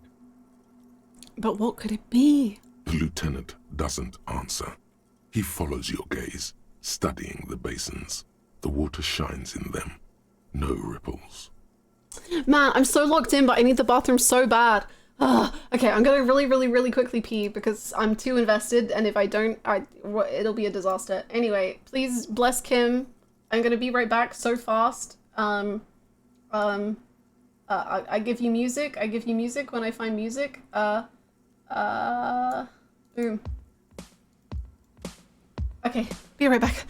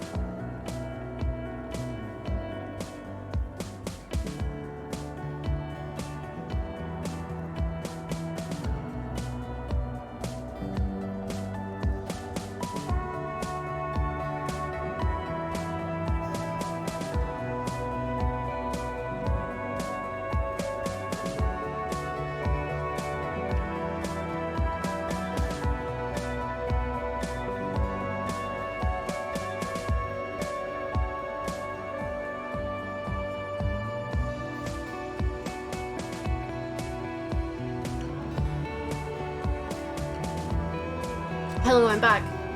Ugh. Oh my goodness, thank you! Wow, thank you so much, Anonymous, for gifting this up to Sota. Thank you so much. That is very kind of you. I'm out of breath.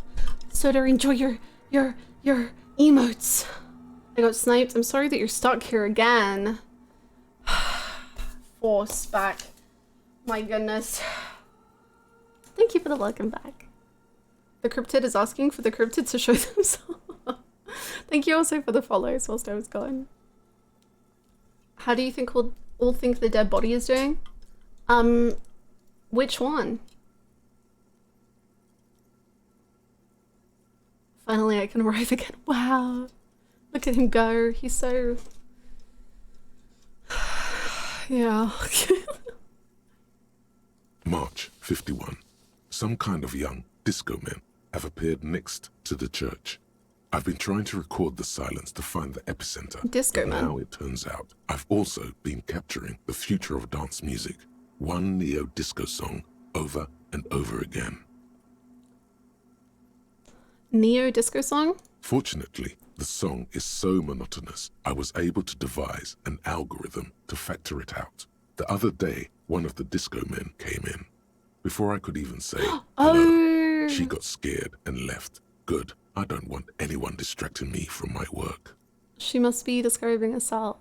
The girl on the ice? Sounds like her, yes. March 51. A new 2-meter aux cable. Noodles. Crackers. Ping energy drinks. Water. Toothpaste. Toothpaste! Also, some canned air. Someone's coming. A strange woman makes straight for the radio computer. Hello, that was so loud and scary. I've hacked your computer, sorry. Or either... hi.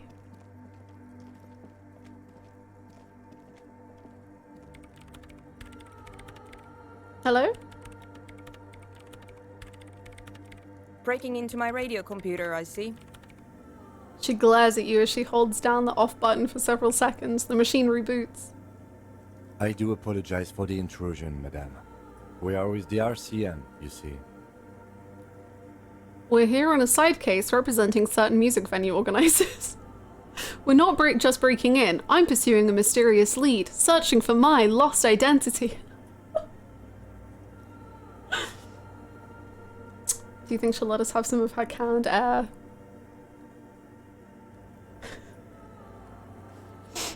I think she would love to. Absolutely. I just want a side tangent of him being like, why are they canning air nowadays? Did you know I'm a communist? I think everyone should have air.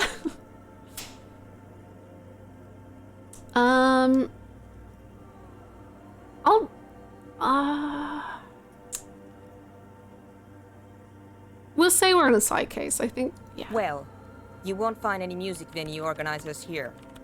She barely looks up from the keyboard. You hear the machine whir back to life. It's just me and my computer, and it has been this way for weeks. Now please give me some room. I need 2 seconds to see that you haven't destroyed anything. I haven't... Okay. Leon, thank you so freaking much for the 27 months. Louise, bless. Thank you so much. I hope you're doing delightfully. We should talk to her after she has rebooted the machine. Have you rebooted the machine? What is it?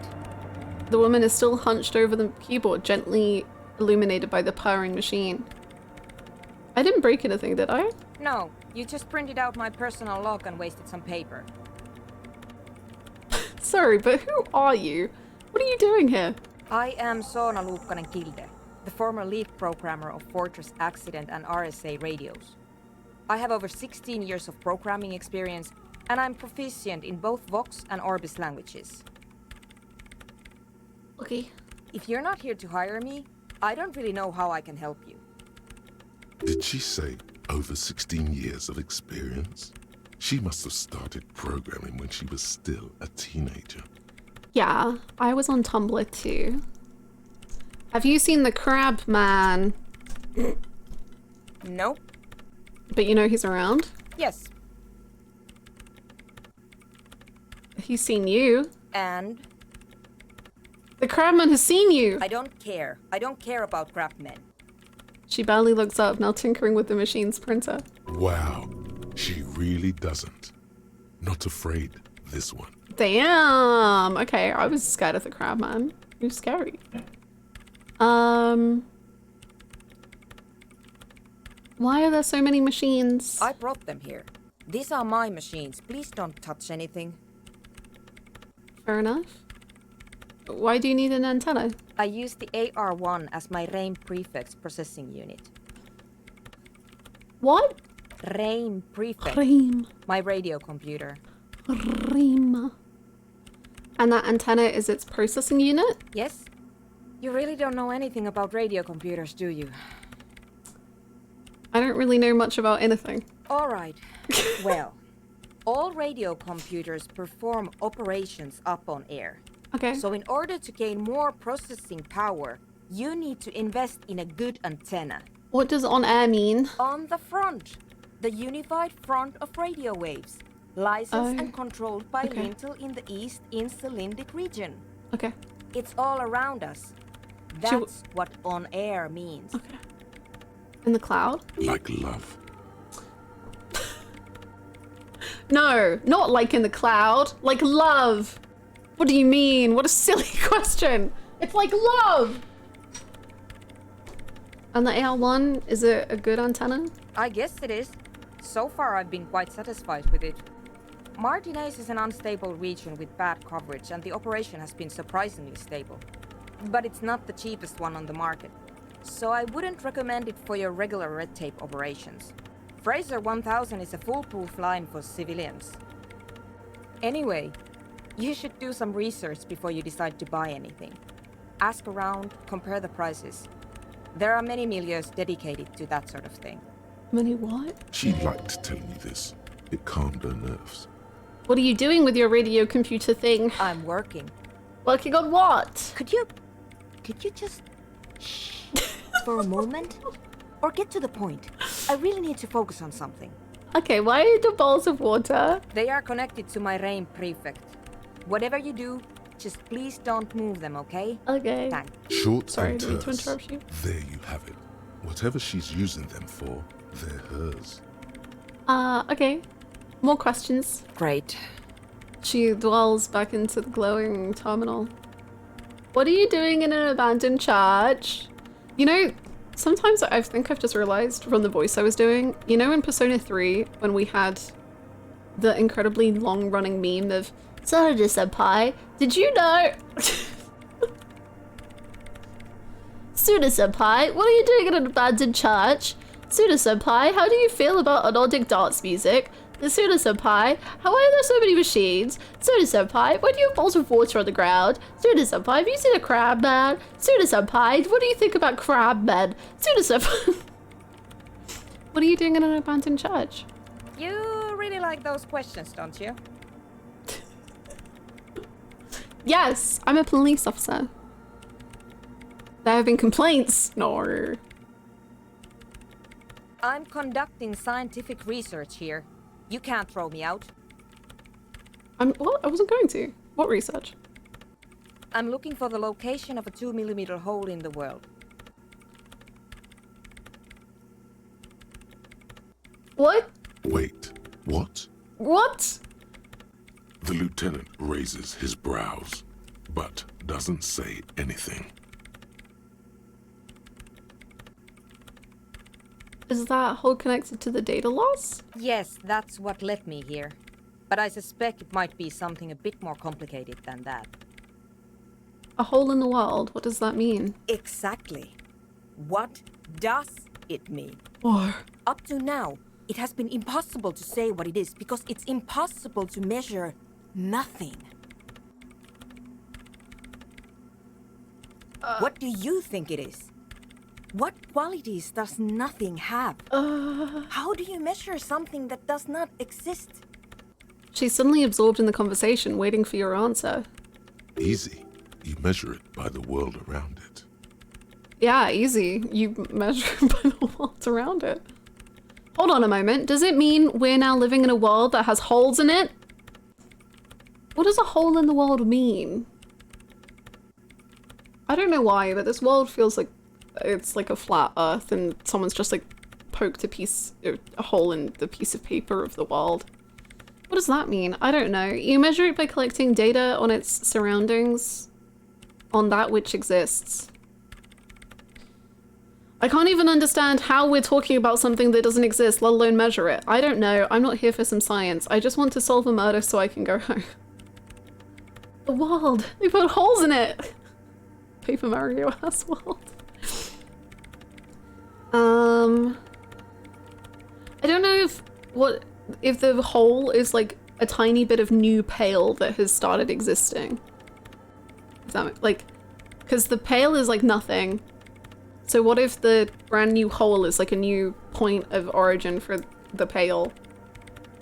I don't know. Yeah, right? Artesian? Like, I think because I only imagine a map in a... This is weird to think about. I only imagine a map of a video game as a flat thing. Like, I don't imagine it as a round orb. So, for some reason in my head, this world is just, like, flat. And I've just accepted that. Whoa. Now I'm realizing that every game I've ever played, I envision as flat. Weird. Okay.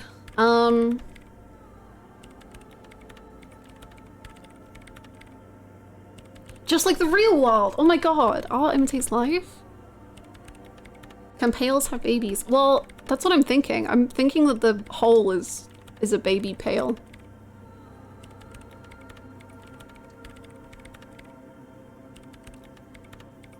Does it mean we're now living in a world that has holes in it?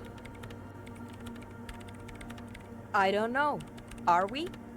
That's what I'm trying to figure out. But how do I figure it out? Baby pale do do do do do, baby pale do do do do do, baby pale do do do do do, baby pale. There's no reality, no reality, no reality, please send help. You measure it by collecting data on its surroundings on that which exists. Let's say that, I guess. Sounds smart-ish. I mean, I think she would know that. Exactly. Very true. That's what I've been aiming for. That's why I have those basins. I've tried using hydrotransducers through corpse silence to find out where it begins. But honestly, it's not progressing very well. She grows silent, staring at her circle of basins. It looks like some ancient ritual. But does it have anything to do with necroplasmic life forms? Ghosts, in everyday parlance. Parlance? What is the exact... I want to know what the exact definition of parlance is. That's a very good word. A particular way of speaking. I like that. Parlance. That's a great word. Does it have anything to do with ghosts? Ghosts? No, I don't think so. I don't believe in ghosts. What about other supernatural entities, like the crab man? I don't believe in them either. What not many know is necroplasma exists. Great. What are we talking about? And why? Hell, I showed you all. Please respond. Get out of here with your whole pail. Worlds and games are actually cubes and we're just on one surface and the other side are the edges to another what? Whoa. Which is kind of a buzzkill. I just want to talk about ghosts. I want to know if Kim believes in ghosts. He absolutely doesn't. But he kind of does, but he doesn't want to. But he kind of does. Do you have any idea where this hole might be located? Somewhere underneath those roof beams, I assume. She looks up, eyes trying to pierce the pitch black heights above, but without much success. Strange things may flourish in the dark. Thank you, Inland Empire. Actually, I love that. But I forgot to say this earlier when we were staring up at the ceiling. But when I was younger, my biggest fear was the dark. I was absolutely terrified of the dark. And like my family would always have to leave the hallway light on and I'd have to have my door open because I was so scared of it. And I really, really loved the way that they described it earlier when we were staring up into the ceiling and how it's described here with strange things may flourish in the dark. Because, you know, when you just stare at like, I don't know, at least I did this a lot as a kid because I was scared. When it's dark and you can just stare into like the corner of your room and you start seeing like these weird shapes and you start like, your brain is like desperately trying to like make a face out of something, or your brain is just trying to like put something there. And that would like terrify me even more. And I would always like, if I ever like shut my eyes, as a kid when I was trying to go to sleep, I would refuse to open them again in case there was just like a face there and I was just creepy. When we were talking about games being scary during just chatting earlier today, I was thinking of this stuff being scary way more than other things. Yeah. Like, The Pale itself is such a horrifying concept, and that can be scarier than an actual horror game. No lie, I did that last night and almost saw a ghost. Ooh, it was scary. The way coats and things hanging in an open closet at night would make me think that someone was standing there. Oh, I hate that. Yeah. Yeah. Human brains are big time pattern recognition machines and will straight up make stuff up if they can't find it. That's like, I remember like learning about that for the first time and like learning about how our brains just like lie to us and how much that like freaked me the frick out. Like, this is kind of a side tangent, but I remember when I was told like, oh yeah, giving birth is like traumatic, but it's traumatic in your body, like your brain purposely like tries to forget it. And I was just like, and that was told to me as like see, having babies is fine, like you're gonna want babies eventually, you forget how bad it hurts. And I was just like sitting there just having a complete like breakdown over the idea that like my body is tuned in a way that it would make me want to forget the pain I've gone through to like have more babies. I was like that to me was so beyond body horror. Like that was psychological horror mixed with body horror, mixed with like so many things that like my brain, in order for humans to keep existing, is like, yeah, forget that you gave birth, have another child. Oh my god, it like actually messes me up so much to think about. Oh, I hate it. It is. It's so alien. Have you ever played the game Bloodborne?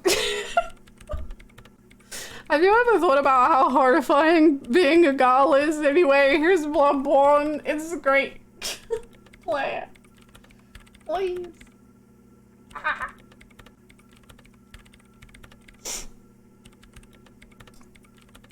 Love doing that. Also did a thing where at night in my room I keep my eyes wide open and the darkness of the room would just went full pitch black. You were like encouraging yourself to do it. You were so brave. I think I would do it sometimes and then I would get really scared.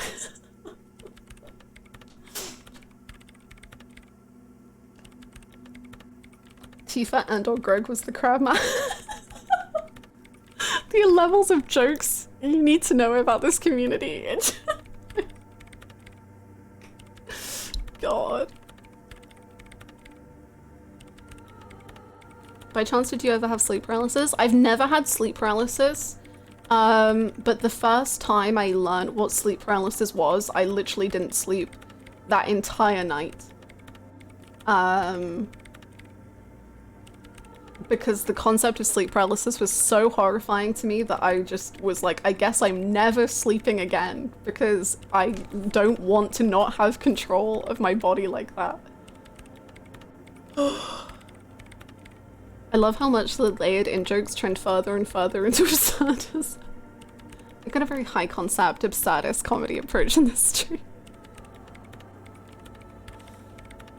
If only being buried alive. Oh, that's such a raw description of it, and I get it. Like, as in, I haven't experienced it, but that's exactly what it sounded like when I read about it. How's it going, Kevin? It's awful. Oof. You haven't slacked at all! There's so many things happening at all times.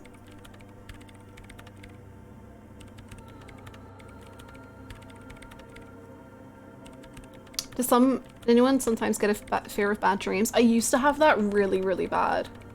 I had like, this was when I was younger, but I had like 3 dreams that I would have, like 3 nightmares that I would have constantly. Like I would have these nightmares on repeat like most nights, and they were terrifying to me. Like they were so scary to the point where I was like scared to sleep because I was like, I'm gonna have this dream again. And it freaked me out so much. And then finally, like, I think I just told my dad about the dreams. And when I said them out loud, and he was like, just like listening, and he didn't like even add much, I don't think. But just saying them out loud.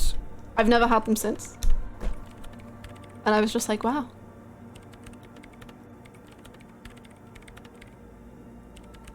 And I just helped. I don't know why.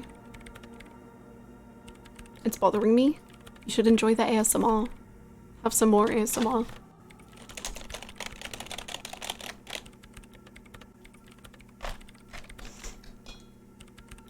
Hannah being a flat guy a truther, it's not lore I was expecting today, along with the fear of the dark. I had a stuffed bear that scared me in the dark because he was as big as me, and little me thought the bear was after me.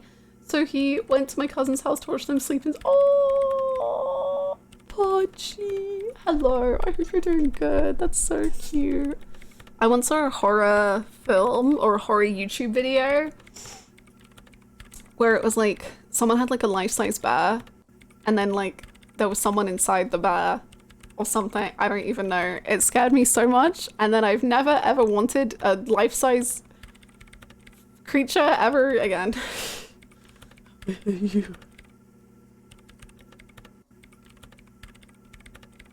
I don't know if I've said it before, but once I had a sleep paralysis in the middle of the night where it felt like some invisible entity was hitting me rapidly on my back. Oh my god. Did it like really could you like physically feel the hurt afterwards? Or during? Does anyone else get nightmares from weird qualities in games? Not that the game is necessarily scary, but something in it is so odd that it disturbs your sleep. Tifa being pregnant in that one dream. No. I don't know if I have. Maybe. Full-on wailing, sitting upright with open eyes, and I'm so glad my mom didn't end up putting me up for adoption because that sounds like a horror movie. Brains are so weird. It's because I don't think story. I would do that when I was like, I'm not really into like true crime videos anymore because, you know, I got older and was like, huh, they're kind of strange. But I used to be really into true crime YouTube videos. And then when it was like 5 AM and I couldn't sleep because I was so scared, I was like, huh, maybe this is a problem.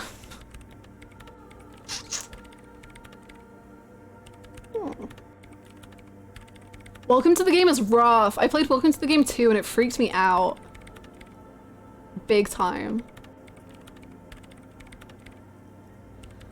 Oh, Mike, I'm sorry. I'm getting goosebumps too.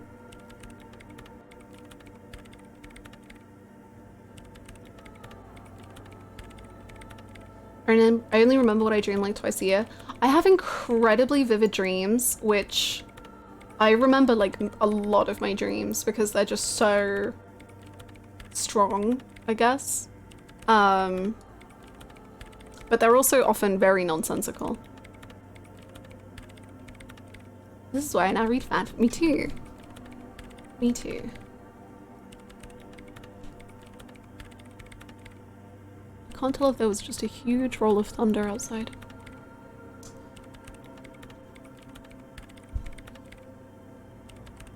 Being frozen, feeling like I had to jerk or jolt myself awake.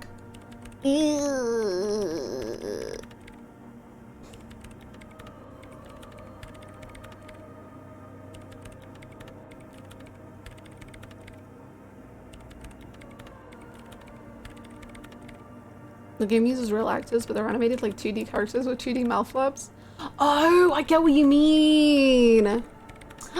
Damn, that's so, like, I can imagine how vivid that feels in a dream world and like how wrong, like a really subtle thing has changed. It's not the same and it's not as scary at all, but it reminds me of the dream I was talking about last week where I had a dream where everything was exactly the same apart from the fictional character Estinian's name was now Einstein. And it was just so weird. Like, I was just like, why is no one like finding this weird? His name isn't Einstein, it's Estinian. And it was just so weird. And then I woke up and I was still like, oh my god, his name's Einstein. And like, I believed for like 5 minutes after waking up that his name was Einstein. And I was just, it was so strange. Thank you for the follow. Oh my gosh, Silva. That sounds so scary. That's a very nice thing to do, is keep the lights up.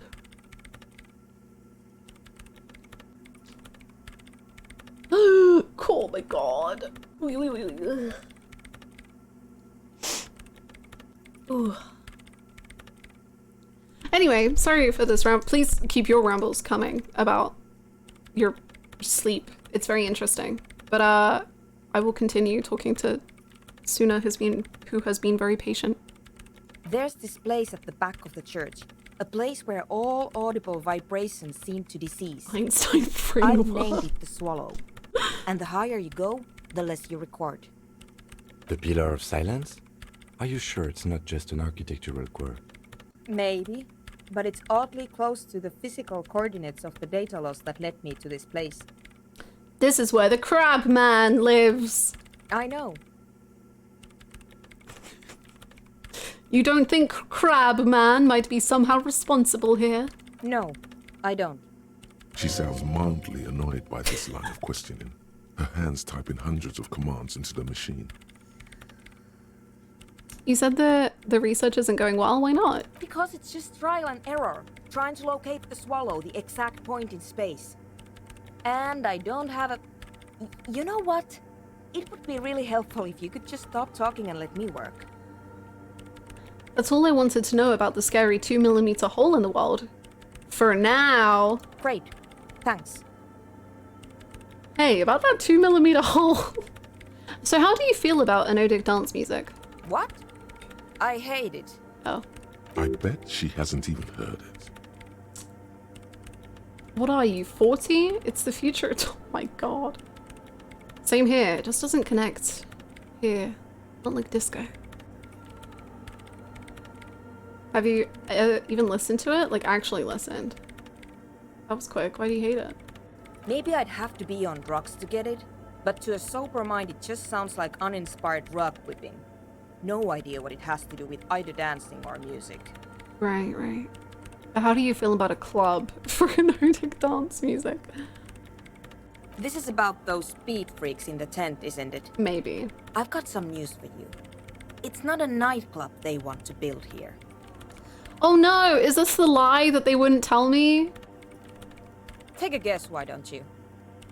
A petting zoo, a place for animals, a youth center would be nice. Maybe some community space to help the elderly. I'm still convinced they want to establish a nightclub for anodic dance music. They said it's their dream. I mean, they were very nice. I loved talking to them. You may. That's so scary, Elliot. That could be like such a good book or fanfic or something. Like a New Game Plus fanfic. I think people have done stuff with that and it freaks me out.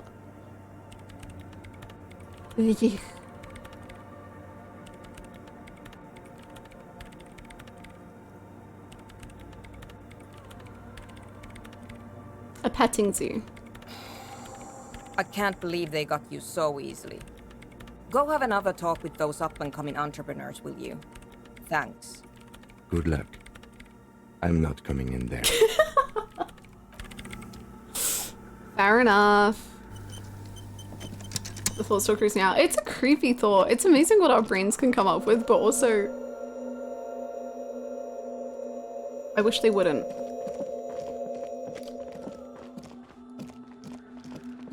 What is this? A scarf? Oh. I'll take that, thank you.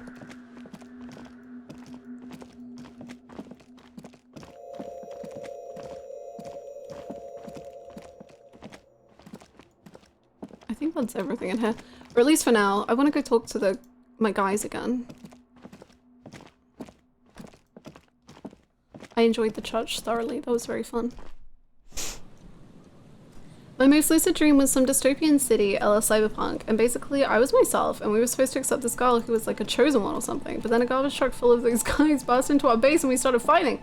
I, or my perspective, fought this big guy, but then he grabbed either side of my head and quickly counted up 1 to 9, then on 10 I woke up. Whoa, that's weird. Ooh. Scary. Kim, I'm going in. Hello, crew.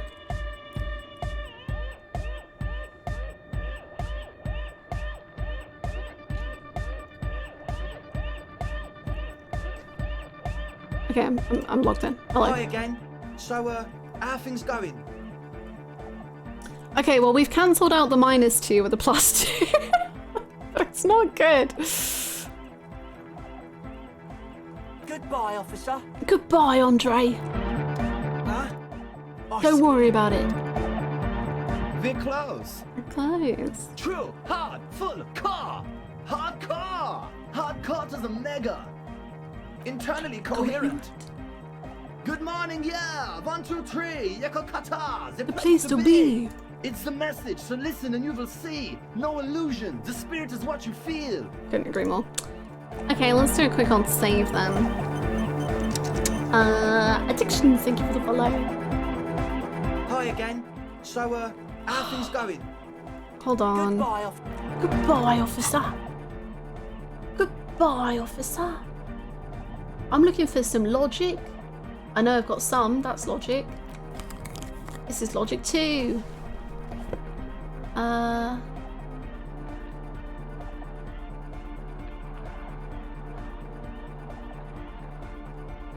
Great. Decked out and ready to go. Hi again. So, 42. how are things going? Great. Let's do it. Officer. Goodbye, officer. I'm the officer. I'm gonna save. Let's go. Hi again. Logic so, how are things going? 42%, easy win. Let's frickin' go. 1, 2, 3. Nothing jumps out to you. Nothing out of the ordinary. First try, every try. 1, 2, 3. Nothing jumps out to you.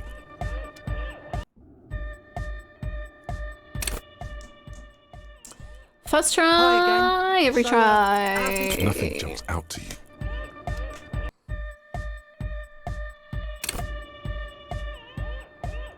Hi again. So, how are things going? Nothing jumps out to you. Wow, this is embarrassing. Emmett Sulk, fuel this roll. Emmett Sulk, please give me the win. A number of things don't add up. Emmett Sulk. Let's take a look. Thank you so much for the 199 bits. Emmett Sulk really just favors me. It's the truth of things. Trust me. Thank you so much for the 199 bits, Callus. Thank you. Let's take a look. Okay, tell me the number of things. How about gather around, kids? Why? We're gonna say that? Okay. Okay, kids, now gather around. The young speed freak puts down a busted capacitor and looks at you. The one with the large head seems very enthusiastic about whatever you have planned. Their would-be leader is less amused. Sometime in the past, I'm not sure where and how, I fell sick and became the shadow you see now. What? But before that, I have reason to believe I was a police detective. I've got bad news for you, Andre. Things don't add up. No, go for it. But you still are. Thank you for your kind words, but everyone in here sees I'm a disgrace to the uniform. What uniform? I was good enough in this job to be awarded the rank of Lieutenant Yefrita. I could have been captain. Imagine that. What happened? Disco. Happened. I did. I happened to myself. What are we doing? Why are we monologuing? Life told me a new asshole. I don't know.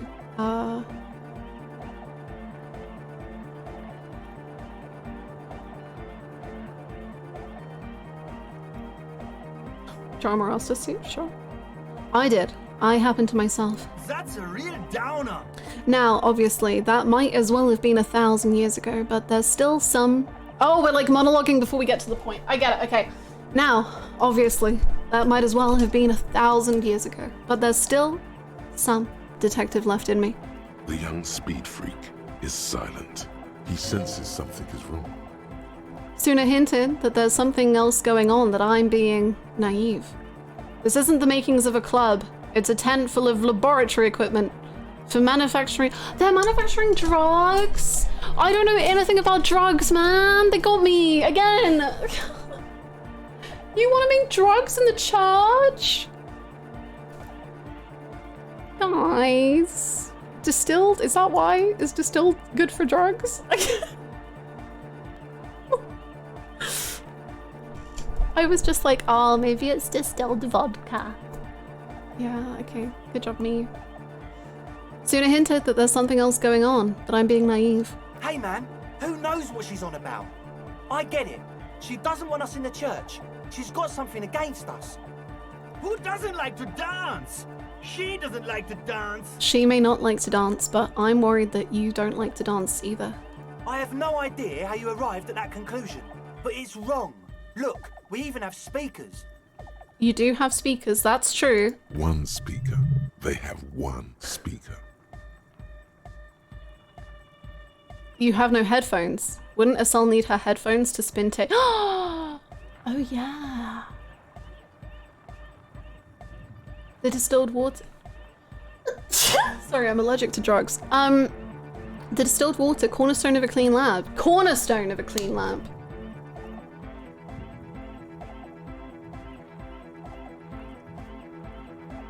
Is it? Sure. Where is his friend?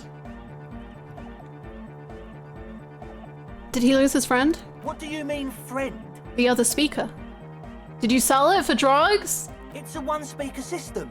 It's monodynamic. You wouldn't know the first thing about sound reproduction in anodic music.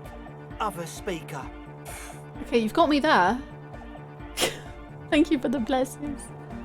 Yeah, Asal said that they sold her headphone for something. Life stuff, I think she said. But I didn't put the dots together.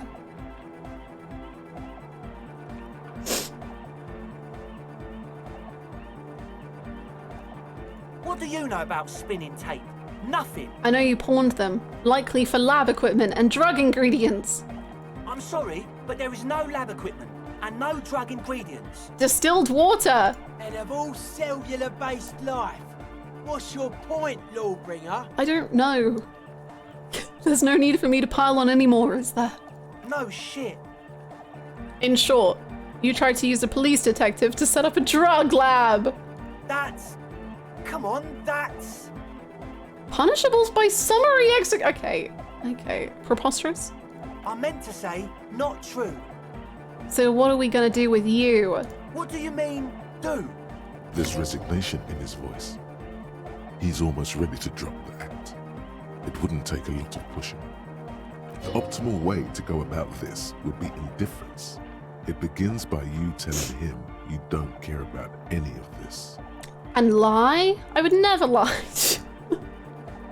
We do this lawman style. First you tell me everything, then I pass judgment. You tell me what's really going on and we'll work from there. I can be lenient. I don't really care. I just wanted to crack the case. Do what you want and I'll do what I want. I'll just do two, I guess. What do you mean by lenient? Not calling back up and hauling you all off to the pen? Haven't you heard? I'm the dirtiest cop this side of the river. I'll make life hard for you, using every connection I've got. We'll see, now speak.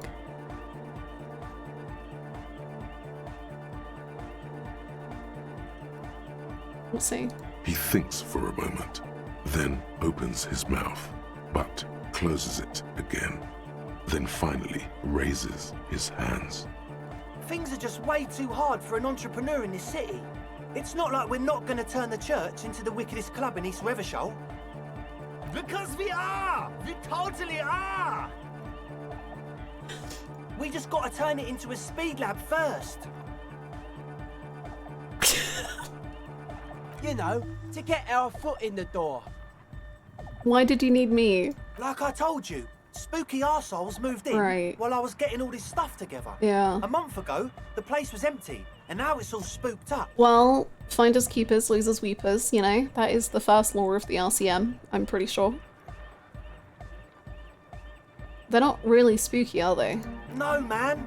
They're spooky, all right. It's just that they would also probably call the police if we started cooking speed in there. That would be unreasonable of them. But the sign was way off too.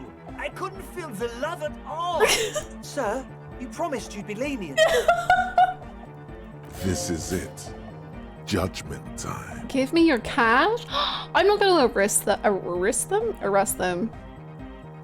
I want to do the club, yeah. Because I want to dance, like legit. I would like to do the club just so that I can dance at some point. It wouldn't work without the lab. Do what you have to keep the club alive. No speed lab, just a club. Yeah!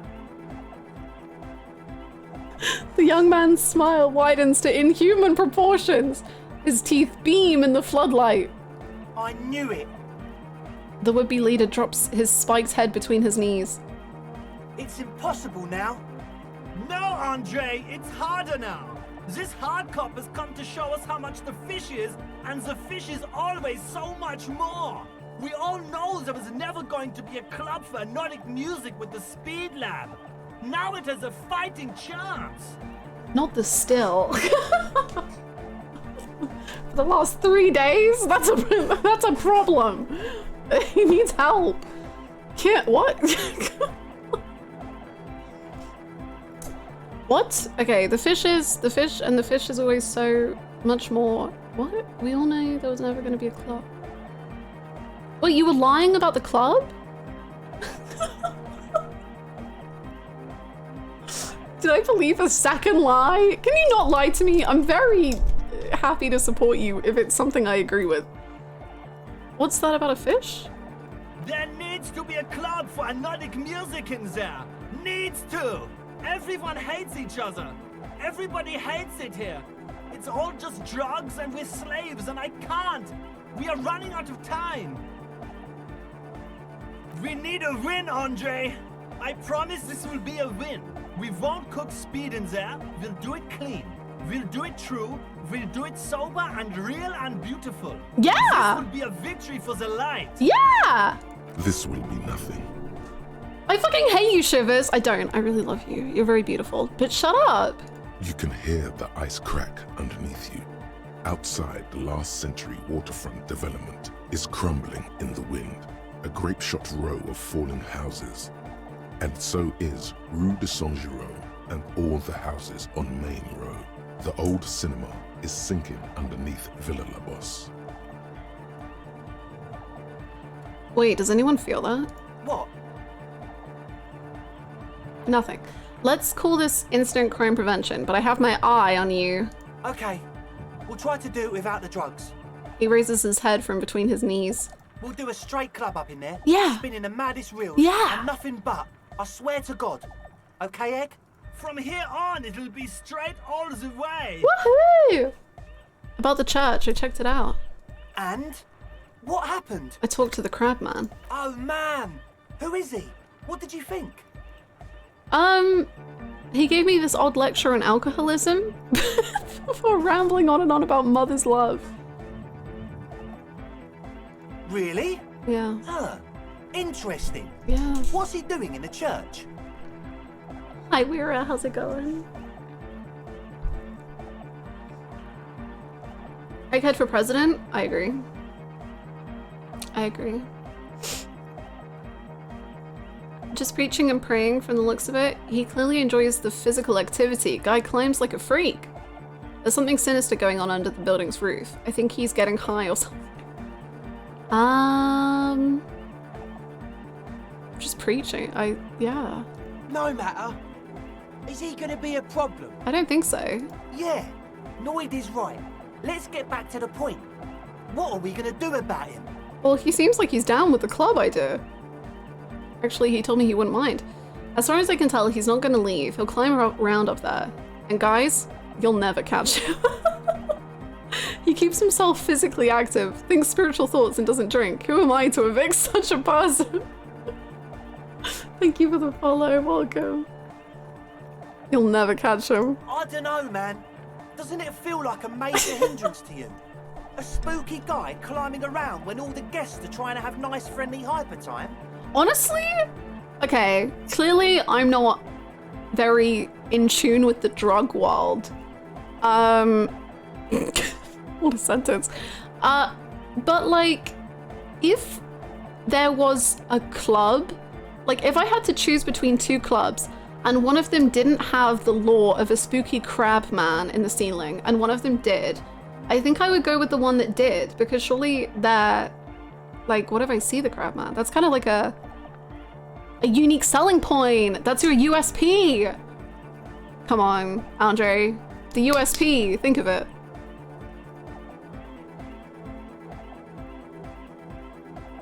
You're tuned, but just a little. I think I'm a little tuned into the drug world. I've watched Breaking Bad, you know. I know that drugs exist. I know that they ruin families. But that's kind of all I've got. Seeing the crabman in the rafters sounds like a euphemism for a bad trip. That's fair. That's fair. That's fair. Okay, you've got a good point. But we're not gonna do drug. Well, they promised. Well, they did. Well, they promised. Don't worry. I don't think he really gives a damn about you or anyone else. I guess it's not a massive problem, now that I think of it. Everyone is welcome to dance till the morning light. Yeah! Did he record one year and they used it like a soundboard? I need to know. Maybe. I guess we'll figure something out. Okay, but what about the other spooker? The one in Grandma's clothes? Did you see her? I did. She's gonna be harder to sort out. A programmer? That's odd. Yeah. What was she like? Did you ask her about the If nightclub? it's so honest. She did not like the no dick dance club idea. What a pity! That's my favourite thing in the world! Oh! And she doesn't like it at all! Oh! A shame. What can we do now? Do you see a way out of this jam and into a laser-lit future of dance and unity? Unity! Dance! I enjoy you guys so much. She made it very clear that she won't leave until her own project is finished. And you can't just evict her? No, I don't think so. I think what we can do... Okay, you have two unique selling points now. One of your unique selling points is that there's the crab man in the ceiling, and the other unique selling point is that there's a 2mm hole of nothingness, and the first person to find it wins something. Look at you, Honor Man. Don't call me that. No, Lloyd. It's not true. He's right. Maybe we've approached it the wrong way after all. I'm sure there's a workaround. We can make a deal not to bother her. Yeah, see? That works. I love that last stream had so many different things with little downtime in between, and this stream has just been these guys. Last stream was like meeting about 100 different people. This stream has been these guys, Crabman, and Suna, and that's it. And it's a beautiful time. If that's okay with her, we only want to get in the church and spread the joy and ecstasy of music. Okay, let's use a different word to ecstasy, just because I'm not going to be able to tell if we're using it as an adjective or as like the thing. The lines in the dark exist, coexist. Okay. At least Crabman seems like an advanced being. He's hard. He's He'll what? understand. Yeah, he can do his climbing thing in the tower. And the programmer, does she like Nordic dance music? Lie. She doesn't seem to. Egghead cannot believe what she just Oh said. no. It makes him pump the jam a little slower for a moment, but then he returns to the full swing of it. Thank God. No worries, we'll figure it out. If coexisting fails, you can always muscle her out, right? If it's all okay with you, what do you think?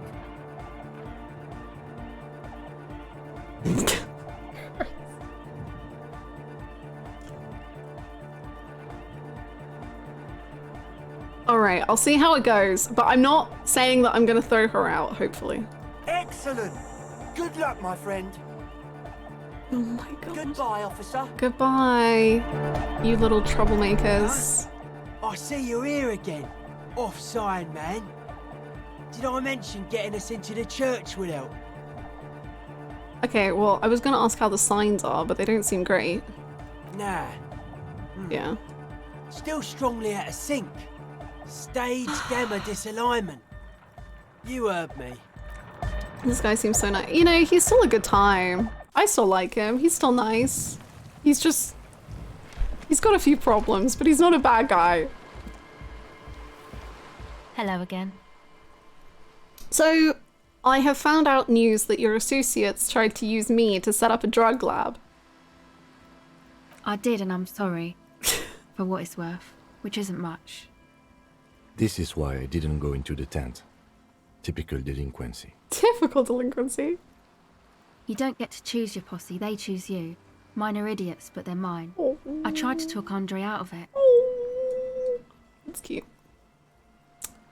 Should have tried harder. Misleading a cop is no joke. I don't care. I'm loco. I just wanted you to know that I know about the plan. Oh my god.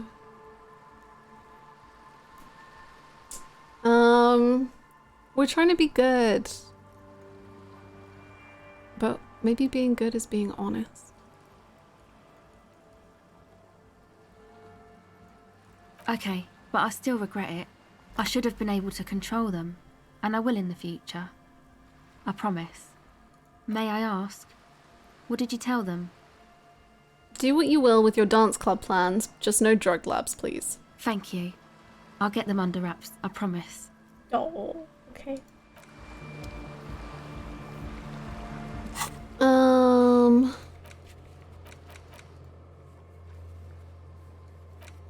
I think we actually can set up a nightclub. Oh my god, I'm wearing a shirt? Ew, oh my god. What the frick? And the wrong glasses. Oh, who am I? Okay, Suna, let's find a compromise here. Let's find a compromise.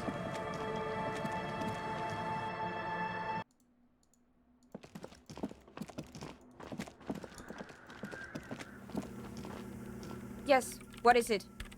So, Andre wants to make it work. I don't want to make anything work. Okay. Okay. You don't want to make anything work? Yes, anything. I don't want to make anything work. Alright. Good. Ooh, 97%. There's literally no way this could go wrong. Anyway, I'm just gonna really quick save. Yes. What is it? I think you should cooperate with them because I like them. Flingies. Easy. When a research is Thank done, God. she can move out. No, we don't fail checks. We only win. We've never failed a 80% or higher roll ever. Listen, about your research, you mentioned earlier that it's not going very well. Maybe I can help with something. What? No, I don't really need any help with the project. But I want to. It's been a while since we've seen the snake eyes. Don't manifest. Don't manifest that energy. No. They'll come back. We've had like, I don't know, 10 to 15. How's it going, Chris? I hope you're well. Doru, thank you for the follow. But if I could help you finish the project, then you wouldn't have to live in a church next to the boom anymore. Just think about it. She thinks about it. A glassy look in her eyes. A gust of wind brings more snow in from the broken gallery. It touches her hair. All right. Bring me the game's offsite copy from my old workspace, if you really want to help. It's stored on a filament memory, and I'm unable to go and fetch it myself. What is an offsite copy? It's a backup of my former employer's project. Okay. The radio game we were working on. Okay. It's stored on a filament memory, just like the one inside this radio computer. The backup itself is destroyed now. Oh. But I'm hoping to use what's left of it to pinpoint the exact location of the anomaly. You just have to go to my old workspace and get the filament. Hold on. If it's called an off-site copy, then why is it still on-site?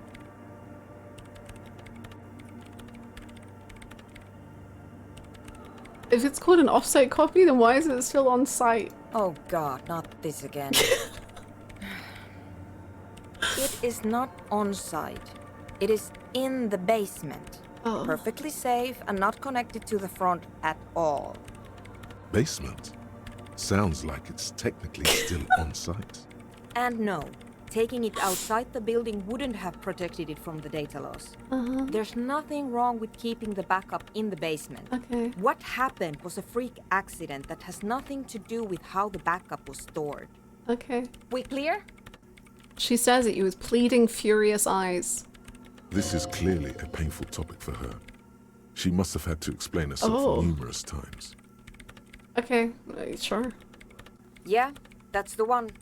You can get in through the bookshop. You just have to do some explaining to the bookstore lady. Oh my god. Okay, play Psalms. That's her name, I believe. There's this giant ice bear fridge in the building's cellar. It's there. Ice bear fridge? Don't worry, you can't miss the bear. It's hideous. Is the fridge in the shape of a bear? The bookstore lady hates me. Says I'm part of the curse, whatever that means. Why does she think you're part of the curse? Because she's from Martinez, and people from Martinez have never ever seen a radio computer. She thinks it emits elemental evil. Don't be too harsh, that's only because of their socio-economic situation. Narrow your eyes. So biased, don't you think? Yeah. It doesn't emit. It receives. It receives evil? Just like her. She started praying when she first saw my rain. Turned to higher powers. The lieutenant coughs like he's amused. Once I came in one morning, only to find that my terminal was full of those strange trinkets and amulets. Wards. It looked like some Semenine magic. So what I need you to do here is go have a talk with her. Say that you're a policeman and need to get to the building's basement. Then bring me the off-site copy. Alright? Alright. Thanks. You're welcome. She thinks for a moment, then reaches behind the radio computer and hands you what looks like an oversized pry bar. Damn! Kim, she's one-upping your pry bar situation. And here's my Qualsund multi-tool. You might need it to hack loose some ice. It opens everything. If you get me the off-site copy, then you can keep the Qualsund. It hurts a bit for her to say this. She's not too happy to be parting with the Qualsund. Okay.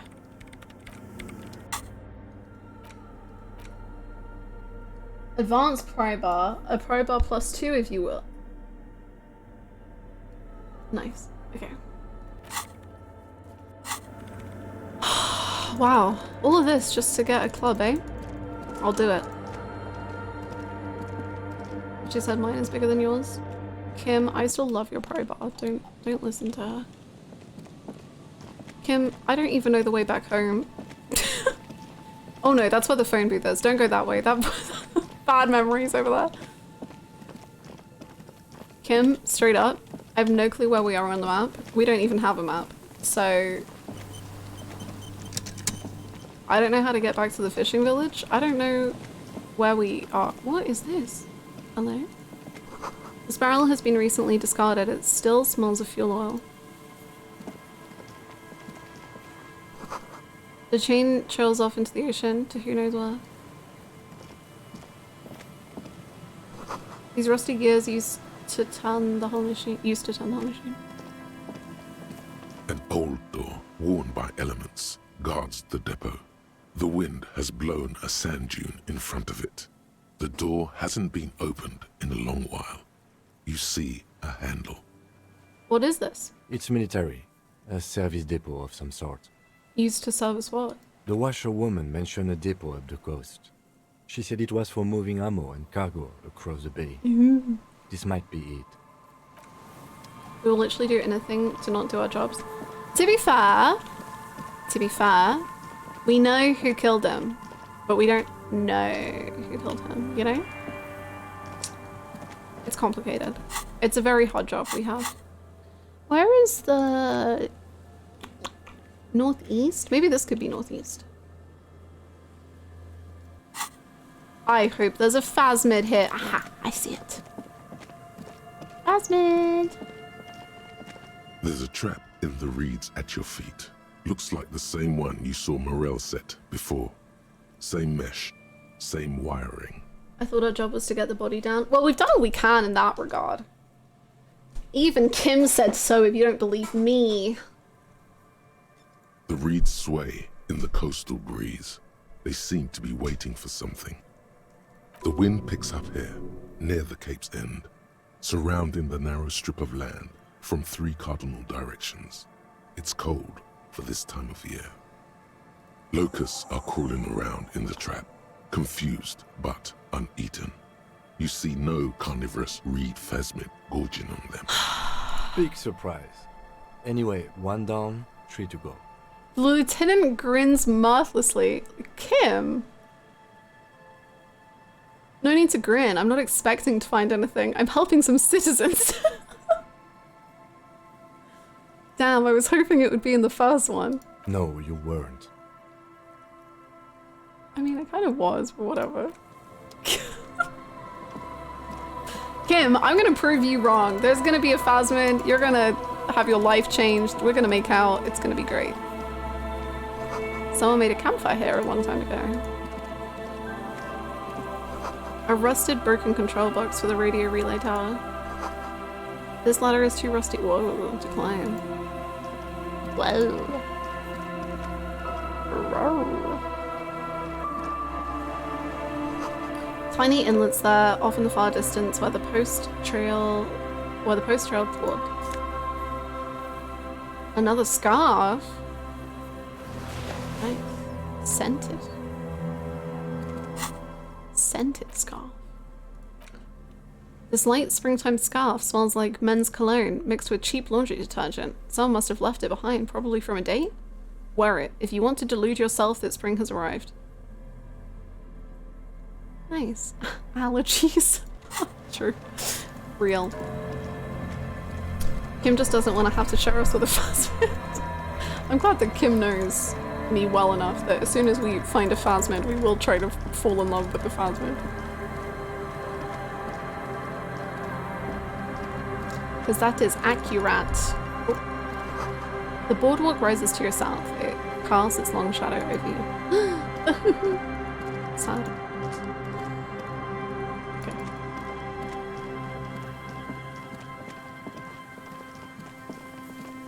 What was that last one?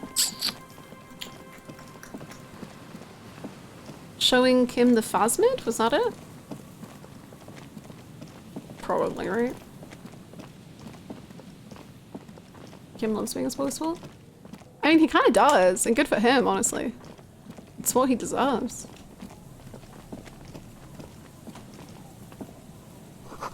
The rear tire of the motor carriage adorns these reeds.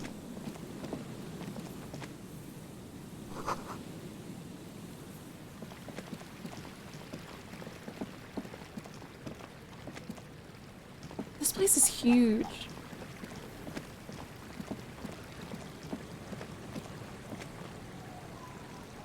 Honey?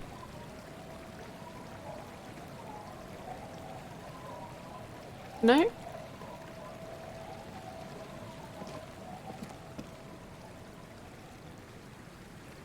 Okay.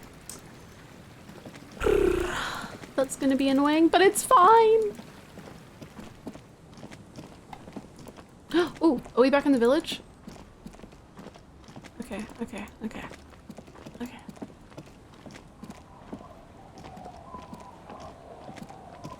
Oh, that sounds so vibey, Elliot. That sounds amazing.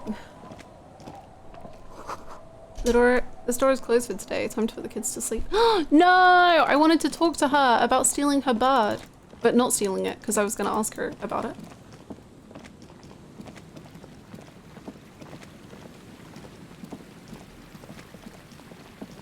Can you see it from here?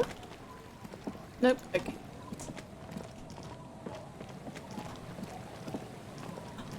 Wait. We just did a big circle. My brain hurts. What?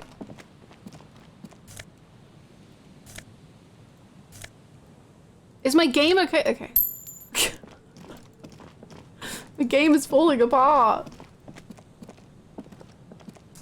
Dingallery said she can take it. I mean, the child did, but I would like to ask the mother about it.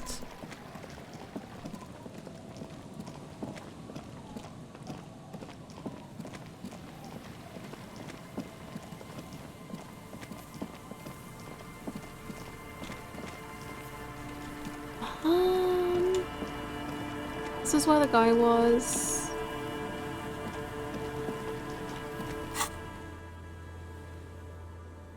Boat houses. Canal. Boat houses. Oh, this is the Feld building. Okay, okay.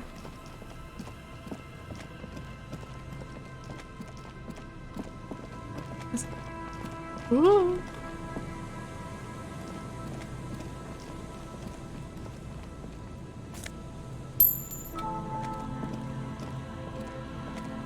This is the trap Morel just set. Checking it over, he said, is just a technicality. But the reeds by the abandoned campsite hiss and shake in the lazily falling rain. Characters in Disco you want to see cook hard in the rest of the story? Ooh. That's a good question. Oh. I really want to see her cook hard. Like, I have every faith that she's going to, but I'm just like intrigued in that. Like, that's the thing I'm most interested in the story, I think. Titus. I think Titus could cook really hard.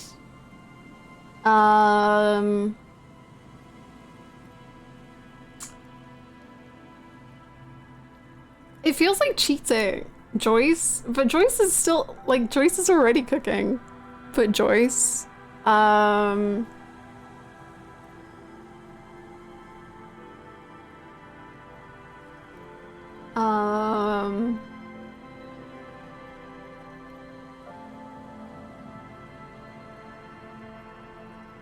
She's been on high heat constantly, and yet she's never burning. Queen.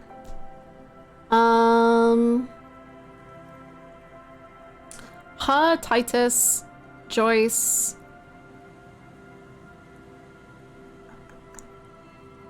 I'm gonna say me, the MC.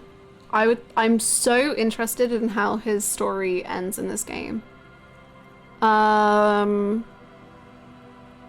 Because I was talking about it a bit last week, but I really don't see like a happy ending happening. Maybe a hopeful ending, but I don't know about happy. But I'm really interested in how they go about it. Who was the first one? Her. She doesn't have a name. Whoever the woman in our lives were, I think she's gonna continue to cook. And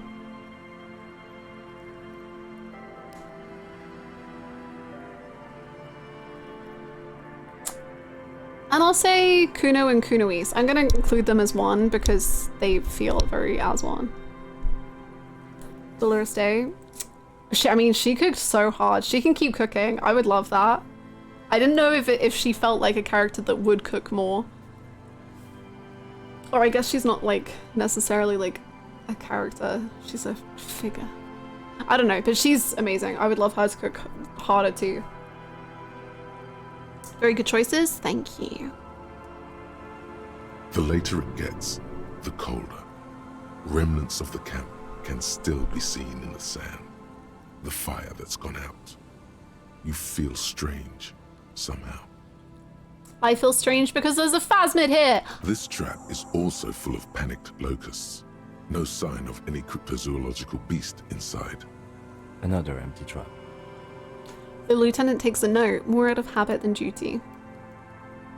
Let's keep going. The next one is the lucky one. How are you enjoying the cardio, Lieutenant? I'm quite enjoying it myself. I want to make it clear that I don't actually believe the phasmid exists, okay?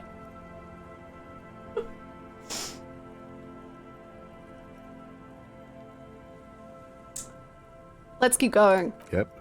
The next one has a crab trapped in it. These are just crab traps, you do realize. They're trying to trap the crab man?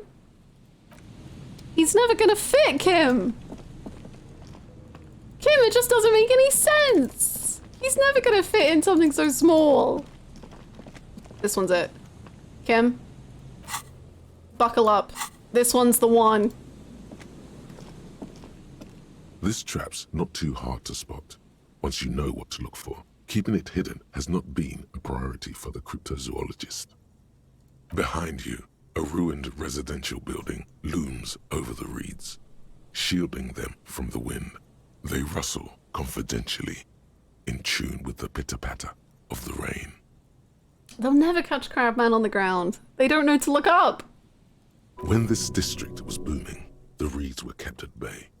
Nothing obscured the freshly painted facades. Nowhere for drunks and adventurous teenagers to hide. Now only the wind blows. This is it. This is the one, Kim. Get ready, Kim. Kim, get behind me. This is it. Nothing but locusts in this trap as well. Definitely no cryptozoological monstrosity. Empty as all of them. One more of these and we're done. His face is red from the cold sea air. He crouches to catch his breath. You getting tired? I must stress that I did not expect a cryptozoological monstrosity to be in this trap. Of course. Noted.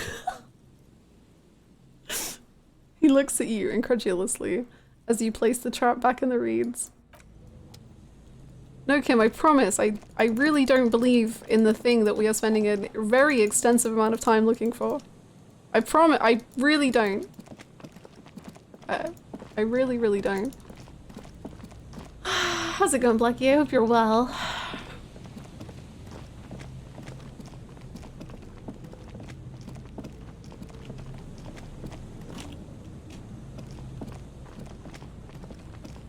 Come on, Kim, we've got one more. It's also getting a little late, Kim. If you want to go to bed, you need only tell me. Because I've got a lot of tasks to do, so I'm staying up all night, baby. I'm never gonna sleep. Oh my god, I just remembered I have a new bed as well. Wow. Gonna start playing disco after finishing SMT. I hope you love it. It's the best. It's changing my life.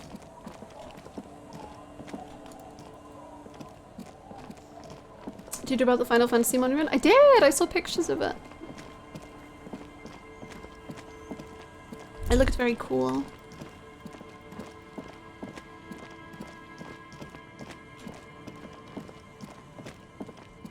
You just have to make your own peace with that. No, Kim. Don't make your own peace with that. I'm gonna prove to you that they're real. This one is the one, Kim. Kim? Prepare yourself. Your vision of the world. I will not go sit with no context. Sadly, if you meant in person, it's no longer there. But if you want to look at pictures, you can do that. It takes you a moment, but finally you spot the last of Morel's traps. This one's partially obscured by the reeds. The reeds bend forlornly toward the sand. Some tufts have been crushed. The broken stalks seem like a rebuke. The sound of the city hums in the east. Is it possible to sleep outside? I tried and I got a game over. So I'm gonna go no, but maybe. The constant, distant song, louder on this part of the coast, nearer somehow. And there's that cold again. Always the cold. Prepare yourself, Kim. This is it. The trap feels light and silent as you pick it up. Something is different here. Kim, it's actually happening. Kim? No locust. Kim? No phasmid either, but still. Keep looking. Well, the bait worked on something. This doesn't mean it was a reed monster, though. Unless you see one in there. I just see an empty trap. But what if it was the phasmid? What if it ate them and got out? What if? Right. Anyway, that's for the cryptozoologists to figure out now. We're not cryptozoologists. We're cops. But what if we were both killed? Kim, your CV needs to be well-rounded with a lot of different work experiences. We should investigate, just in case. Kim, please. I'm not sure when they'll take it down. I think it's already taken down. On Twitter, they said it was just there for like the evening, or until the evening.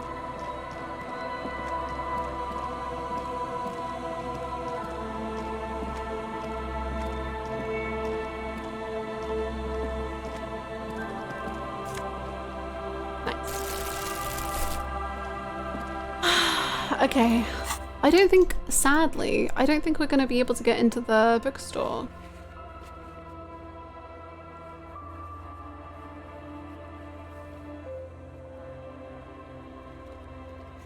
I didn't get to attune to it. Oh, I wish I could fast travel. I could go home. Oh my god, the dream. I could just pop all over the place. Ooh. You're more sorry cop than communist cop. Aren't they the same?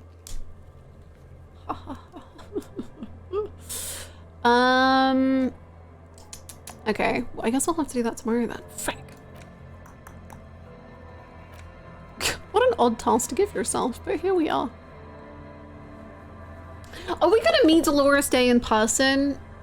Is that why that's a task? Is that somehow gonna happen?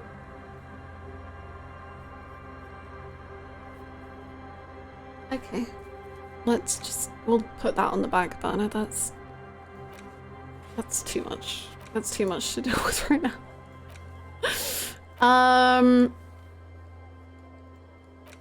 I think we need to call Alice about something, but we also need to call her tomorrow. Oh,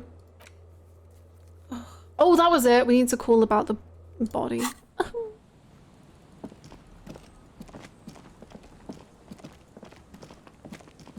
We're just normal cops. Just innocent cops. Wow. Wow. Normal, maybe.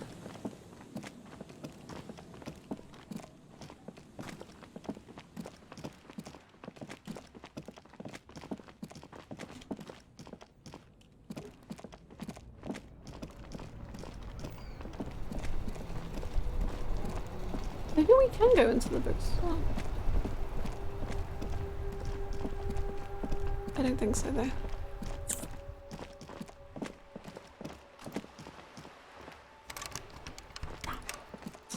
What do you suppose Kim's bedtime is? 9 p.m.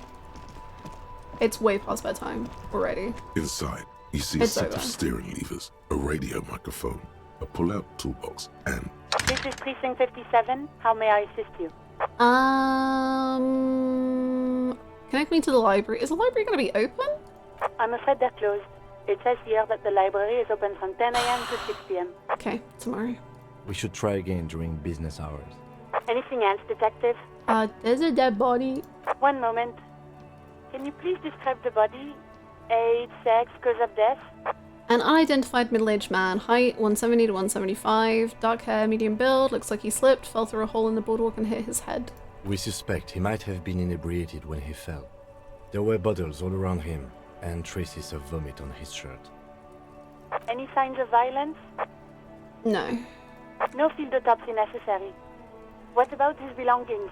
Did you examine his clothes? He was wearing boots, trousers, and an old leather jacket with bright blue lining. I found a library card. Any information on the library card? Well, I just asked you about that, Alice. I don't know. Good. You have a lead. Do you and Lieutenant Kitsuragi want to take the case, or should I assign it to someone else? We're taking it. I have assigned the case to Lieutenant Kitsuragi. Please follow up on this library lead to identify the man. We'll send someone to take the body to the morgue. Okay. That's all for now. Thank you for reporting in. Is there anything else I can do for you? That's it. 57th, over and out. Goodbye. In the cabin, you see... Okay. A body. A second body, no less.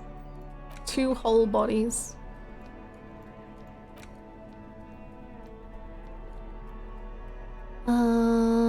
White on white flower motif. Ooh, damn.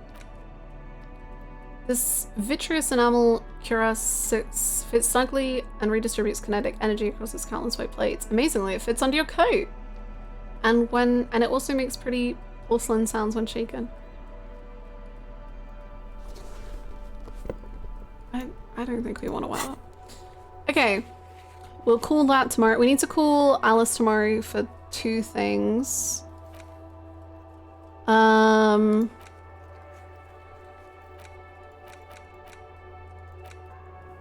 Those I don't think we can do until we've made the nightclub. So that's for tomorrow as well. The cell is also after the nightclub. That, I don't know, that is for tomorrow as well. That is for tomorrow. God, I got a lot of things for tomorrow.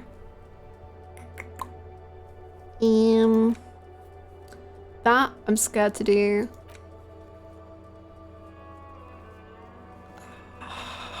We probably could have done that today, but that's fine. We need to figure out who else to talk to about this. Whew. Tomorrow looking kind of jam-packed, and Kim is past his bedtime. Kim wants to stay up late with me. Wants to, definitely not forced to. Definitely. We still need to prove our authority. That's probably going to take time. I don't even know. Oh, we can put this in the mail. That's something we can do. There we go. Hold on, let me look at it. You take the legal documents out of the youth center cuts into the ocean like the bow. Okay, I thought it was going to talk about the signatures. The dented yellow mailbox greets you with its graffito and bullet holes in the front. I knew we'd get to use this mailbox. Yes, for sending mail. For taking a stand, Kim. You drop the white envelope in the darkness. It lands with a soft thud on what sounds like a couple of letters. Probably did the right thing. You can't trust that slug Everard. You know he's going to play you somehow. All right, let's go back to Everard. If we don't mention anything to him, he won't know before it's too late. I'm scared he's gonna know though. Okay. That we can do tomorrow as well. Oh my goodness. Oh, can you hear that thunder? Wow. My goodness. It's beautiful. It's very beautiful. I feel like you could hear it a little bit. It's so grey. It's perfect disco weather.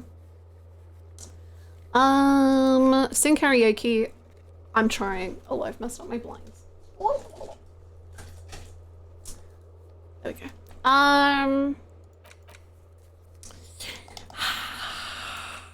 Okay. Let's go into the whirling, I think, and talk to the people who are there. I can tell my smoker friend that I have figured out what being gay is. He's going to be really proud of me. Hello. Hi again, Gendarme. Never mind, I can't tell him. But I figured it out! I know what we all are. All of us. But also, I'm not obsessing about myself anymore. It's confusing. There's a lot happening in my brain at all times. You can keep it. I don't mind. I can appreciate beauty when it is in now. Bye-bye, Gendarme. Bye-bye. Hello. How are you two doing? It's great to see you again, officer. My wife can't wait to thank you. Go on, talk to her. Oh, okay. Hello. Rhinos don't just sweetie, combust. I don't even know how to thank you for finding my husband and helping him out. I hope we haven't been too much trouble for you. It was a truly epic long-distance trek. I'm basically also a cryptozoologist now. Just doing my job, ma'am. Here, I want to give you a small token of my gratitude. It's a tie, Meskin origin. The pin is an antique, quite special. You never told me you've seen the Phasmid. Oh, you don't want to hear about some old woman's ramblings. Lena, it's all I ever do in this game. It's all I ever want. Ramblings? Nonsense. Your description of the Phasmid is the most precise I've ever heard. But darling, I didn't even get the size of it right.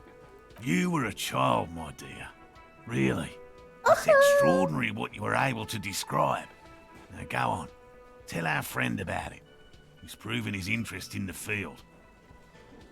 Should we ask Lena some difficult questions about her husband's association with Gary? Lena, I like your husband. I don't like your husband's friend. Please explain why those two spend time together. That is a way bigger compliment than it sounds like. Aww. Reflexively, the lieutenant read his familiar notebook. Well, it was summer. I was building a racing track out of sand on the beach near a tall stand of reeds. Quite a tall one. Many times my height, I remember. When, all of a sudden... Hi, Shalakian. We've been doing... things. Job-adjacent things. They always lead back to our job at the end, you know? Maybe we don't start them for the job, but they always end up helping. Oh, wait. Where was this and how old were you? I'm getting ahead of myself. I was 5.5 in Betancourt in the suburbs. Okay. My grandmother had a summer home there. Okay. She'd just started forming memories. Real memories. Not the billowy haze of infanthood. I don't think I remember anything from being 5 years old. The strangest moment of my life. I looked up and one of the reeds moved. Not like a plant, but like a living thing. It stood up and looked at me. Its body unfolded like some antique toy. I've never seen anything like it. I didn't know this can happen, so I reached my arm and touched the thing. It felt just like a stalk of reed, but it moved, swaying, towering above me. After a while, 20 seconds, a minute maybe, it left, went into the reeds. Did you follow? I tried, but I was only a child. There was mud and high water. I couldn't see it anymore. I was just standing there, knee-deep in mud, looking around me. Where did you go? Don't go. What does that mean? Then what? I ran back home to my grandmother and asked her if reeds could walk, and told her they were looking at me. Of course, she just laughed at me, but I knew what I'd seen. For years, it was a story I told at parties when I wanted to impress boys.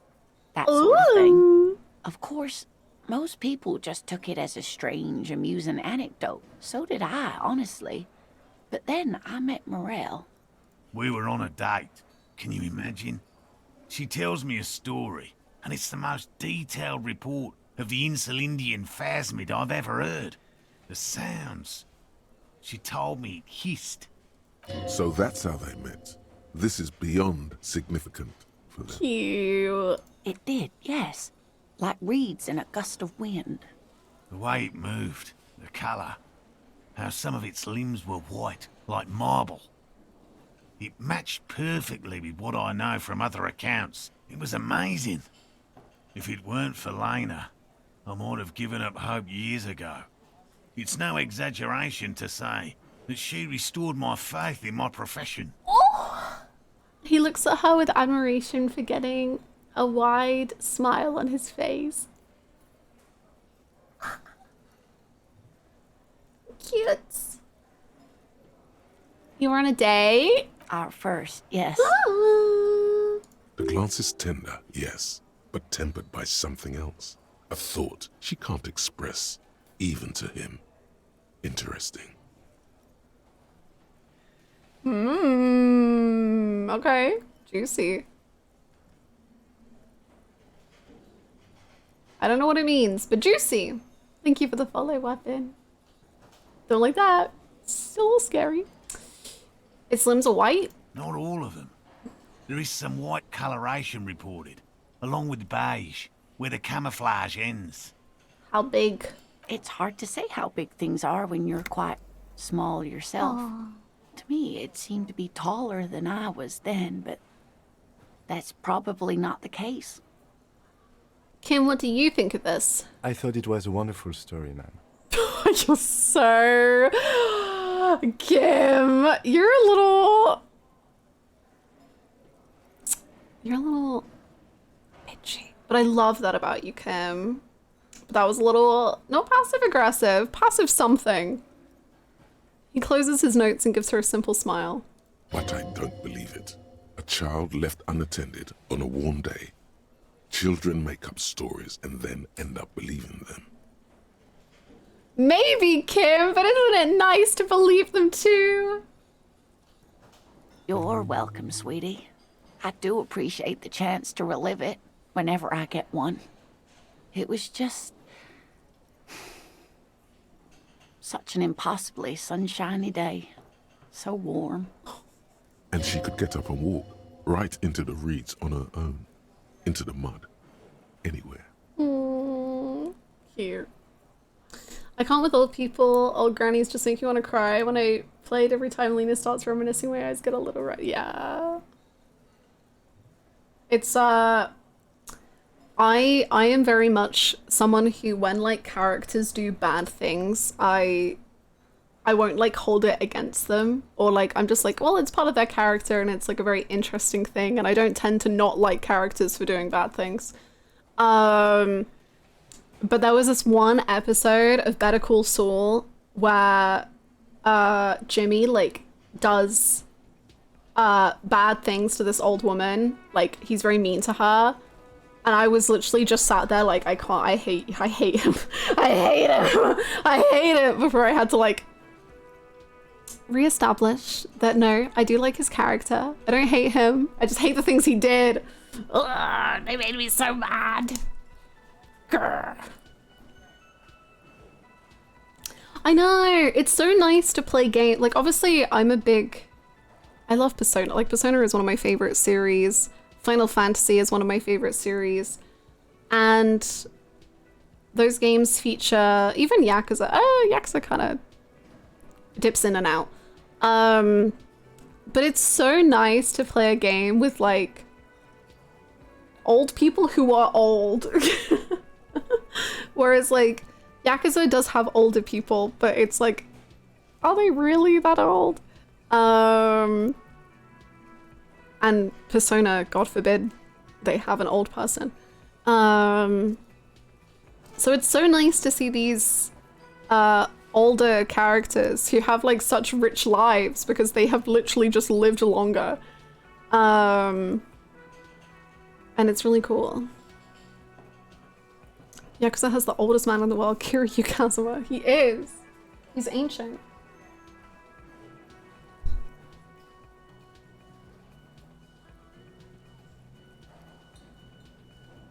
Sid being the token old party member of the party when he's 36. Yeah, Sid and then Auron in 10. And he's like 35. But you could have told me he was like 56 and I'd be like, yeah, base, love it. Cool.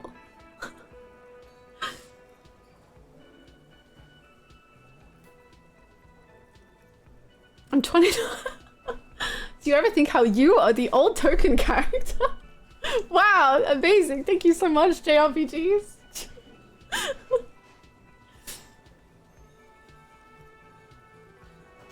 Let me save. I'm too scared. We've lost too many rolls that Oh, hello, sweetie. I can't risk it. So nice to see you again. I just started replaying this last night. Played it day one on PlayStation, got a long way in and soft-locked myself. Oh no! I almost soft-locked myself too. Luckily, I had people to guide me, but I almost did the exact same thing. I hope you enjoy it on second time around. It kind of makes sense. The older characters are juicy and feel like they have history while the younger characters are still realizing themselves. Yeah. Absolutely. We did have a generous benefactor. There's really no point in manipulating anyone.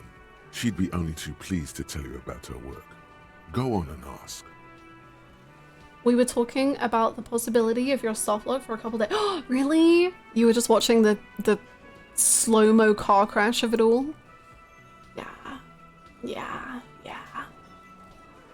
Hey Lena, I'd like to hear about some of the cryptids you've studied. Could you just tell me about a couple of them? Oh, I'd be delighted. Truth be told, I could really use the company too. Morale? One cryptid, not a couple. One. This won't turn into some kind of cryptid extravaganza. Kim!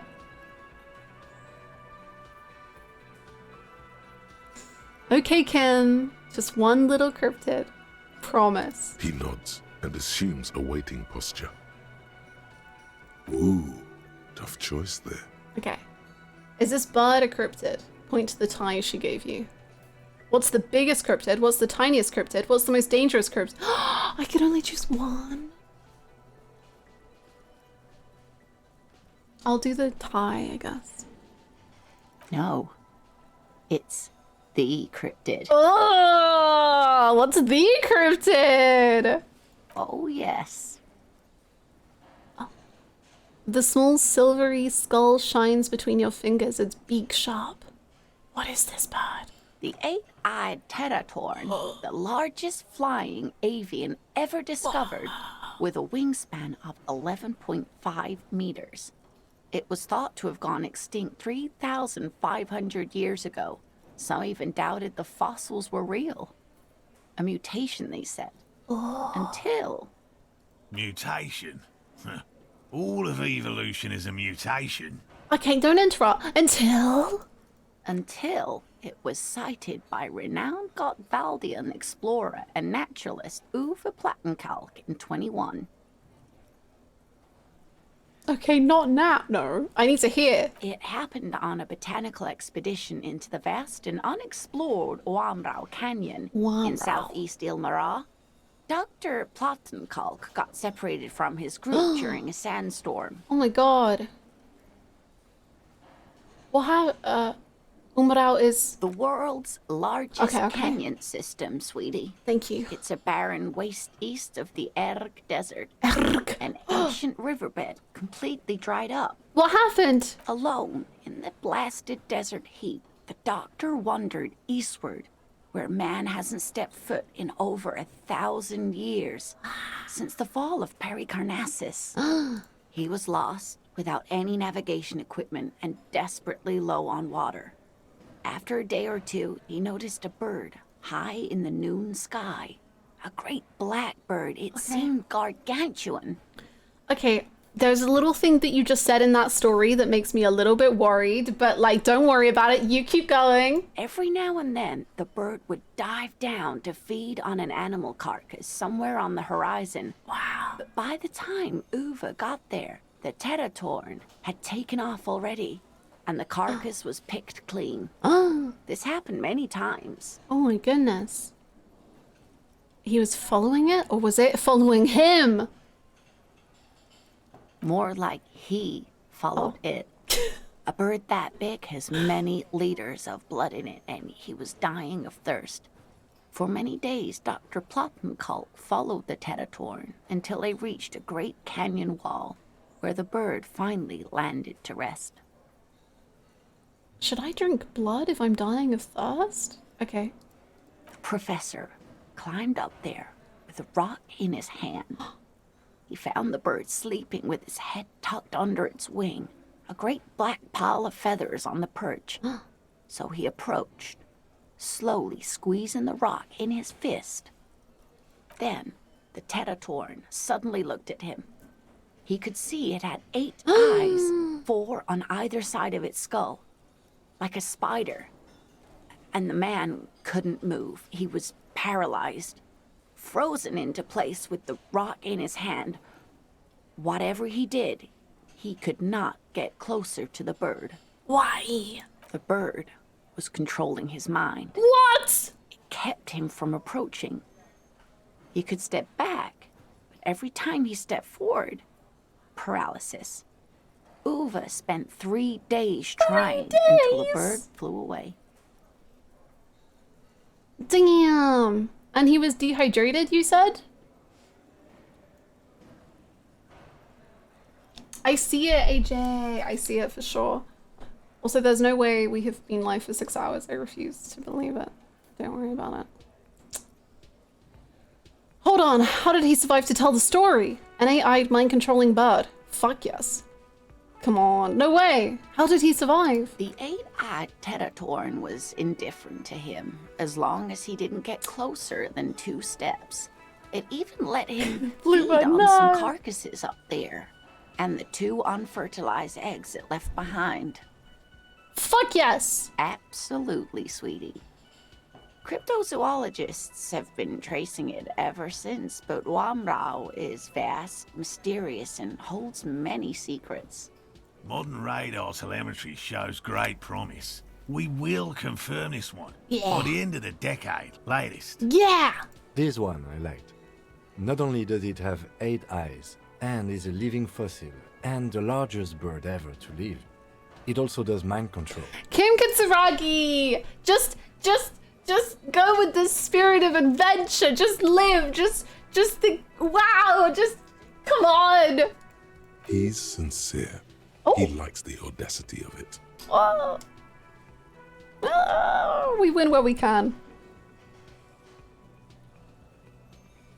So that was the last anyone saw of it? Sadly, yes. No. But there are numerous reports of 8-eyed bird skulls from Ilmara. And then there's the striking resemblance to the Pericarnassian imperial eagle, an ancient heraldic symbol that is hard to pass off as coincidence. The imperial eagle, too, had 8 eyes. What? Not really. Oh. It's just stylization. The way they drew eyes. It's not a zoological drawing. I'm just gonna Google something real quick. Dehydration seeing double? Eye strains such as tired eyes, blurred vision, headaches, and double vision can be caused by dehydration.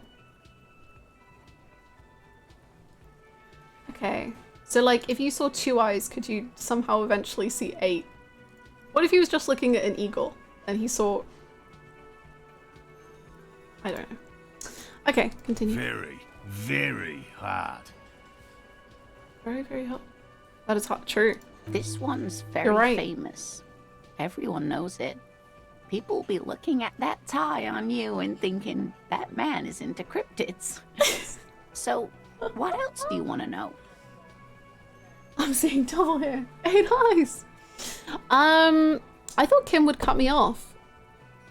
Maybe Kim's into it now. Maybe Kim was pretending not to like it. What's the most dangerous? The gnome of Jeroma.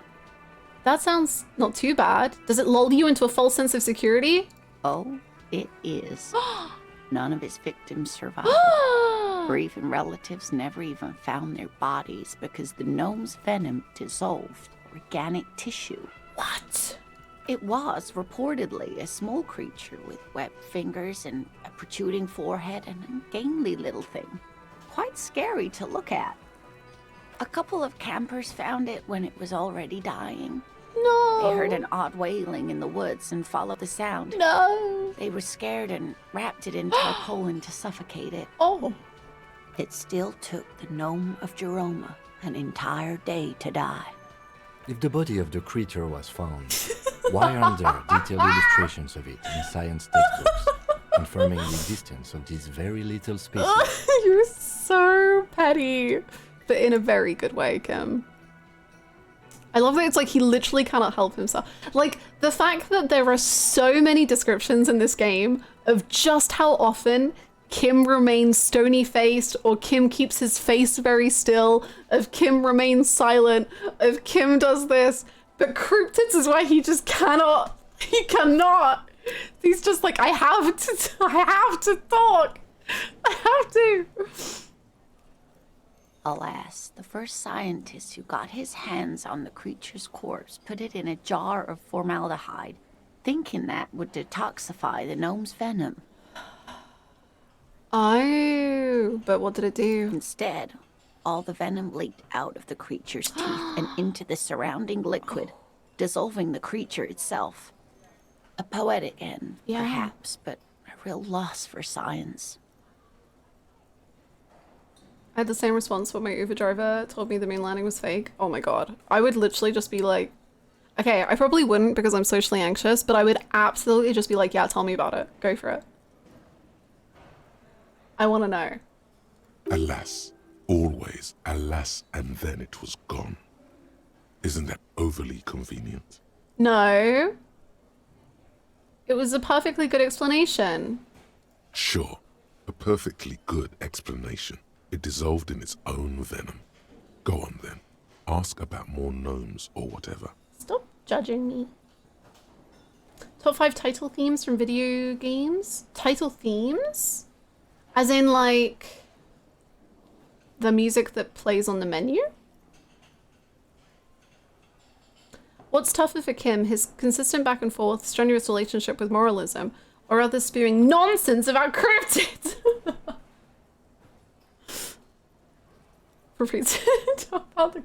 I personally, as long as the conspiracy theory like isn't massively like hurting anyone, such as the moon landing was fake, I am so like down to hear about it. Like as long as they're not like terrifying and scary, as in when they're describing it, I'll be like, yeah, tell me, Uber driver, tell me about why the moon landing isn't real.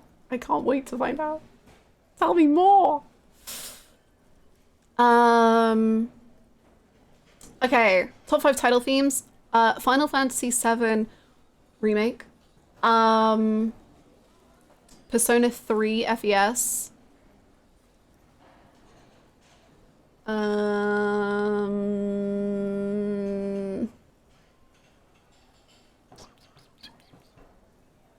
Persona 4 Golden. I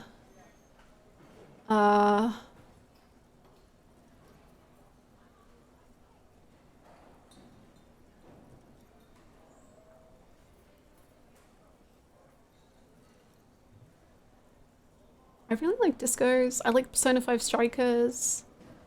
Kingdom Heart, any of the Kingdom Hearts, honestly. Come here, you want it?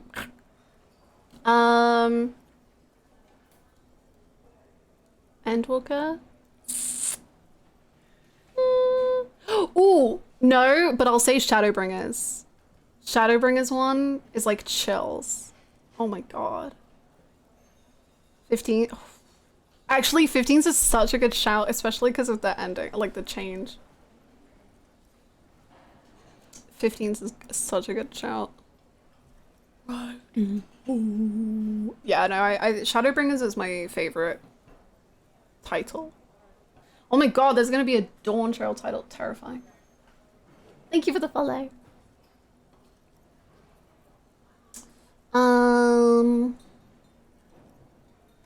I don't know, I gave you more than 5, so there's a bunch, I suppose. I think it's so interesting that so few people in Disco Elysium believe in cryptids when something like the Pale literally exists. Yeah. It's cool what, like, as a society, we can allow ourselves to believe.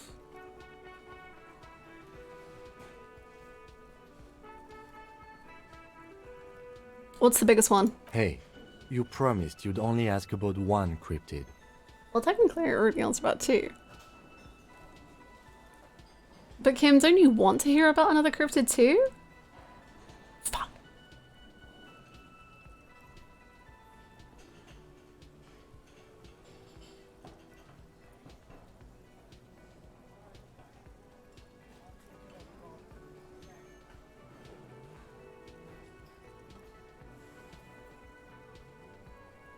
I wish I could save in dialogue.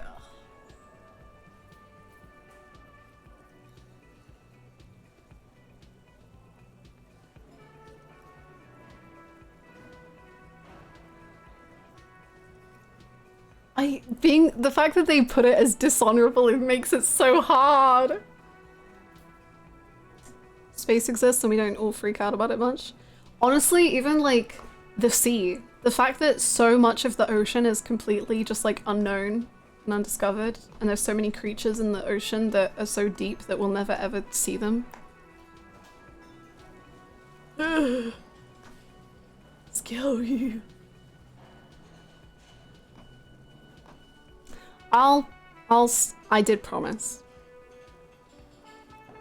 Did I? Yeah, I did. But like, I want to ask. I wish.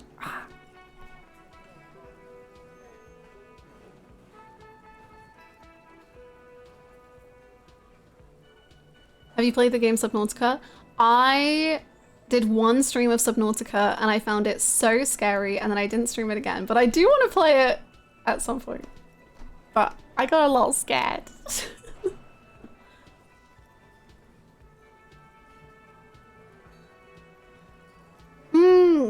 Yeah, very true, Bluebird. Okay, what I'm hoping is that I can ask and then he says no or yes. And then I can say, okay, I promised. That's what I'm really hoping, and if it goes wrong, then it goes wrong. But we gotta live with our mistakes. Don't you want to hear about another cryptid too, Kim? The lieutenant pauses thoughtfully. Ah, fuck it. Let's have more cryptids. Well, the biggest cryptid is, of course, the horrible giant of Kokonur. The giant lives in the most arid parts of the vast Kokonur Desert in South Samara, casting a strange light across the barren wastes. I can't believe Kim just said fuck it. Fuck it. Okay, sorry, I wasn't paying attention because I was thinking about Kim. Arid parts of the, yeah. Wait, what do you mean strange light? Just how big is it? Is it dangerous? Is that the first time he said fuck? I feel like it. Maybe not. But I think normally he's very proper. Mirage or psychogenous luminance. She does not elaborate the nature of this luminance further. How big is it? No one knows for sure. It is like an awful mountain appearing from below the horizon and expanding to cover almost a third of your field of vision. Is it dangerous? The towering luminosity of Kokonur is a bad omen in local folklore. Some say it's a fata morgana, others, fate unimaginable. Hui. No animal can be that large. It's a mirage. That's what makes it so peculiar. A species surviving at the very limits of scientific law. The giant of Kokonur must be the largest animal the planet can support. You're being elusive, but say mirage again. Whisper again for us, Kim, please. There are limits, you see, to how large a metabolism an ecosystem can beget. Some say a gravity anomaly below the Kokonur Desert might allow the creature to grow to these gargantuan sizes. Okay, I believe it. Great. This is great shit. You need more. You're so right. Gravity anomaly. Digging it. Digging it. Digging this parascientific stuff right here. We were learning about a 2mm hole an hour ago, and now we're here. Life is the best. Cryobacter catlensis. Cryobacter catlensis? Yes, a unicellular bacterium that was discovered in one of the northernmost points of Kotla on the Boreal Plateau by renowned geologist Caitlin Mijanou some 70 years ago. What's so special? The bacterial colony Mijanou found had remained alive while frozen in ice for longer than anyone could reliably estimate. Certainly from before recorded history. Mijanou disappeared shortly after injecting herself with the bacteria she had brought back to study. No doubt in hopes of prolonging her own life. What? She did what? Why would you prolong your life? Being alive is terrible. Okay, Kim has agreed to this, to prolonging this. Don't make it worse for him. I intend to live forever as a symbol. She was preparing for the end times. Okay. I want to do a playthrough of this game where all I do is click on all of the end time responses. Like all of the times where he's like, it's coming, the end. And you're like, what? What do you mean? I'm gonna fully lean into it and just be like, yes, the world's the end. It's on its way.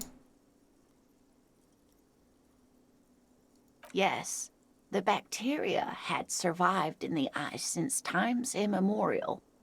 It is not hard to see where she could have gotten the idea. It's actually a little hard to see, but do go on.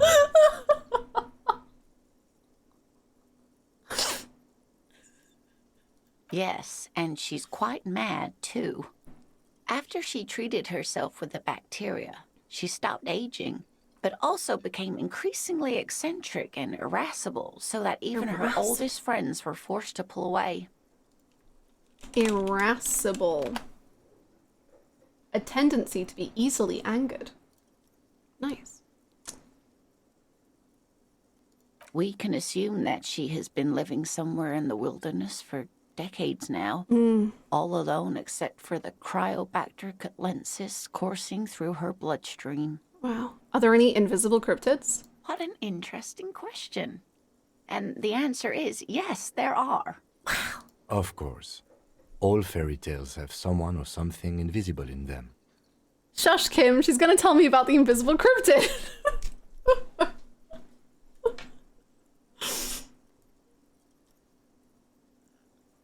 He is. He's the world's biggest hater. And yet he loves me. You're right, Kim. It's childish, but I need to know. Shush, Kim. It's the Col de Mamadaqua. Its name Col means de thin Mamadaqua. whisper of sound, and that's precisely what it is. Self-replicating sound waves, invisible and intangible. The Col de Mama is very afraid of us, which makes it incredibly difficult to track. What does it... Okay.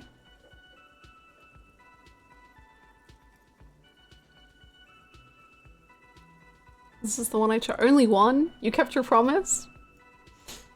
If only I was that strong.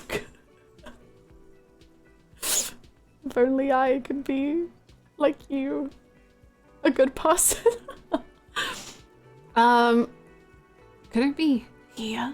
Like right now? It could be. As I said, it could be everywhere. And we wouldn't know any better. It could be ringing all the days of our lives and nights. What does it sound like? Like nothing. It's such a high-pitched sound that us humans can't hear it, nor can other animals.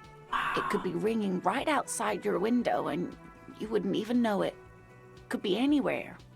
Everywhere, even. Fine, I'll bite. How can an animal be a sound? Many scientists have asked the same question. Some have claimed that it isn't itself a sound, but a tiny corpuscle that emits sound waves. But there's no evidence to support this theory.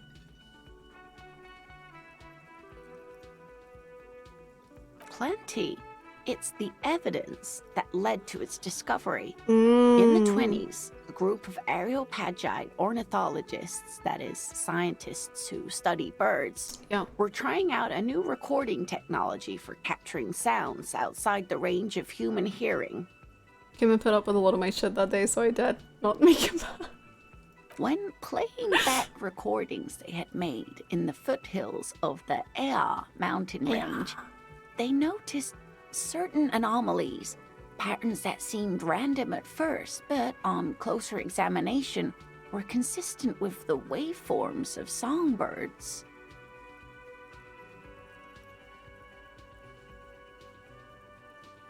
Okay. Yeah.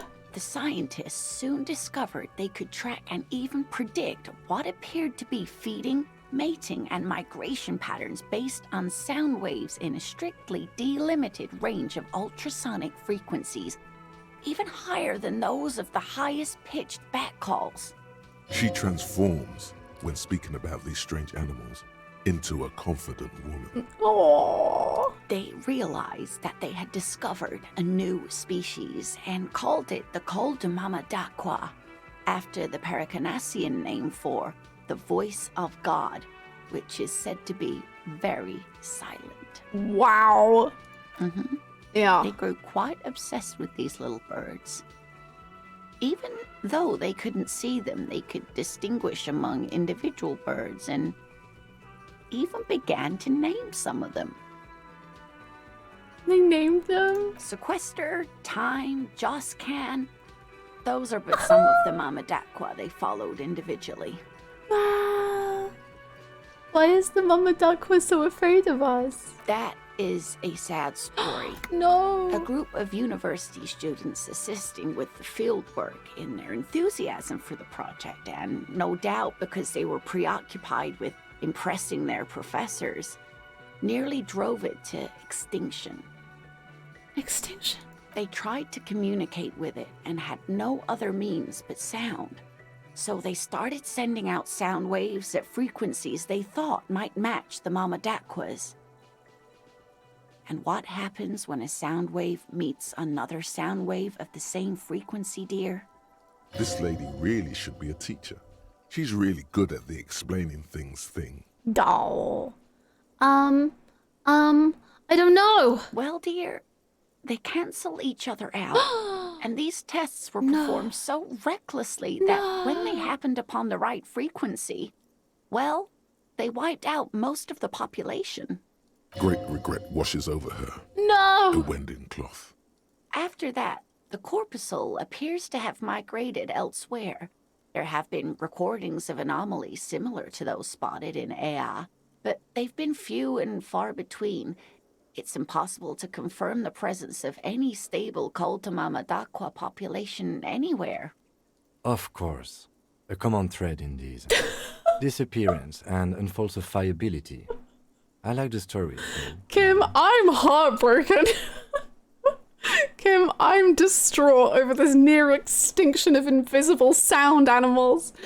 And you're just saying I like the story. I'm glad you did, dear. She seems genuinely glad. Oh.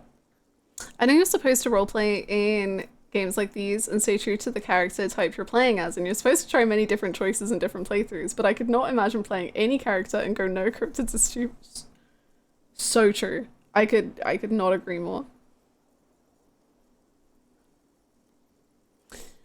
Interesting. What about what?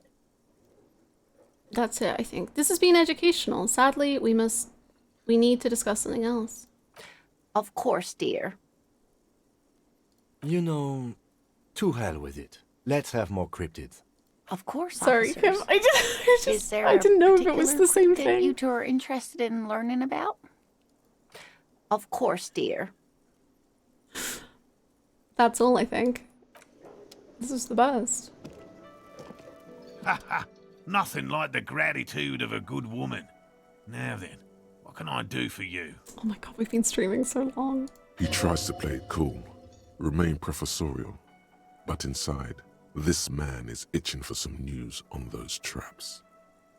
Okay, we'll save it there. We'll save it there, because otherwise we'll talk to him for like an hour, and then we'll talk to Gary, and then we gotta... We have to remain calm. I've played this game 5 times and watched over 15 people play it. You were the most what do you mean? The most enthusiastic.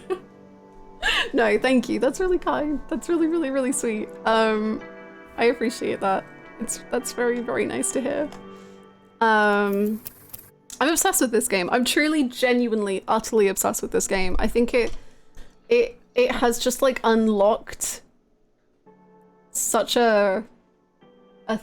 something I didn't even know was in me in a game.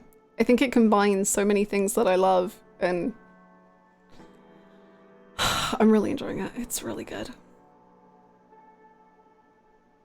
Oh. Progress today, 1 church, 2 tent, 3 cryptids.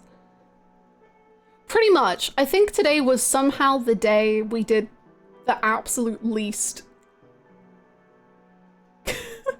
we also did so much. We did also lose 2 hats. That's true. Frick.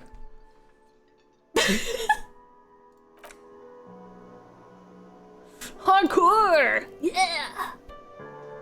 We didn't kill anyone. True. And wait, did we threaten our life? No, that was yesterday. As in like in-game yesterday. How long do we think till Hannah gets a bunch of Kim fan art in the background? Look, I was already favoriting Kim fan art on Etsy because it kept popping up and I'd be like, okay, I can't buy it, but I'll save it.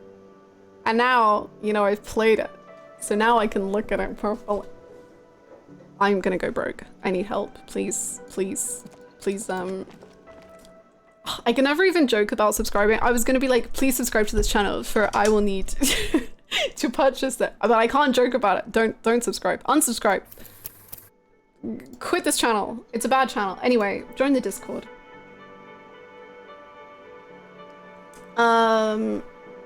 Thank you all so much for hanging out.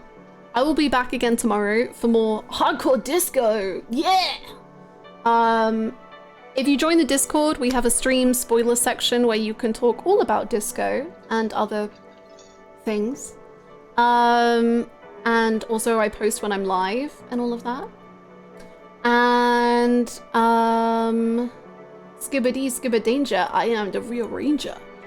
That's me. Skibbities skibba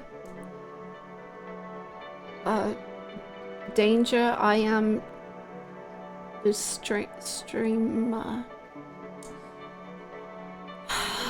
Okay, on that note, I'm gonna end the stream. Have a wonderful rest of your evenings. I'll see you tomorrow. Goodbye, everyone. Bye-bye.